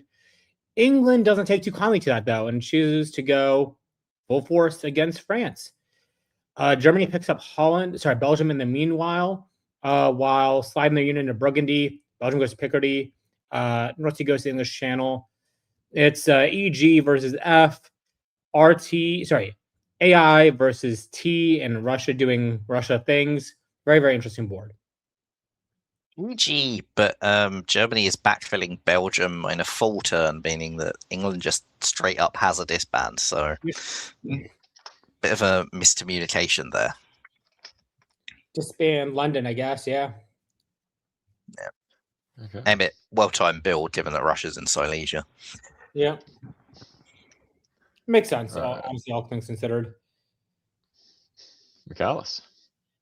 Spring of 03, Germany pushes the position forward very nicely by walking straight into destiny. This is Emmett showing his experience and really taking advantage of cracking open the French position. England is bouncing Brest and moving over to North Atlantic. Meanwhile, Russia is backing out of that attack on Germany, while Kiel just continues to hold, which is unusual but fun, I guess. Austria now turns on Italy by taking back Trieste, so Sam is having a bit of a rougher time of things. Turkey pushes forward with Russia backfilling Con, probably by agreement, but I'm not sure that Russia's going to be walking back out of Con come fall. Okay. They try Russia to, but oh no, it gets attempts. Yeah, I try my best, but Austria is doing +2. They take Romania as well, and it looks like Italy was just not bothered by Trieste, so they support Austria into Aegean Sea, and they're just content to go down. So there seems to be a running theme in this game, and disbands are fine in alliances. Russia is back in on Germany by going to Prussia and Silesia again, but having lost Romania will probably be regretting it again. England gets Brest this time, and Germany fails to put Italy into Marseille. Maybe that's what Italy thought was going to happen, in which case, well sniffed out by Scott and then blocking Sam there. Okay. Couple of adjustments. What did these look like for you, Karthik, in spring? Yeah, basically what you'd expect. Lots of chaos going on there, but I'll focus on what really matters here. What matters is England is putting their way into the Mid-Atlantic Ocean successfully because Spain chooses to focus on Lyon, trying to cut that. But despite successfully cutting the support and recognizing what's happening there, Paris supports Marseille to Burgundy, trying to go for a brace, which means that Marseille just walks out of Burgundy and Piedmont walks straight in. So good tactics, just unfortunate, the guesses didn't go Scott's way, but well played, Scott. In the South, we see just a lot of silly orders, but nothing much really happening as they bounce in Galicia, and Turkey was in position to take back Constantinople. Germany's in Bohemia. That's sort of the only unit that's moved over there. Mm-hmm. And this does prove to be useful because Bohemia can support Russia into Galicia, while Ukraine supports Sevastopol into Romania, which allows it to be taken. Though that would not have happened had Serbia and Bulgaria simply offered support holds. There must have been some sort of misorder there that caused this all to go wrong. Things go really wrong for Kayla because the Aegean is just disbanded voluntarily. Greece is just walked into. Really, really unfortunate turn for Kayla. In the north, we see bounces along the Norway, Sweden, Denmark, North Sea area. We see some support holds, and then most importantly, support for Gascony into Paris, which goes. Oddly enough, Picardy walks out, though, turning what could have been a piff into just a retreat to Picardy. Probably covering Belgium against the French army in Burgundy. Fair enough, yeah. Makes sense. Could have been bounced by English Channel, though. True. Okay. Couple of adjustments again. 2 fleets for Sam. I think that suggests that Greece was probably arranged making up for Trieste the previous year. Romania obviously wasn't.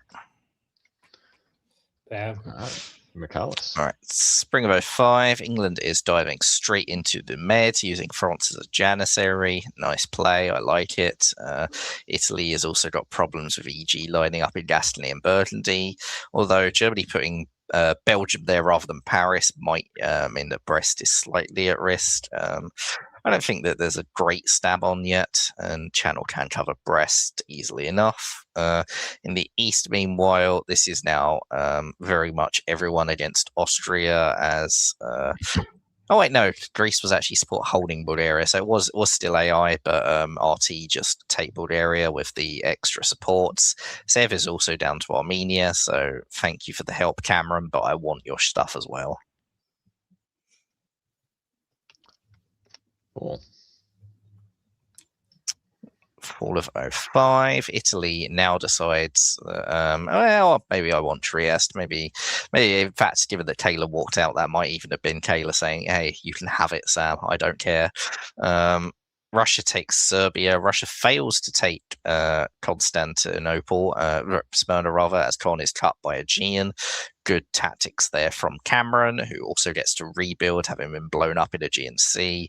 But yeah, really strong year for Patrick in the east still, with the gains of Serbia and Bull, getting Warsaw to Ukraine, opening up Warsaw for the build. EG take Marseille for the English. Big bounce between everyone in Western Med, and Germany is also into Tyrolia, so EG pushing the line quite well. Sort of an EGR going here.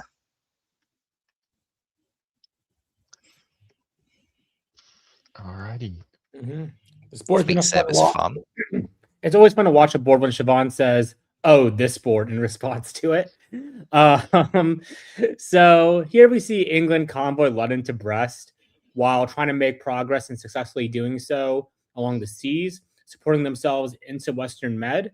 The only thing that remains to be seen is will they fall up into Mid-Atlantic Ocean in the fall? If so, Victoria will be in a really, really good position to run this game. Patrick is doing a lot of work in the south, getting into the Black Sea, supporting salmon to Smyrna. It's almost all but certain that Ankara will fall to him when all is said and done in the fall. Germany is supported into Vienna, while Trieste is supported into Budapest. Just great turn for Patrick because he dismantles Austria and Turkey in one fell swoop. He also moves up to St. Petersburg, meaning that even though Germany has finally moved to take Sweden, he's going to get Norway at the same time. Which is perfectly planned. And as you said, this allows for St. Petersburg to support Sweden to Norway. The one downside is by not having moved like a turn earlier, St. Petersburg has to be occupied rather than if he was in Finland, he could have supported Sweden to hold and then try to negotiate how Sweden and Norway get handled. But again, then rebuild in St. Petersburg South Coast or North Coast, depending on what he wants to see. This is still a good position here. And after putting Italy into Budapest, Patrick immediately kicks them right out, which I think was the right move there. Pull them out of position, work with the Germans against the Italians here, and make magic happen. As predicted, Ankara does fall to the Russians. So this would mean that Patrick, despite going down 1 in Sweden, is going up 1, 2, 3. Great all-around turn. Italy is also going to be so busy with other fights that Italy can't really punish Patrick for it. So I think Patrick is really cementing his position on the top here because Smyrna is going to be his in the long run. Greece is going to be his. It's not like Vienna can really be held indefinitely either. The Balkans are going to be his. No one can really beat him in the race. So there's good odds that he gets best Russia from this, although Emmett is also pushing very hard for best Germany. And there's worlds where they can both get it from the same game, right? So right, absolutely. Because remember, as we said, it's centers. It's not about tops. Yeah. England, with that disband, also opens the door to a German stab. Absolutely. Carlos. It's spring of 2007. There is no stab for now. North Sea moves to Denmark, which is a little bit of a weird one, but I guess this was all sort of agreed. England is into Tunis. Italy is into Lyon as compensation, which isn't very good compensation. Russia now walks into Greece, also gets into Aegean Sea, is going to be in a position to take Smyrna. So Russia is going to get up to 13 most likely, and importantly, EG haven't moved in a way that puts pressure on Norway to take it now, which means that they probably never will. So Patrick's definitely got some more dots available. Germany, potential. Marseille, Brest, Venice. They're all potentially there, but it's definitely not enough for him to take the top. Maybe enough for a best country still. Yeah. Victoria and Emmett seem too concerned about bouncing rather than taking the centers that they need to take. So, yeah. No orders for fall, so it looks like they drew at the end of spring. Yeah. So let's go to spring and see what the end state looks like. Yeah, it doesn't. The game ended in spring. It looks like it went through. Okay. Yeah. So for some reason, the sandbox didn't have the orders for fall. Okay. So it goes through to here. Perfect. Right. Thank you. Cool. Yeah, this is the one I want to see. So this means that Patrick gets 13, which is a massive 211. Bravo, well done. I believe that's best Russia. And then we see Germany get a solid score. Emmett gets 155. Is that best Germany qualifying, or is he just short? Not sure. Really well played game by Patrick anyway. Not enough for best. Okay, fair enough. I see Patrick's in the chat saying this wasn't the... Is this the correct final center counts, Patrick?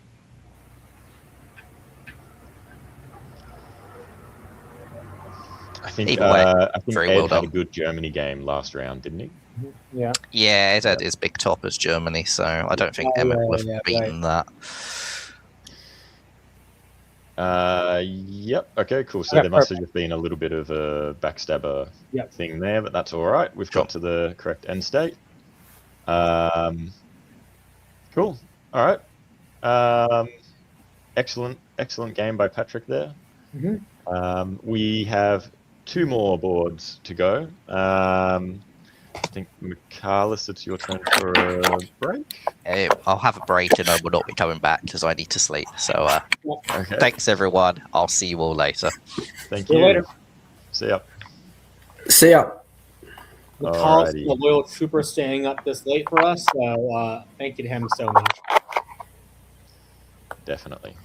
And It is this hard to to, do these streams since we're all in different time zones. So huge shout out to especially Michaelis for organizing most of these streams.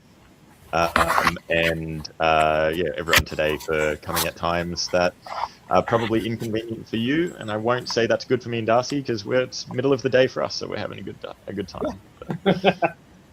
All right. to Australia, the UK, and America for finding a time that works for all 3 of us. So it's not often. Yeah, we are especially happy for the time that was picked. It was very good. All right. Board 3. We have Hannah Norman, which is another snowboarder for slope style and big air. Ah, cool. Big Air is awesome. Yeah, I love Big Air. I've watched it. Everything they had about Big Air, I was watching. It's just so electric, so fun to watch. All right. Karthik, if you want to give us a quick run through of these players, because we have definitely a contender on here. Yeah. So James Costa is new to me. Very excited to see them play. Eddie Brisson was, I feel like, playing diplomacy before diplomacy existed. He'll be playing diplomacy after we all die. Eddie Brisson is diplomacy personified. We have Liam, Sabi, and Jennifer, who have all had some fun games to watch. And I'm excited to see if they can convert those fun games into a good score this time. I'm rooting for it to happen. And then we have our contenders, right? We have Craig with an outside shot with a good score. They can make it. And hopefully they don't end up kicking themselves for not taking a few more centers when they had the ability to get a really massive score. Potentially, a solo. They had a huge position. And then we have Ed Sullivan, the king of the backroom deal. Cigar smoke was flying when he got those centers off of Emmett. So I'm excited to see if he can find a way to make magic work and show his prowess off in marathon or sprint style tournaments where there are no top board. All right. Okay. Let's go with 01. Karthik. Let's do it. So we see Eddie Brisson going with one of my favorite English openings to Churchill. Liverpool goes to Edinburgh, giving ultimate flexibility. We see Craig supporting himself into Burgundy, the classic Maginot opening. Liam supporting himself into Burgundy, the classic Maginot opening. Some old school vibes right there. Craig goes Rome to Venice, Venice to Trieste. Opening I've not seen in a long time. More old head openings. I love it. This is a blast to the past right here. We see some of the modern with Ed Sullivan opening Ankara to Black Sea, Smyrna to Ankara. Ed is like a young folk like the rest of us, obviously. Jennifer opens up with a classic Russian opening of yore and of today. And same with Sabi, except Munich goes to Burgundy unsuccessfully, not even causing a bounce rather than going to Ruhr. I would worry strongly about Holland here. And unfortunately, they don't have a way to guarantee or defend it. Yeah, definitely. There we go. 4. Okay. So Sabi gets lucky here, and Eddie decides to take the convoy to Belgium, which is uninterrupted by either Burgundy or anything else for that matter. Kiel makes it into Holland, therefore. Norwegian makes it into Norway. Great opening for Eddie Brisson. I do not believe this is going to be one of those turns where Belgium is where the English army goes to die. Liam gets both builds in Spain and Portugal. Nice stuff for him. Craig managed to support himself into Tiroli successfully. Very impressive. Holds Trieste, very impressive. And then takes Tunis with AUNC. All around great turn for him. And most importantly for Austria, though, Austria gets Sevastopol to go into Romania with Turkish support, but fails to get Warsaw to stay out of Galicia. So a mixed bag for James Acosta. Excited to see what he can make happen here. I suspect the fleet will be getting blown up in 1902. All right. Oh, Darcy. I want to call attention to the army build in Constantinople. We're going to look at an IT pos potentially. Very nice. Lead the way, Darcy.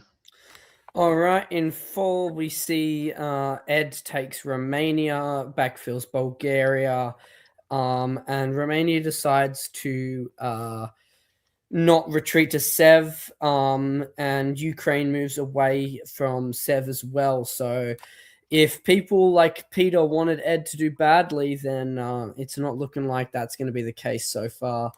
Elsewhere in the east, Craig takes Vienna but loses Trieste for his troubles, and Jennifer walks into Budapest as a result. Furthermore, we have Jennifer takes Norway up in the north as Eddie moves into Barents and tries to convoy into Norway. So good play from Jennifer over there. Meanwhile, we have Sabi moving up towards Burgundy by moving into Ruhr. However, Belgium is Liam moving against Sabi by going into Ruhr. Oh yeah, but Sabi went into Ruhr with support. Oh, yeah, sorry. Yeah. Liam did get support from Eddie trying to get into Ruhr, so it looks like Eddie is working in some sort of EF at the moment. However, Liam is bringing his fleets around, so not necessarily keeping to the EF on the French side.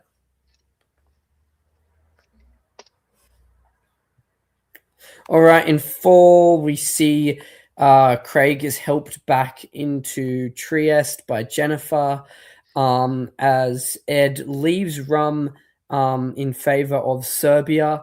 So it seems like, James, you didn't play around earlier, and they decided you weren't loyal to diplomacy over this weekend, so we have no loyalty to you.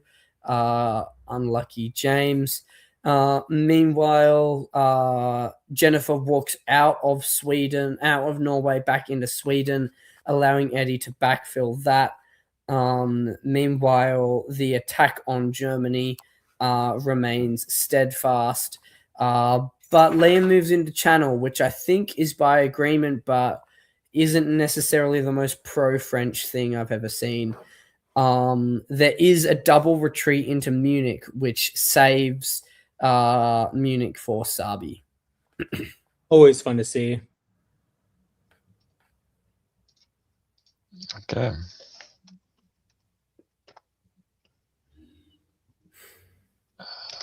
Here we go. Push us through, Karthik. Absolutely. So what we originally thought was going to happen here was probably in the north some sort of rapprochement between Eddie and Jennifer. That does not happen. Instead, Eddie works with Sabi to cut Sweden and then supports himself into Barents, thus piffing the Barents fleet. So nothing doing there for Jennifer. Jennifer pulls her armies up and forward into Prussia and Silesia while sending Warsaw to Livonia, Moscow to St. Petersburg. Liam opts to try and pull his fleets down and around, going after Craig. Craig kind of just blocks out and stops it in his tracks immediately, so nothing's going to happen there. And Ed and James just bounce in Aegean, so once again, nothing doing until decides to support himself into Greece, probably in the fall. Ed's got a really nice position, and unless things start to change, this tournament could be a slippin'. Yep. 4. Yep. As I said, Ed was going to support himself into Greece, and now he does get to take Aegean. I'm surprised that Greece didn't still bounce him out, though. because this gives Ed a really nice defensive position against any stat by Craig, and also gives him a free convoy now into Sevastopol, gives him the power to convoy into Romania, gives him a lot of flexibility here that is very, very envious. Then, or enviable rather.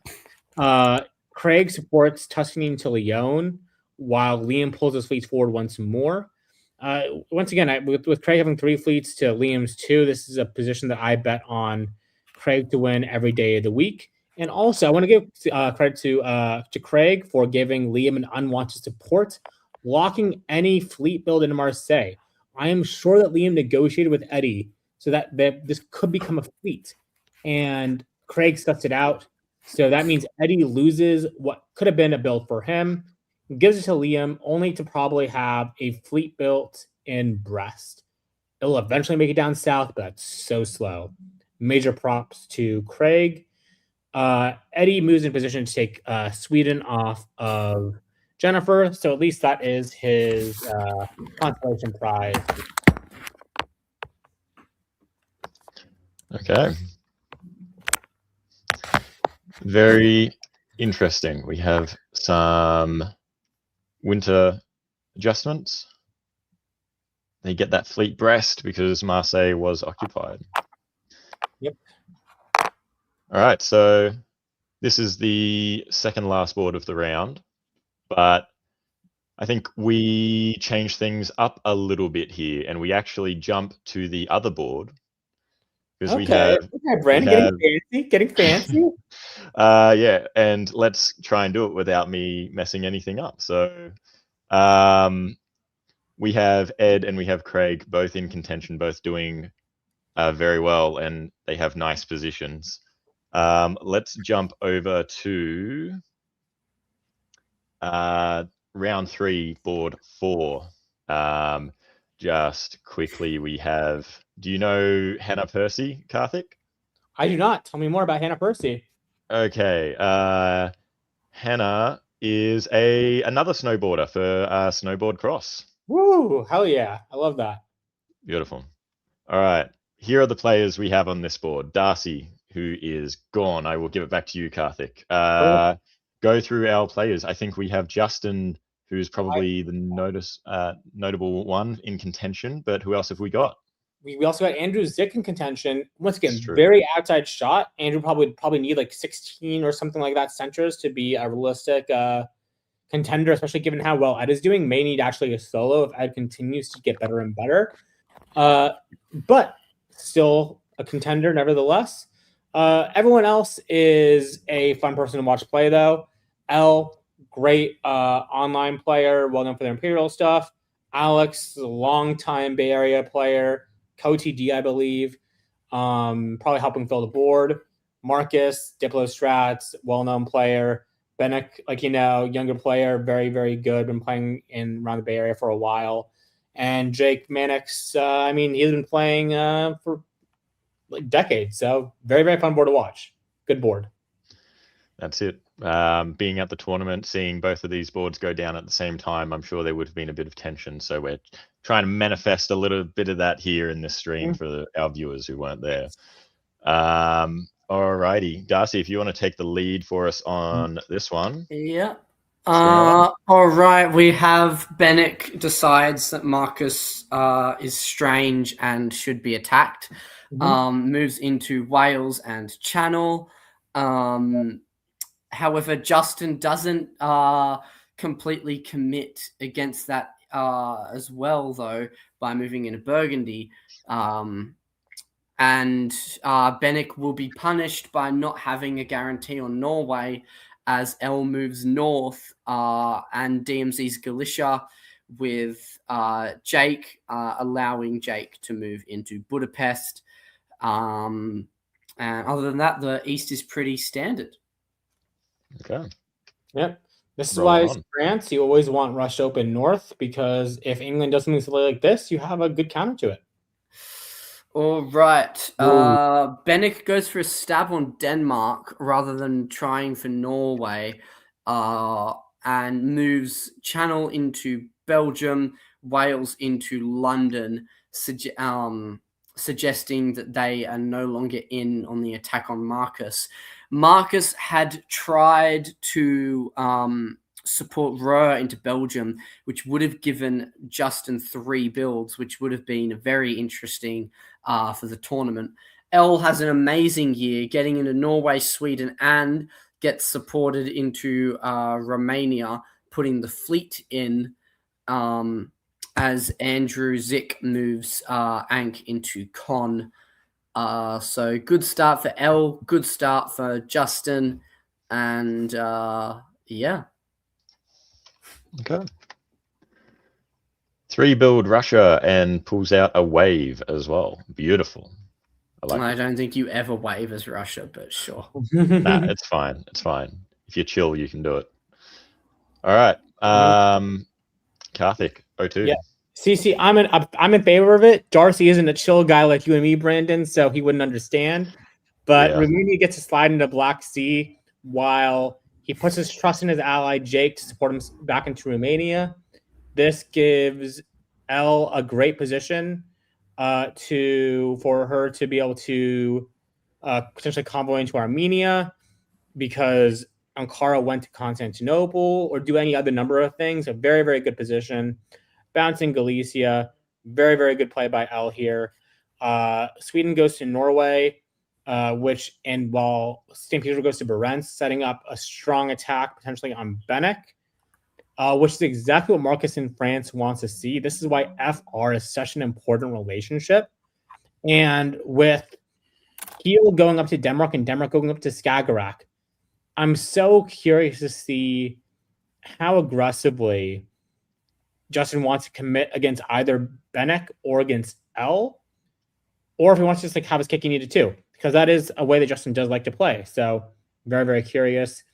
Alex sets up with extended Lepanto, and yeah, good stuff. Aggressive cake eating from Justin's part. That is his strat. Mm-hmm. All right. Cool. Okay, very fun. Yeah. So what I thought was going to be an aggressive attack by L on Benek, I think, is now foiled and stymied.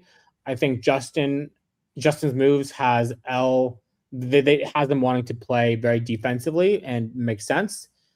And then Black Sea convoys Romania to Ankara successfully. So Andrew Zick doesn't even bother defending against it, prefers to defend against Austria and Italy. And L takes advantage of that. Well played. France supports themselves into the English Channel, giving them a strong attack on Wales, London, etc. And Benek continues to be in some trouble. So kudos to Marcus for recovering very, very strongly. Kudos to Alex and Jake for putting some pressure on the center of the board and keeping Justin in check, because Tiroli, Bohemia, Silesia, that could be a pain to deal with, especially with only one build coming down for the Germans. Yeah, definitely. And a nice moveset from Jake and L as well. Like Andrew Zick could have gotten Bulgaria back, but they risked it to try and make progress, and they got it. So yeah, absolutely. Here we go. No wave from L in Russia. That's okay. St. Pete South Coast is not what Justin wants to see. No, absolutely not. But I think it's what the board needed to see. Yeah. Okay. Darcy. All right. We see the air takes Munich here. England is crucially on side with the air as well, as they support Norway down to Skagerrak, getting ready to take Denmark. The air mops up Con as well. However, Zick does get support from Mannix into Ionian, so there is a stab on Italy here, as Venice will fall in fall, and the AR is rolling. Meanwhile, Marcus moves out of English Channel into Mao and moves Mao to Now, which only gives up Channel. So I think a net negative there for Marcus against Benek. Cool. All right. In fall, we see Bennett convoy Justin into Norway and they take Channel from behind. They take Belgium from behind. Justin also crucially gets Munich back, which means Justin will not be disbanding, which is very important. Meanwhile, Marcus gets into Liverpool as Bennett guesses wrong around Clyde, which is a bit of a shame. Meanwhile, Jake decides not to take Venice, which is very interesting. And Alex loses Naples to Andrew, meaning Andrew is not disbanding. And yeah, just a bit of a curious decision there by Jake not to take Venice. Yeah, very, very odd. They're looking very messy for Justin with, a bit of a chance at the tournament here, and same with for Andrew Zick. It's not looking ideal, but we push on into 04. Karthik. Yeah, great moves from Marcus here, being able to slide into the Norwegian Sea unopposed. Basically, is going to have a good shot at Edinburgh. Going to have a good shot at Belgium. Like, lots of damage can be done. So massive props for that. In the south, we have Venice finally being taken, voluntarily piffed. And yeah, I expect Smyrna to fall in the fall to either Jake or Andrew. They seem to have a very, very it's a stab. There's a stab here. Galicia, you think? Galicia moving up to Bulgaria. Con held instead of supporting Ank to Smyrna. Yeah, you're right. You're right. There are stronger stabs in this, but given the how pinned Rush is, it's actually a strong positional stab. So credit to Jake for. And Jake potentially gets Rome and Venice and Naples and Romania all here. Yes, true. This is a massive stab. Mm-hmm. Oof. Okay. Yeah. Didn't go to plan. Yeah, I mean, I'm sure that Jake is mostly happy with this result. He's fine losing Con. He's fine losing Naples if it means that he just gets to get Rome instead. The key, I think, here is that he gets Rum. Nothing of the RT remainders can really do much harm to him. No, but the builds that L gets because of Justin's misorder. L gets one build. Two. Oh, it gets one build. That's true. Yes. But why does he? Munich? Berlin supports Munich, but Munich doesn't support Berlin. Oh, that's brutal. Okay, yeah. Had that not happened, then it would be even better because then L is not building. Moscow is free. Sev is free, and then a lot of damage could have been done. That's it. But yeah, So Belgium gets taken as well, though. So that's pretty big and definitely worth pointing out. So kudos to Marcus for doing a lot of damage. Doesn't get Edinburgh, but that's fine.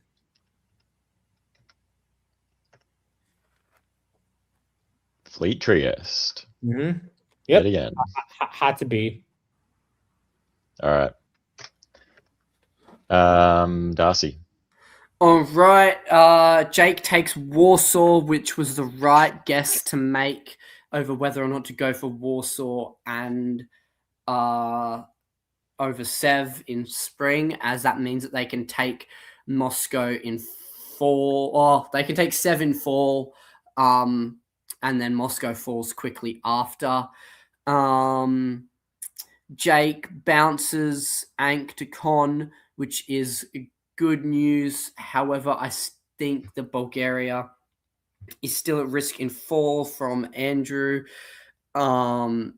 Meanwhile, Alex gets support into Tyrrhenian Sea from Andrew to put pressure on Rome, showing that Jake won't get everything completely easy. Furthermore, L gets into Denmark here. and we'll have Kiel in fall potentially. Maybe not actually. Meanwhile, Marcus takes Eddie and will have London in fall. So Marcus will go up to 9 here and be in a very good position. But all the people that need to get the big scores in this game are not going to be getting the big scores in this game. I think it's fair to say at this point that Justin is mostly cooked. They had a really, really strong early position, but once L got their feet back under them, it's very, very hard for Justin to beat that, given their relative positions. And with Marcus, therefore, being able to grow quite massive off of Bennick, picking up Edinburgh, and then almost certainly picking up London in the fall, it's hard to see a strong path forward for Justin to the top. And well, Andrew Zick, I mean, Turkey's not going to go for big either. All right, in fall, Jake loses Rome and decides to not take both Sev and Warsaw, and instead goes and takes Moscow.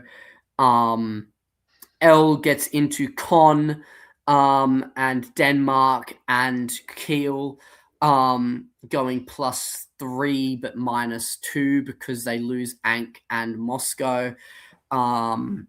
And Marcus takes London, has 2 fleets facing the North Sea, so most likely will 3 fleets facing the North Sea, so we'll most likely push forward there as well. Yep.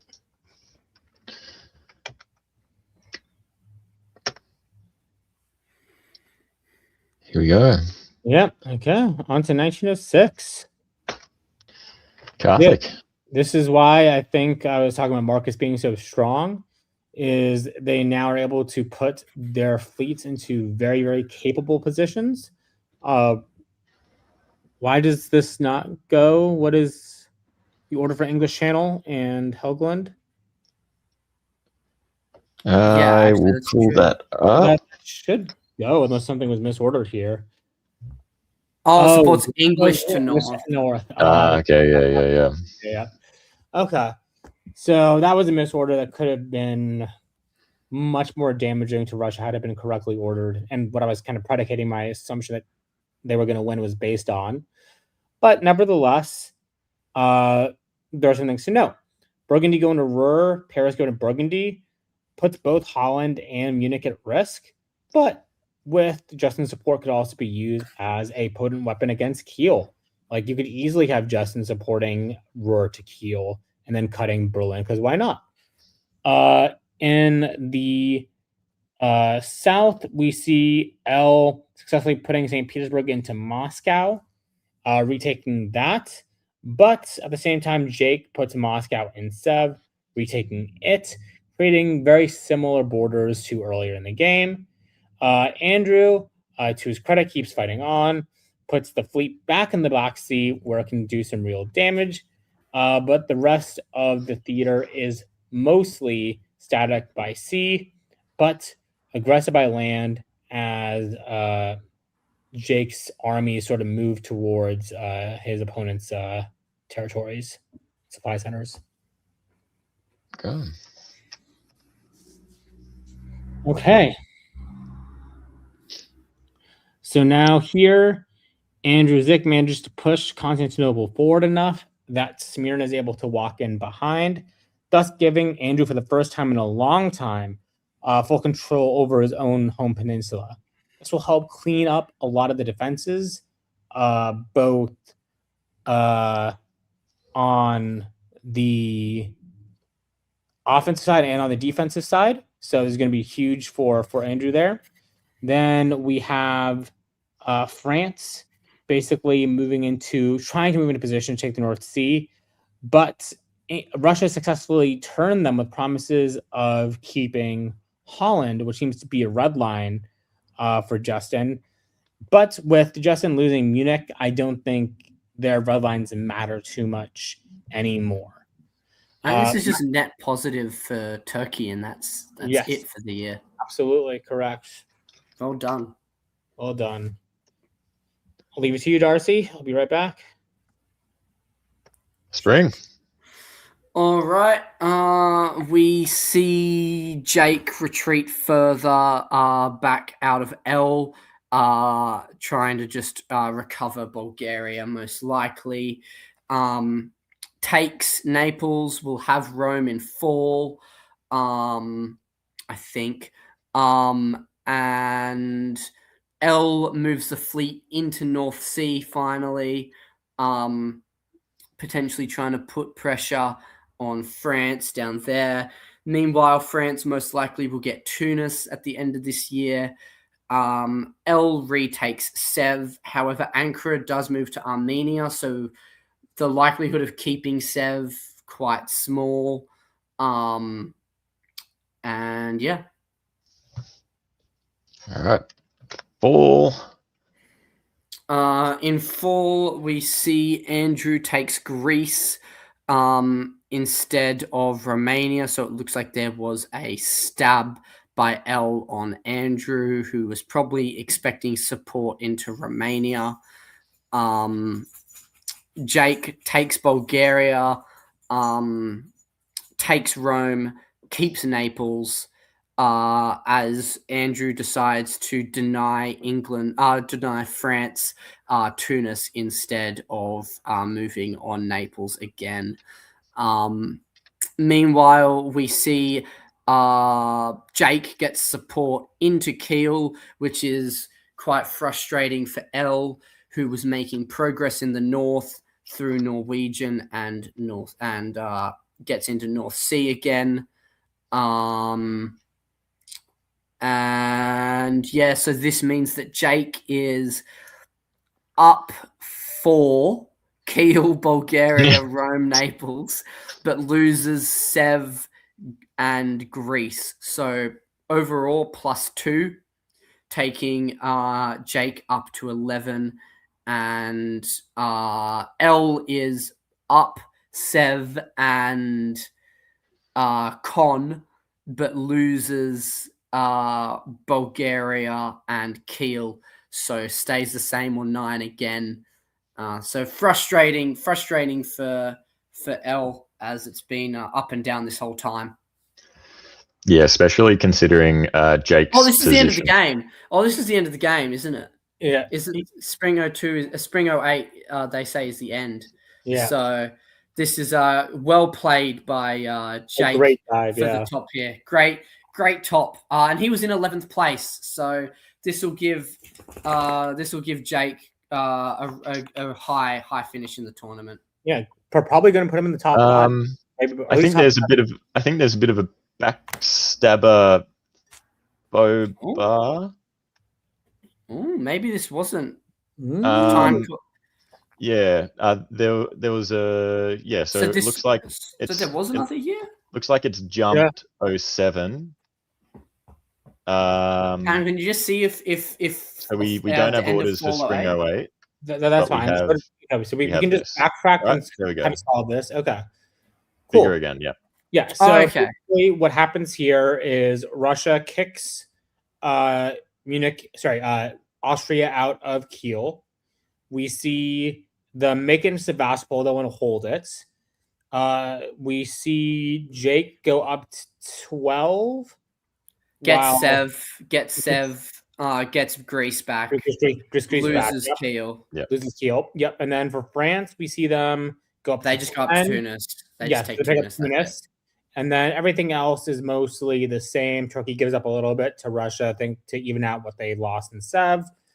And yeah, all in all, this relatively makes sense. All things respect Justin for the survival, and he was annoying to various parties throughout, like supporting Austria into Kiel, got support into Holland from Russia at various points, worked with France at various points, and never died. So respect to Justin. Yeah, I wish it was a 9-10 game because I'd be really curious to see what Jake. Oh, I think Jake really pushes into Moscow and Warsaw. He gets Moscow and Warsaw. He gets all of Anatolia. The question is, can he find a way to get Tunis or Berlin? I don't think so, but like it'd be fun to watch him try. Like, you know. Yeah. But no, Jake will go up to probably top 5. off the back of that. He was in 11th place going into that game. Really good play by Jake there. I want to give him massive props for that. Yeah, that looked definitely. tough. It looked like he had no allies at a lot of points of that game, and tactically just managed to make sure that if he was losing something, he was getting something as well. Exactly. That's it. Yeah, they played through 08 according to it, so it seems like it was more of a time-based thing than a year-based Correct. thing. Yeah, this is a time-based thing. Off the central clock, the TD will call time, and unless you're in adjudication, the game is over immediately. Okay. Cool. So we return to our other board. So we know that the two people in contention, Justin and Andrew from that previous game, are not going to make it. So we come back. I think it's all on if Ed needs to have a collapse basically to give Peter the win or Craig the win. Yes.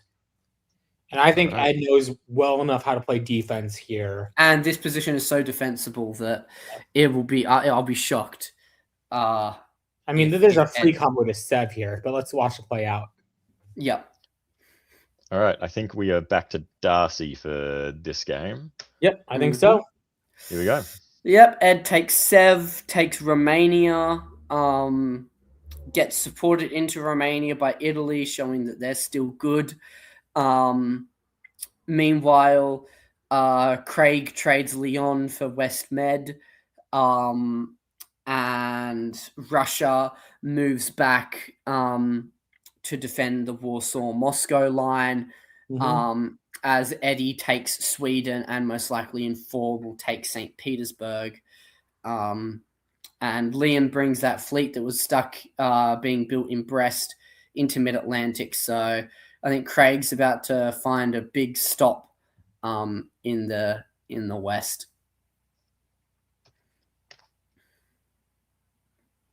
All right, in fall, we see Ed move Bulgaria sneakily into Serbia. Not sure what reasoning he could be giving Craig there for that one. Meanwhile, Craig moves the fleet up into Tuscany, which blocks a convoy attempt. And Craig also gets into North Africa. So a bit more pushing on the fleets there, but the position's pretty defensible. Meanwhile, we see Sabi stab Eddie for Sweden here, as Eddie decides not to take St. Pete and moves the fleets back. So a bit of punishment for some peaceful play from Eddie, as it seems like he was expecting a convoy into Livonia. All right. Excited to have the fleet in North Africa. Let's see if some damage can be done with that. Spain is now in an uncomfortable position where it has to defend both Lyon and Mid-Atlantic Ocean. Which one does it choose is the question. Yeah, that's it. Builds tough year for Russia, down 3. Ed up 2, builds 1.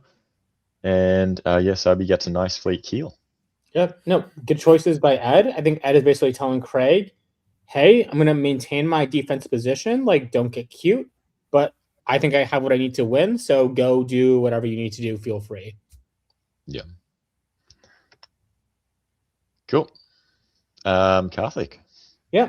And I think Craig believes this to be a compelling message because he sends Budapest up to Galicia with no fear. At the same time, Lyon is destroyed. Spain does choose to protect Mid-Atlantic Ocean, I believe. So it didn't matter. Lyon was lost. In the north, we see Eddie trying to put some pressure on Sabi as punishment for the stab earlier. This should go in the fall when North Sea taps Denmark. If Sabi wants to get cute, no, they can't because then I would give Eddie a build. Never mind. Ignore me. Let's go to the fall. So in the fall, Ed continues to move for position on Ukraine. While Craig goes back to cover himself, I think no longer fully believing that Ed is going to be Mr. Nice Guy and just take the win. But I believe Ed here. I think Ed just wants to win the entire tournament. And I think he's happy to do whatever it takes to get that, or whatever little it takes to get that, rather.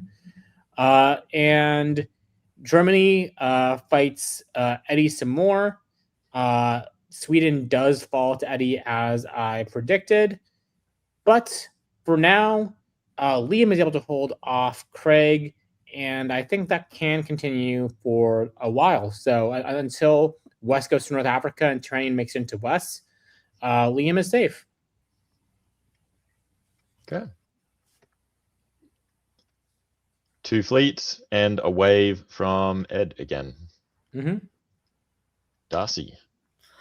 All right. We see what is definitely an arranged draw taking place here as Eddie takes Denmark and everything else holds, expecting a draw in winter. Mm-hmm. No, we get it in fall instead. Okay. Well done, Ed, on the tournament win. Perfect tournament. Perfect tournament. I don't think there's anything Ed could have or should have done better than this. I think this was just this is like what happens. Like I see these tournament results in North America and it's an Ed win, and I'm like, mate, he is an expert at winning these face-to-face tournaments without a top board. He just goes in, gets the job done, and he just carries the circuit on his back with all these wins. It's quite impressive. Shout out Edwin for second. We thought Peter had overtaken Edwin, but obviously not. And Peter rounds out the top 3. Craig, it's a bit of a what could have been if you'd taken pushed a few more in that middle game. Mm-hmm. And respect to Jake and Justin for 2 good tournaments as well. Yep. I was proud. I did call it Jake potentially top 5, and he's exactly top 5. So good stuff there. Ed. Too bad there's no Eddie to take third, but Ed, and Peter top 1, 2, 3, and then Craig, Jake, Justin, and Marcus rounding out what would have been your top board. The scores between Ed and this is probably something that Brandon messed up. So blame them. All right. Let me just remove this for a second and see if I can adjust that. Either that or just go to the Dip TV screen that has the tournament scores on it. Yeah. It says that Peter has 460 and Edwin has 444. Okay, that's what I thought. Yeah, that's what I thought. Yeah. So I wouldn't be surprised if at some point, because like we were having trouble with the backstab being logged into the DBN, that Edwin didn't have some points that he lost in a board get removed appropriately, and therefore he was shown at like 4 whatever it was instead of 444, and maybe we didn't see Peter McNamara, which brought him up to 460. But yeah, so to go over it for everyone at home who just to correct the scoreboard that we showed, Ed Sullivan is in first place on 517. Peter McNamara is in second on 460.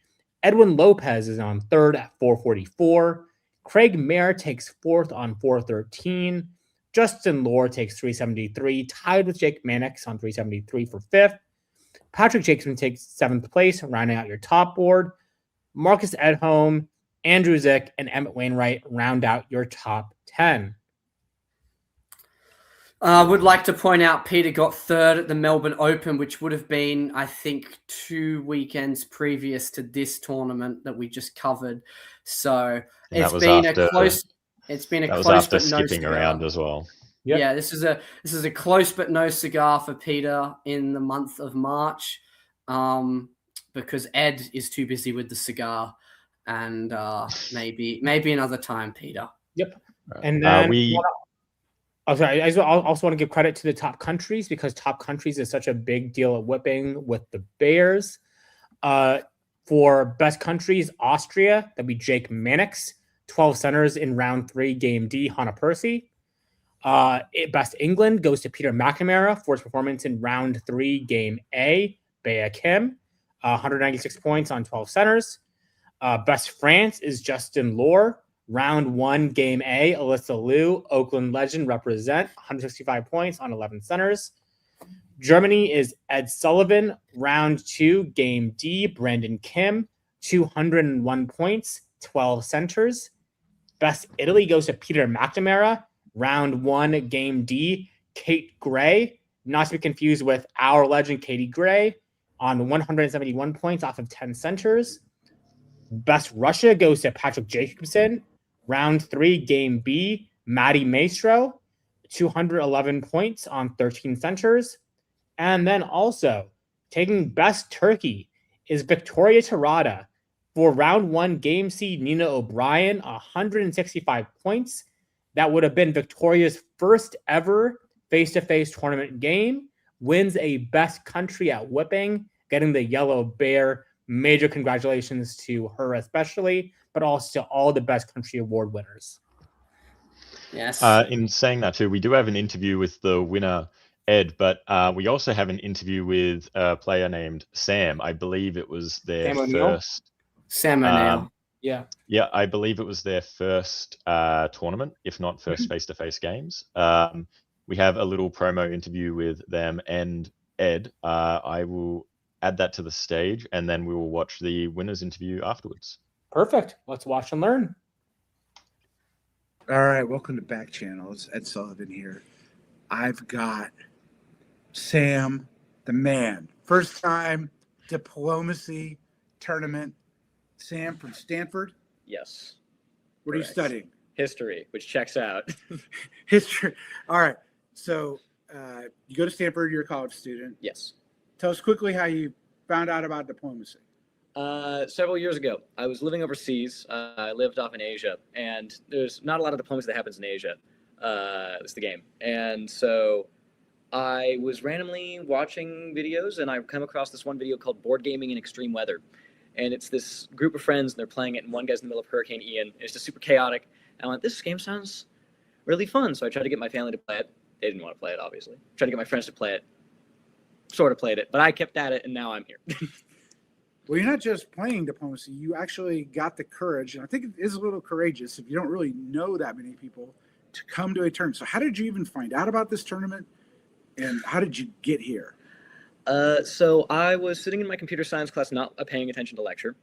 And As you do. yeah, and I opened up randomly, I was like, I'm going to open up the World Diplomacy Design, whichever one it was. The very long one that comes out 3 or 4 times a year. And I was scrolling through it, and I found Diplomacy World. Diplomacy World, that's the one, yeah.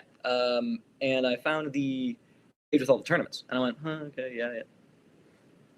That's on my break. And that's up in San Francisco. So, I got a ride up here and decided, why not? I'll play it. Seems fun. You don't know anybody. No. You just showed up. I remember before I went to my first face-to-face tournament, I thought, oh, it'll be a bunch of clicks and I won't be able to bond with anybody. How did you find your experience? Well, I had the same thought initially because I've heard things about, it's the new guy, get rid of him. Frankly, though, it was actually, everybody was extremely friendly. And I think a lot of people really wanted to play with the newer person because they don't like the person who stabbed them in the previous game, among other things. You have no history. Yeah, exactly. You're the blank page. We're going to rewrite our history together. Exactly. But it was, frankly, everybody was super friendly, and everybody wanted to get to know me, and I wanted to get to know everybody else. So it was a great time. I didn't really sense any clicks, although clearly people are friends with each other, but not in a way that would impact the game. You will still stab your friends. I know, I've learned this much. And then you will go to dinner, and they will be very mad at you, and they'll still buy you a drink. So it works out. You were deprived of diplomacy's greatest experience, which is to play with me. So you can't say that I was your favorite player to play with, but who did you have the most fun with this weekend? Oof. I'd probably say Caleb, honestly. In my third game, I was playing Italy. It was a very dynamic game. I had gotten Russia and then Turkey on my first 2 rounds. I was thinking to myself, okay, I must get a Western power, and I got Italy. And Western, sort of not Western, you know what it is. But it was actually just a lot of fun. coordinated very well in the Balkans. Eventually, I had to take our centers, but before then, very fun time. And I don't really know. It was very nice to play with somebody else who was willing to put in a lot of stupid joke orders when we were holding our units. All right, Sam the man, congratulations on your first tournament. Hopefully we'll see you again, Shirley. Yes, surely. All right, Shirley. And there's virtual and there's a bunch of stuff. And obviously it's been a lot of fun here over the weekend. Back to the studio, but that's Sam. Hello. Okay. I love Absolutely. that video. Yeah, Yes. go talk. He seems like a great guy. Like, I'm glad that he had a great time. I believe that he's had some experience playing online on Diplo strats and some speedboat, but had no experience with face-to-face at all prior to this. So it's always really, really fun. Even if you have no experience, you know nobody, but you play the game Diplomacy and you love it, come out to a Diplomacy tournament in person. That's how I got into it. When I played Diplomacy, I played it online for a decade, but had no idea that the face-to-face hobby existed, knew nobody else who wanted to play it in person, rocked up to a tournament, had an incredible time. So let's do it. Let's play Diplomacy. Yeah, absolutely loved Sam's vibe. Like we love to see the newer players coming in, joining into the face-to-face scene. That's where it's at. Virtual is okay, but face-to-face is the best. So it's really good to see some players migrating across from there to our tournaments. At the beginning of this video, if you've joined us late, we did give a quick shout to upcoming tournaments in Europe, America, and Australia. So if you are interested and you want to get in on this action and make new friends and stab old ones, then definitely join the hobby. We'd love to see you at these events. But now the man of the hour, Ed, we have an interview between him and Adam Silverman. So I will pull that up now. Hell yeah. Let's see it. I am here with the 2026 whipping champion, Ed Sullivan. Mr. Sullivan, how does it feel to have just won the whipping tournament? I really don't think there could have been a more deserving champion.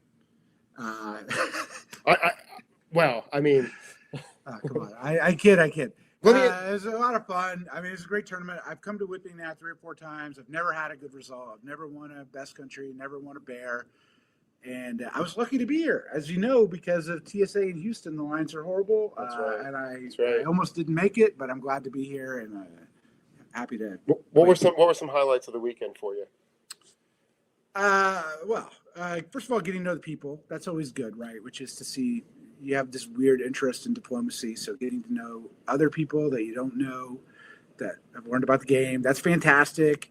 And then on the games, I mean, each of them were sort of unique challenges that required, different little diplomatic tricks and stuff like that. And I just love playing the game. And Did you feel like there were more players at this tournament than you haven't met before versus some other? You travel a lot, right? You go to a lot of events, so I'm curious. Like, did you feel like there were a bunch of? Was it mostly locals who were kind of out for this one that you had to meet for the first time and feel out their skills? Yeah, although I mean, because of the board assignments, the first game I didn't.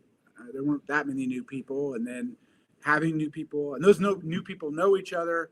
So they're kind of coordinating and collaborating with each other. I saw that a lot in games 2 and 3. That's its own. I mean, I do better with new players, not because Karthik would say I trick them, but generally, like, I want everyone to have a good experience and rising tides and all the rest of it. So I don't like seeing the same old. So that's great. So let's talk about your round 2 game, because I think that was a signature Ed Sullivan type of game. You were Germany in that game, right? And you were kind of stuck in the middle with not a lot of growth room for a large portion of the game. Talk through what you were kind of thinking and how you managed to break that deadlock to really kind of bust out in this latter half of the game.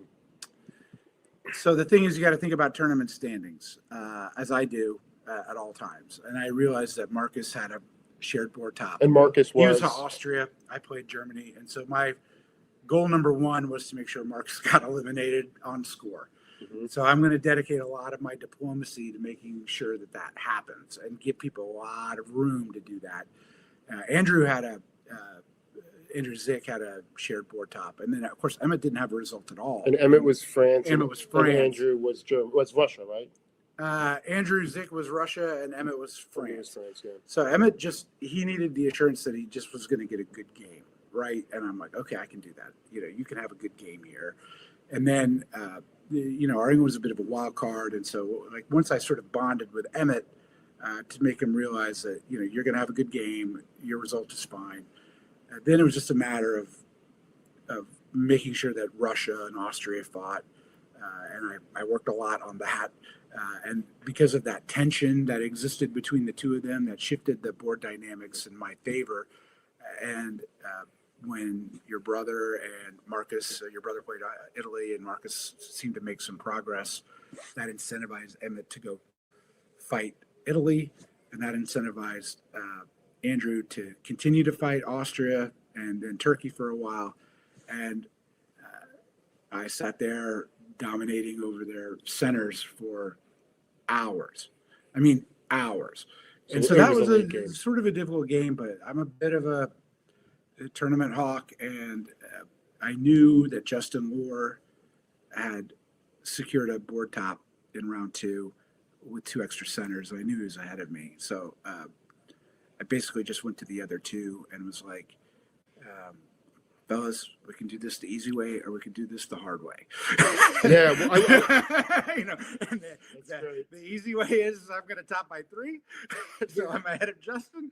Or the hard way is one of you is going to have a bad night at 1 in the morning or 2 in the morning. It was a late game. It went past 1. It was the last game running last night, and I was following it because it was the only game running at one point. And one thing that you just do so well is manage the rest of the board as you're growing and making the rest of the board okay with that. You really don't have any enemies other than the people you're grinding out and the people you're taking centers from. The rest of the folks who are also sort of mid-sized powers, you make them okay and comfortable with the fact that, yes, I'm going to be bigger, and you got to be good with that. And it was just a signature play. I've seen you do it so many times. You've done it on boards that I've been on where I've had to deal with knowing you're going to be larger than me. So just really great. And tell us about today's game, because you went into it where probably people realized you were, if not leading the tournament, then top couple people in the tournament. So, and you drew Turkey, right? I drew Turkey, which is a little sad. And so what was your approach in this game to make sure you weren't ground out? I just went to everybody, all my neighbors, and said, I don't need a huge result. I think if I'm second place, I'll be in the mix. So I'm not attacking anybody. The first person who attacks me, I'll dedicate what small resources I have, to hurting that person. I said it a little more diplomatically than that. But I'm going to be everybody's friend, and we'll see how it goes forward. And it turns out I had friends in Italy, Austria, and Turkey for that. I mean, Italy, Austria, and Russia for that. And so, we kill Austria. James, really nice guy. It wasn't obviously personal. I make a deal with Craig on an IT. I'm building armies.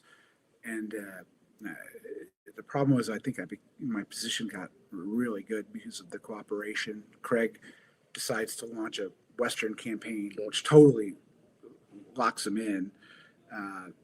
And I think because he didn't see any effort, any chance really to get me, because I could have brought in Russia to kill Craig. So, I mean, this was a game where, at least from what I saw on the board, you had largely impunity in the eastern part of the board. Craig was so overcommitted in the Med War that if you had chosen to do so, and I think Craig believed you would not choose to do so because of your tournament position, but had you chosen to do so, you probably could have dropped the hammer on 3 or 4 Italian dots. Yeah, at one point I could have taken Budapest and Trieste and Vienna, and I had all that lined up in front of me, but I want to be a kind dictator.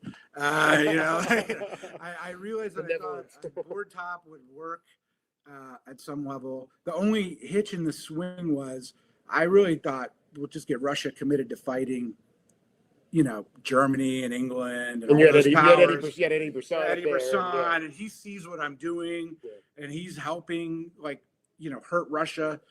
And so I was like, let's just get Russia committed more north. Let's just do that. Plenty of time, plenty of time. The game was early. I was happy to go.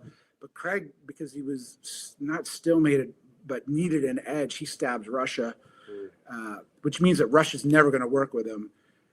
But at that point, I knew Eddie was going to lay off and the West was going to lay off of Russia.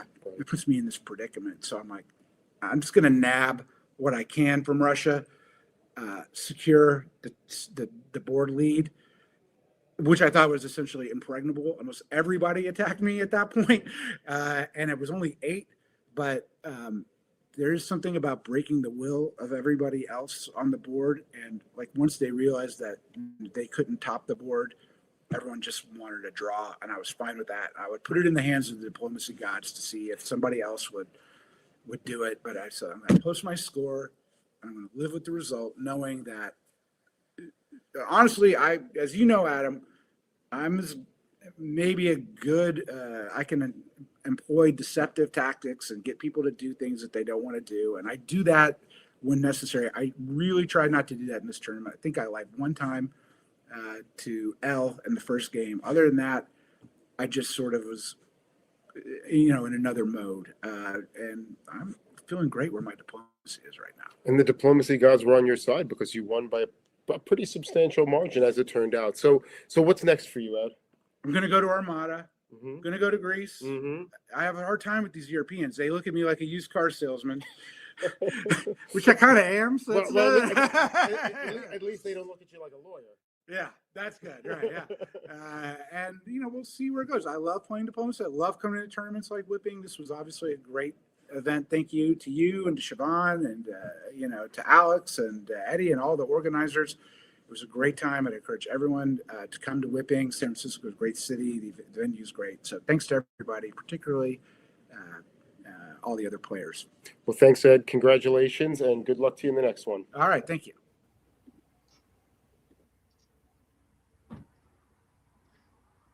Huge congrats to Ed yet again for a very, very impressive win. Absolutely dominating as he does. He's the man. Mm-hmm. No, this is a classic Ed style win. As he described it himself, he is the kind dictator. I think he's a little bit generous to himself right here in terms of the lies he tells to people. But I think Ed is generally on the whole someone that will take advantage of a situation, but make you okay with the fact that he took advantage of it. And that's one of the why he's one of the best diplomats, I think, on the scene right now.